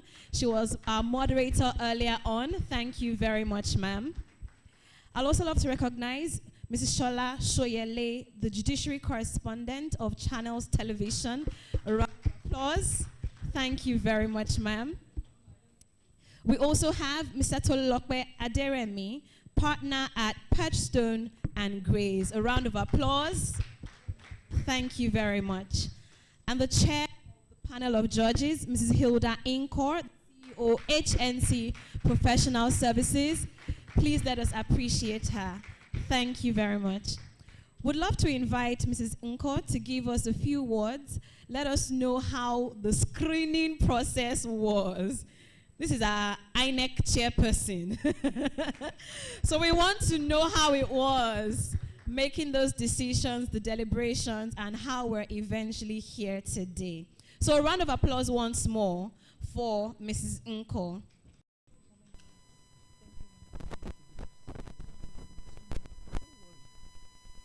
Good afternoon, everybody. So, by my name and designation, you know I'm not a lawyer. And then doing this kind of work requires that one is very careful, because I don't want to find myself in the court at the end of the day. So I would like to welcome you once again to the awards, and I consider it an honor and a singular privilege to be called upon to do this. So on behalf of the judges, I'd like to say thank you for trusting us. I'd like to thank the organizers. The Business of Law Awards is primarily established for the promotion and furtherance of the business of law thought leadership. The award is to further promote practice as a business while encouraging lawyers, law firms, corporate counsel, and legal officers to continue to develop a business approach to practice of law so as to strengthen the growth of the legal industry and create a business environment that appreciates the role and impact of lawyers. The 9 categories of this meritorious award seek to inspire and celebrate lawyers in private practice, corporate organizations, and public service who have distinguished themselves to continue to conduct and deliver stellar legal services with a business-minded and client-centric approach to law practice. Every category has a maximum of 3 nominees who were shortlisted from a pool of nominees.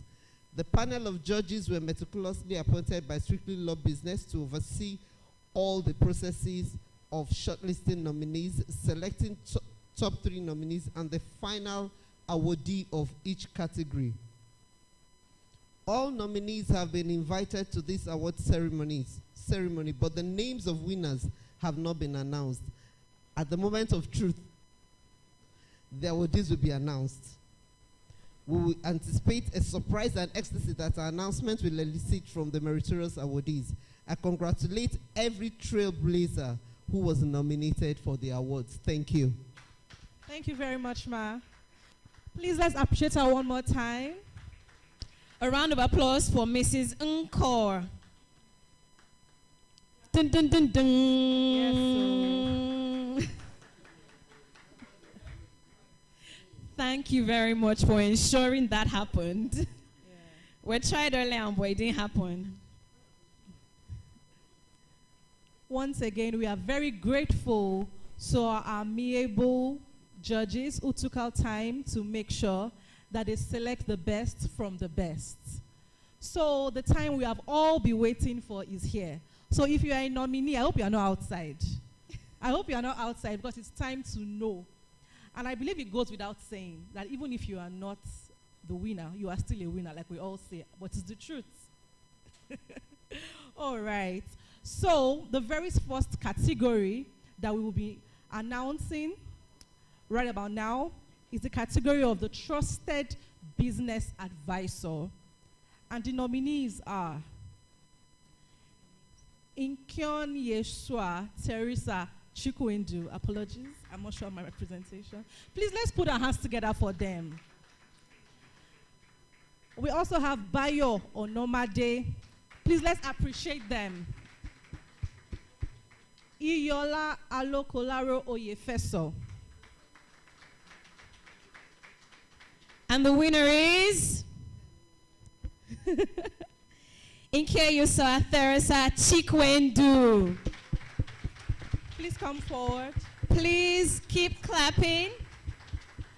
We'd like to invite our chair again, Mrs. Nkor. I would also like to invite the convener for the presentation of awards.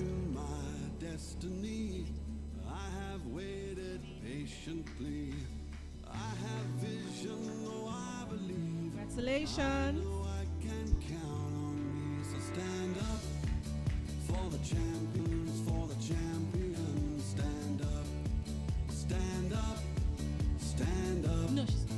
For the champions, for the champions. All right. Stand up for the champions, for the champions. A round of applause. Stand up for the champions, for the champions. Stand up. Please. Here we go, it's getting close. Now it's just All Thank you so much. It's just like The next category.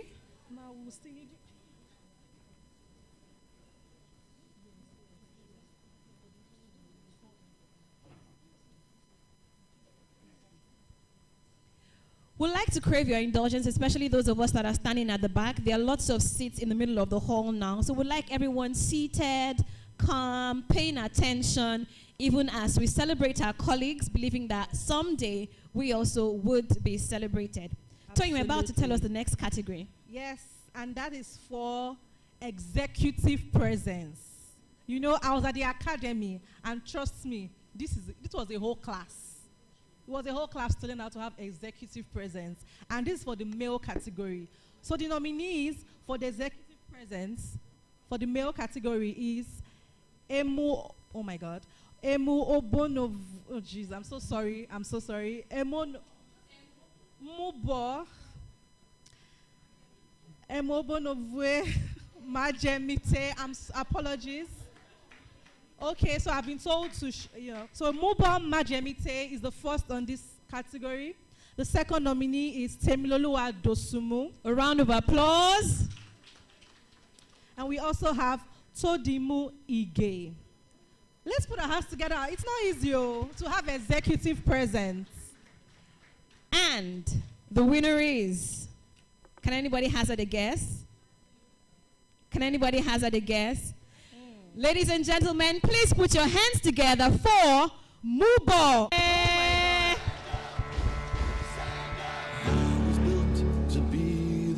Okay, so we have a representative. Please come up.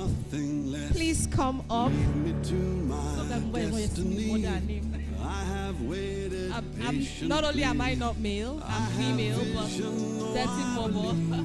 I know I can count on me, so stand up for the champions, stand up, stand up, stand up for the champions, stand up for the champions, We really appreciate you, Mrs. Uko, for helping us with those award categories. A round of applause for our chair, the panel of judges, as she takes her seat. Thank you so much, Ma. So we'd like to invite Mrs. Shoyele to do us the honors for the next category. Can we please put our hands together for Mrs. Shoyele as she does us the honors to present the next set of awards. So the next category is the executive presence lawyer, female. And we have Aderin Sola Fagbure. A round of applause. Sandra Osinachi. You people, the energy here is low now. The morale is low. It's not fair. And lastly, but not the least, Beverly Agbakoba Onyejiania. And the winner is Beverly Agbakoba Onyejiania. A round of applause for Miss Beverly Agbakoba Onyejiania. I'm sure she has a representative here.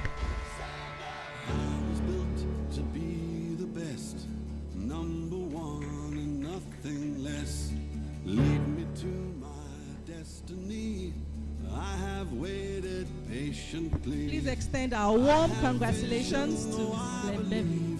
I know I can count on me, so stand up for the champions, stand up, stand up, stand Thank you so much. For the next category is for the best use of digital media for law practice. We keep talking about it, how we can leverage media for our law practice. And these people have proven themselves very strong in that area. And they are, again, the nominees, Todimu Ige. A round of applause. We also have Tosin Omotosho and Abimbola Olayuola. A round of applause, please. And the winner, best use of digital media for law practice, is Tosin Omotosho. Well deserved. A round of applause.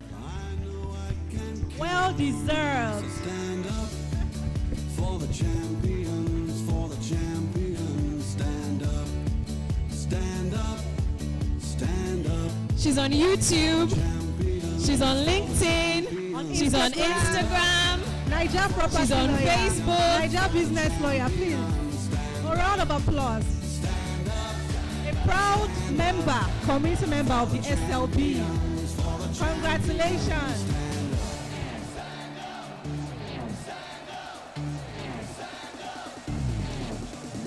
Here we go, it's getting close. Now it's just who Our community head has decided to join this picture because we must celebrate one of our own. Founder. weaknesses.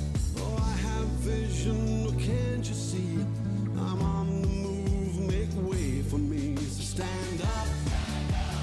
Thank you very much. For the champion, stand up. Stand up. Stand up. For the champions, for the champions, stand up. For the champions, for the champions, stand up. We keep talking about emotional intelligence. Please, could we, Can we please? Thank you. We talk about emotional intelligence as a very key skill to have, you know, in anything in business, and especially as lawyers, we deal with human beings, right? So these people in this category have proven themselves to have upskilled in the area of emotional intelligence, and that is why they have been nominated. And before I call them up, we would like to call on another judge to please do us the honors of presenting this category. And Please put your hands together for Mr. Tolulokpe Aderemi. Thank you very much, sir.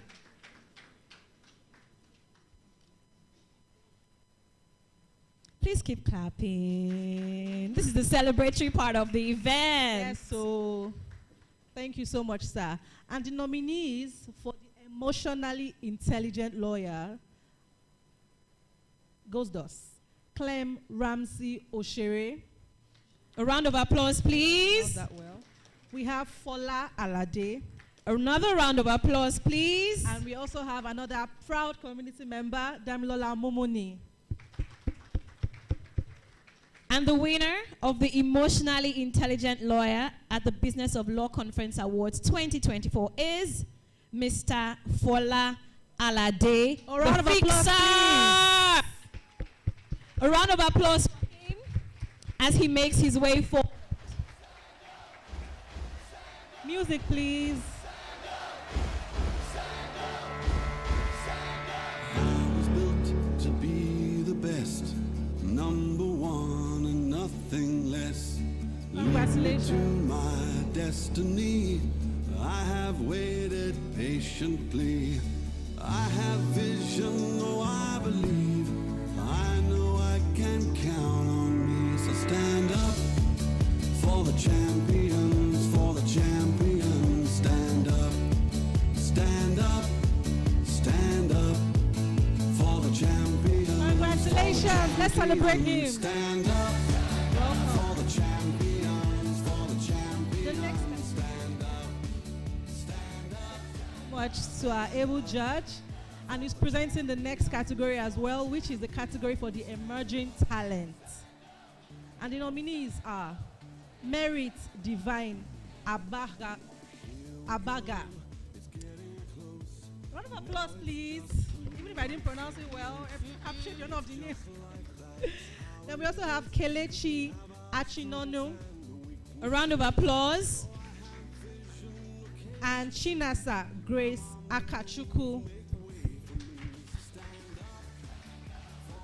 And the winner of the Emerging Talent Award is Kelechi Achinonu. Woo! We have Kelechi in the house. Is Kelechi here? Or any friend or colleague that would love to receive the award on her behalf? Stand up for the champions, for the champions. Stand up. Any friend or colleague or representative to receive the award on her behalf? Okay.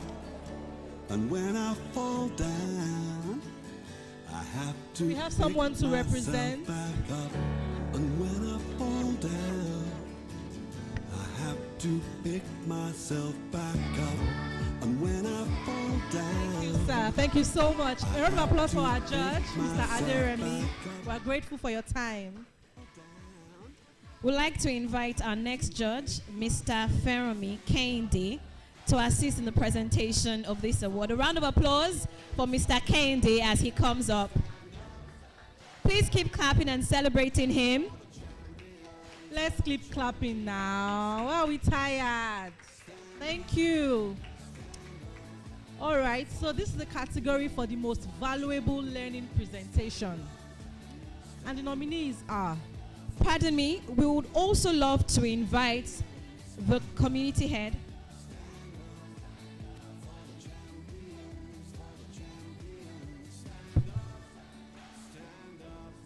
So the nominees for this category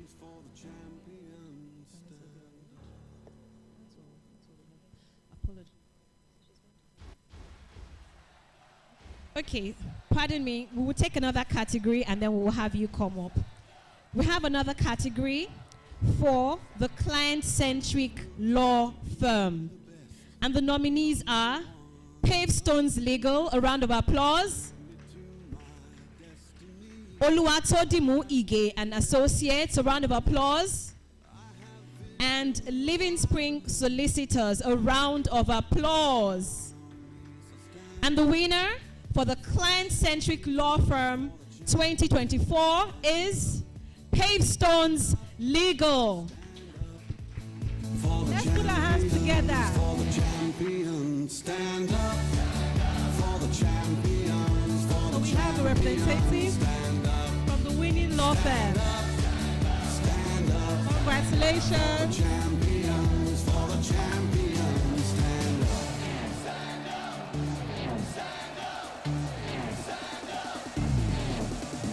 Here we go, it's getting close.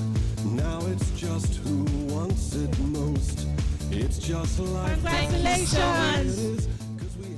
Thank you so much, Mr. Feromi Kehinde, for your time. Please, let's appreciate Mr. Feromi. Thank you so much. And congratulations once again to the nominees and winners so far. All right, the next category that we're presenting is the Business Oriented Legal Officer Award. And to present that award, we'd love to call up Mrs. Modupe Olushoga. A round of applause, please, for Mrs. Odupe Olushoga as she comes up. Please keep clapping, keep clapping.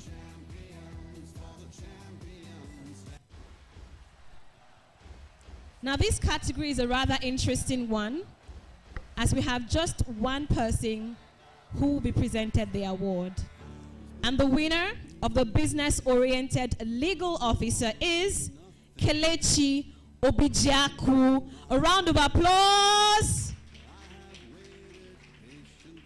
Who is Obijiaku? Obijiaku, oh, pardon me. Congratulations. Okay, so we have the representative of the winner in this category.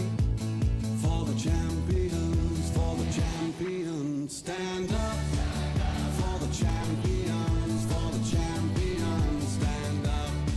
Stand up, stand up. For the champions. Thank you very much. So much. Great to you, our judge and our winner. This category we're about to call is what I will call in-house.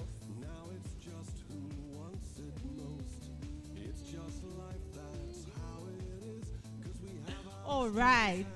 So, like I was saying, this one is in-house.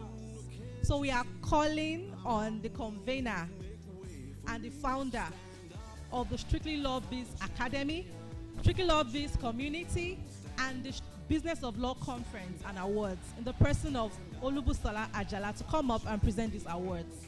Can we please put our hands together for her? Please Let's keep appreciate clapping. Busola, please. Okay, so like I was saying, this award is for the community members, and we'll start with the most valuable learning presentation. In case you are wondering, like Damilola explained earlier, in the community we have learning sessions. that is taken by different community members. And this happens every year in, year out, every month. So bi-weekly actually. So this time around, we are going to give an award to the most valuable learning presentations. We have slides on the group, even on the WhatsApp group. So we are going to appreciate people who have done their best in this regard. And the nominees for this category are Uduak Jackson. A round of applause for Uduak Jackson. We also have Mary Eke Mezie. A round of applause. And we also have Awake Usman. And the winner for this award, the most valuable learning presentation, is Uduak Jackson. Can we have Uduak Jackson come forward? So can we have a representative from the Strictly Law Business community take this on Uduak's behalf? So stand up for the champions. Thank you, Uche, for accepting this award on behalf of Uduak. Stand up for the champions, for the champions. Stand up for the champions, for the champions. Stand up. All right. Stand up. For the next category, we have the most resourceful community member. You know, when somebody is resourceful, you know what that means. You know, we have community, we have team, but there's that one person that is always available. That has a plug for everything. I'm telling you, that is always there. That doesn't just hide behind the shadows. So this award is to people in that category. So we have Adeshile Obasa. May I add, the Onibadon, Obibadon. A round of applause for Adeshile. We also have Oluwabumi Ogbontiba. Pardon me, Oluwabumi Olanrewaju. Oh yes, she's now a Mrs. So I guess they can update this list. Yeah, we also have Oluwakemi Oguntoye. A round of applause, please. Let's put our hands together, please. It's not easy to be resourceful. And the winner of the Strictly Law Business Community Award presented to the most resourceful community member is Oluwakemi Oguntoye. A round of applause. Pick myself back up. So this community member is actually in the UK at the moment, but would love to invite Mr. Damilola Mumuni to receive the award on her behalf. Let's celebrate him as he comes to receive the award on her behalf. I have to pick myself up. For the champions, for the champions, stand up for the champions, for the champions. Thank you so much to our convener.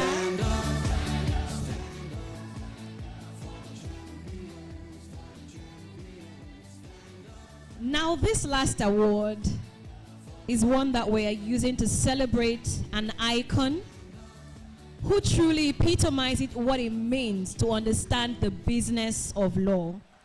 And to present this award, I crave the indulgence of all our judges to please come up stage to present this award. Please let's celebrate our judges as they come up. Thank you so much to our resourceful and able judges. Thank you so much for your time. And this category that they will be jointly presenting is the category of the business of law icon.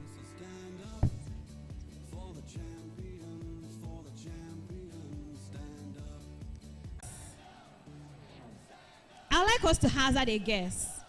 Who do you think is our business of law icon for the year 2024? Pardon me? Please speak up. Okay, who else? Guess? Pardon me? Cecil Day. Okay. Nice. Another guess? Busola Ajala. Oh, nice. Okay. Can we please celebrate?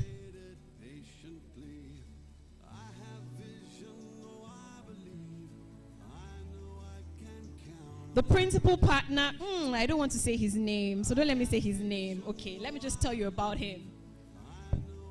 He's a distinguished transaction lawyer with over 41 years experience in the legal profession. I know not many of us are in our 40s yet. Notice I said us, right?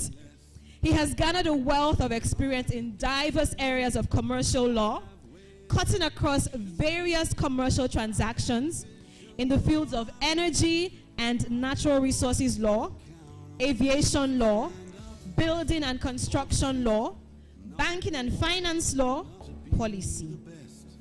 He holds a Bachelor of Laws degree from the great University of Ife, now called Obafemi Awolowo University. Let me take a moment to pay allegiance from the greatest Bagba. Them day. He also has a Master of Laws degree from the London School of Economics and Political Science, LSE. Can we have the music reduced, please? Can we have the music reduced, please? He was called to the Nigerian bar in 1977, and he completed the Chief Executive Program offered at the Lagos Business School in 1998. Throughout his career till date, he has continued to be an active member of the Nigerian Bar Association, and he's served in numerous legal capacities. He's a member body of benchers. He's a fellow of the Nigerian Institute of Advanced Legal Studies. He's the director, he has been a director of Eco Electricity Distribution PLC. Please celebrate with me with a standing ovation, Mr. George Itomi. Destiny, I have waited patiently. I have vision, oh I believe. I know I can come. So stand up for the champions, for the champions. Stand up, stand up. Thank you so much, sir. We'd like to invite the convener of the Business of Law Conference to join the picture as well. Stand up for the champions, for the champions. Stand up, stand up, stand up for the champions, for the champions. Stand up.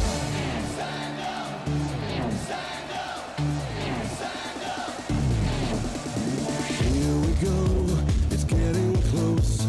Now it's just who wants it most. It's just life, that's how it is. Cause we have our strengths and weaknesses. Oh, I have vision, oh, can't you see? I'm on the move, make way for me. Sorry, please would also like to join this picture. For the champions, for the champions. Let me be part of greatness. Please allow us. Indulge us. Thank you. We want to celebrate greatness because we would one day be great. Can we also invite every speaker that is still here? Stand up, stand up, stand up for the champions, for the champions. Stand up.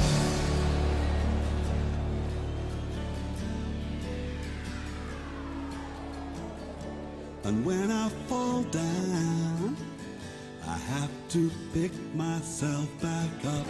And when I fall down, I have to pick myself back up. And when I fall down, I have to pick myself back up. Thank you very much, sir, for your time and for your presence. We celebrate you. Please let's appreciate our Business of Law Icon of the Year. Please celebrate him. Together, please. Over 4 decades.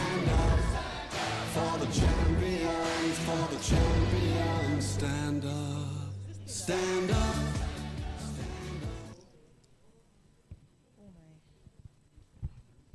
We'd love to take a remark from our Business of Law icon. We celebrate you, sir. Please appreciate our icon, Mr. George Itomi. Thank you, sir. Good afternoon, everyone, and particular recognition for the organizers of this conference. I've actually followed this conference for a few years now, and I like what I see. Most of you would have woken up this morning to what appeared to be a disturbing news that Nigeria is signing on cross-border legal services with the UK. First of all, what this tells me and you is that change is on the doorstep of profession.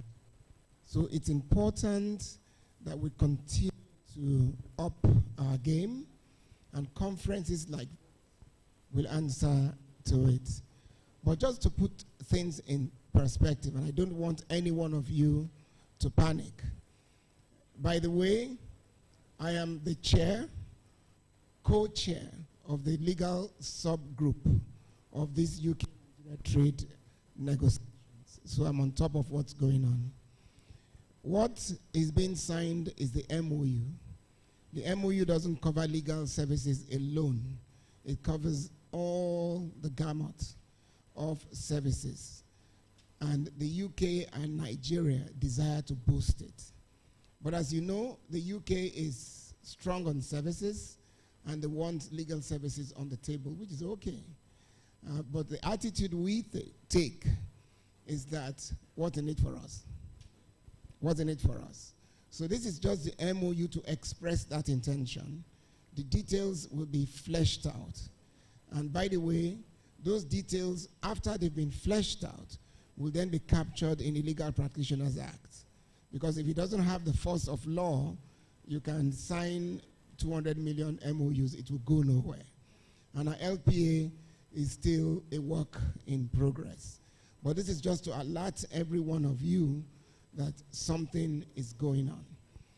And I also want to assure you, if you all recall, as pioneer chair of the section on business law, we blew this alarm over 16, 17 years ago that the legal landscape is changing. And even today, we know that willy-nilly, UK law firms are all over here doing business unregulated. So the reason we opted to go into this relationship is that once we do it and it has a force of law, we can then regulate even them. So what we get out of it now becomes the real issue. We've tabled a number of things.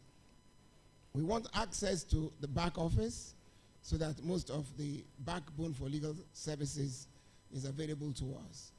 We want robust training program for the younger generation, and we were very open with them that we produce 6,000 lawyers every year. We need to have them gainfully employed. We ask for reciprocity. If you guys want to come here, albeit to practice English law, we should be able to go there and practice Nigerian law. So we also requested for reciprocity. And the baseline to all of this, like I've always told people, at the end of the day, this is all about naira and kobo, pounds and pence, dollars and cents. How will this hit the Nigerian lawyer? How will it hit your pocket? So this is, and we're all focused on it. So don't be too alarmed about what you're reading. This is just the beginning stages. It is to acknowledge that Nigeria and the UK are deep in talks to improve trade between both countries. It can be beneficial both ways. And I can tell you for free that being co-chair of the legal subgroup, I have a seat on the ministerial table, and that enables us voice our concerns. For example, when Olaniwo Ajayi wanted to open office in the UK, they were stonewalled until we showed up at the ministerial table, and I just put it bluntly to them. You guys want to come here, but we have a man there, he wants to go, you don't want. And they released all the blocks. So trade, you get, in trade talks, you get what you negotiate. And I want you to trust us. We will not do anything that is adverse to the interest of Nigerian lawyers. But one caveat, up your game. Because there's no free lunch. There's no free lunch. You need to up your game. And if you see what these guys are doing abroad, they are coming here, they're poaching our lawyers, they're making them partners, which they never ventured or tried to do. The British Nigerian Law Forum that was ignored in the UK suddenly is the blue-eyed boy in the UK. I learned to count my blessings. They're Nigerians. So if you make them partners in blue chip law firms, it's to our advantage. If you give them jobs, it's to our advantage. What we need to do is how we marry these two to our ultimate benefit. We need to grow the legal services market. We need to, for example, insist that law briefs from government, because government is still the largest consumer of legal services. Government and the MDAs should not give work directly to foreign firms. They should give it to Nigerian firms who can then do a beauty parade to choose who they want to work with. That way, you ensure that quite a substantial part of the monies remain here. This is the goal. We're still a long way away, and if it's any comfort, we've been working together with India. We're the two countries that have held out, and they just signed an MOU with India, and India made it very restrictive. So no cause for alarm, but like I said, up your game. Thank you again. So much, God bless you. Mr. George. You told me our business icon, business of law icon of the year. Please, let's celebrate him. Thank you so much. This is the power of information. You would agree with me that that was very insightful and we have better knowledge. Okay, sir. I just also wanted to mention something on a sad note. The passing of Mr. Bimbola Ogunbanjo hits me directly because I cut my teeth in Chris Ogunbanjo and Co. And less than 2 months ago, we buried his father on the day he would have been 100 years old. Bimbo and I were particularly close, and any one of you who cares to read my CV, it doesn't go beyond 3 lines, you see Chris Ogunbanjo and Co. So please help me say a word of prayer for him. Well noted, sir. Our sorry and our condolences for this huge loss to the legal profession and to our icon. We'd like to say a very big thank you to every single one of you for staying with us from the start of the event to the end of the event. Please let us once more welcome the convener of the conference as she gives her closing remarks and her vote of thanks. A round of applause for Ms. Olubusola Ajala. Kindly note that we know that our time is fast spent, but we have, don't leave yet, we are rounding up, and as we are leaving, we have something packaged. We have, please stay behind, we'll soon be wrapping up, and for our judges, please don't leave, we have something planned for you. Thank you. Hi, everyone. I think that it's on this note that I don't want to take up much of our time, but I want to, please, our judges, we have a little reception for you. You want to take pictures? Okay, I should be part of that picture. Thank you, everyone that's waited till this time. I'm sure that we have gotten a lot of value from today's conference, and I hope that everything we have, learned, everything we have been taught, everything you have, gotten from one speaker or the other, from the videos you've watched, I hope that we will take the lessons and we will go back and do better with our law practice. It's been our pleasure serving you another year. Next year we may be here, we may not be here, depending on how we are directed. Yeah. But thank you, everyone. Thank you for showing up. And I want to, especially appeal that everything that we have, learned here today, whatever you have picked today, please run with it.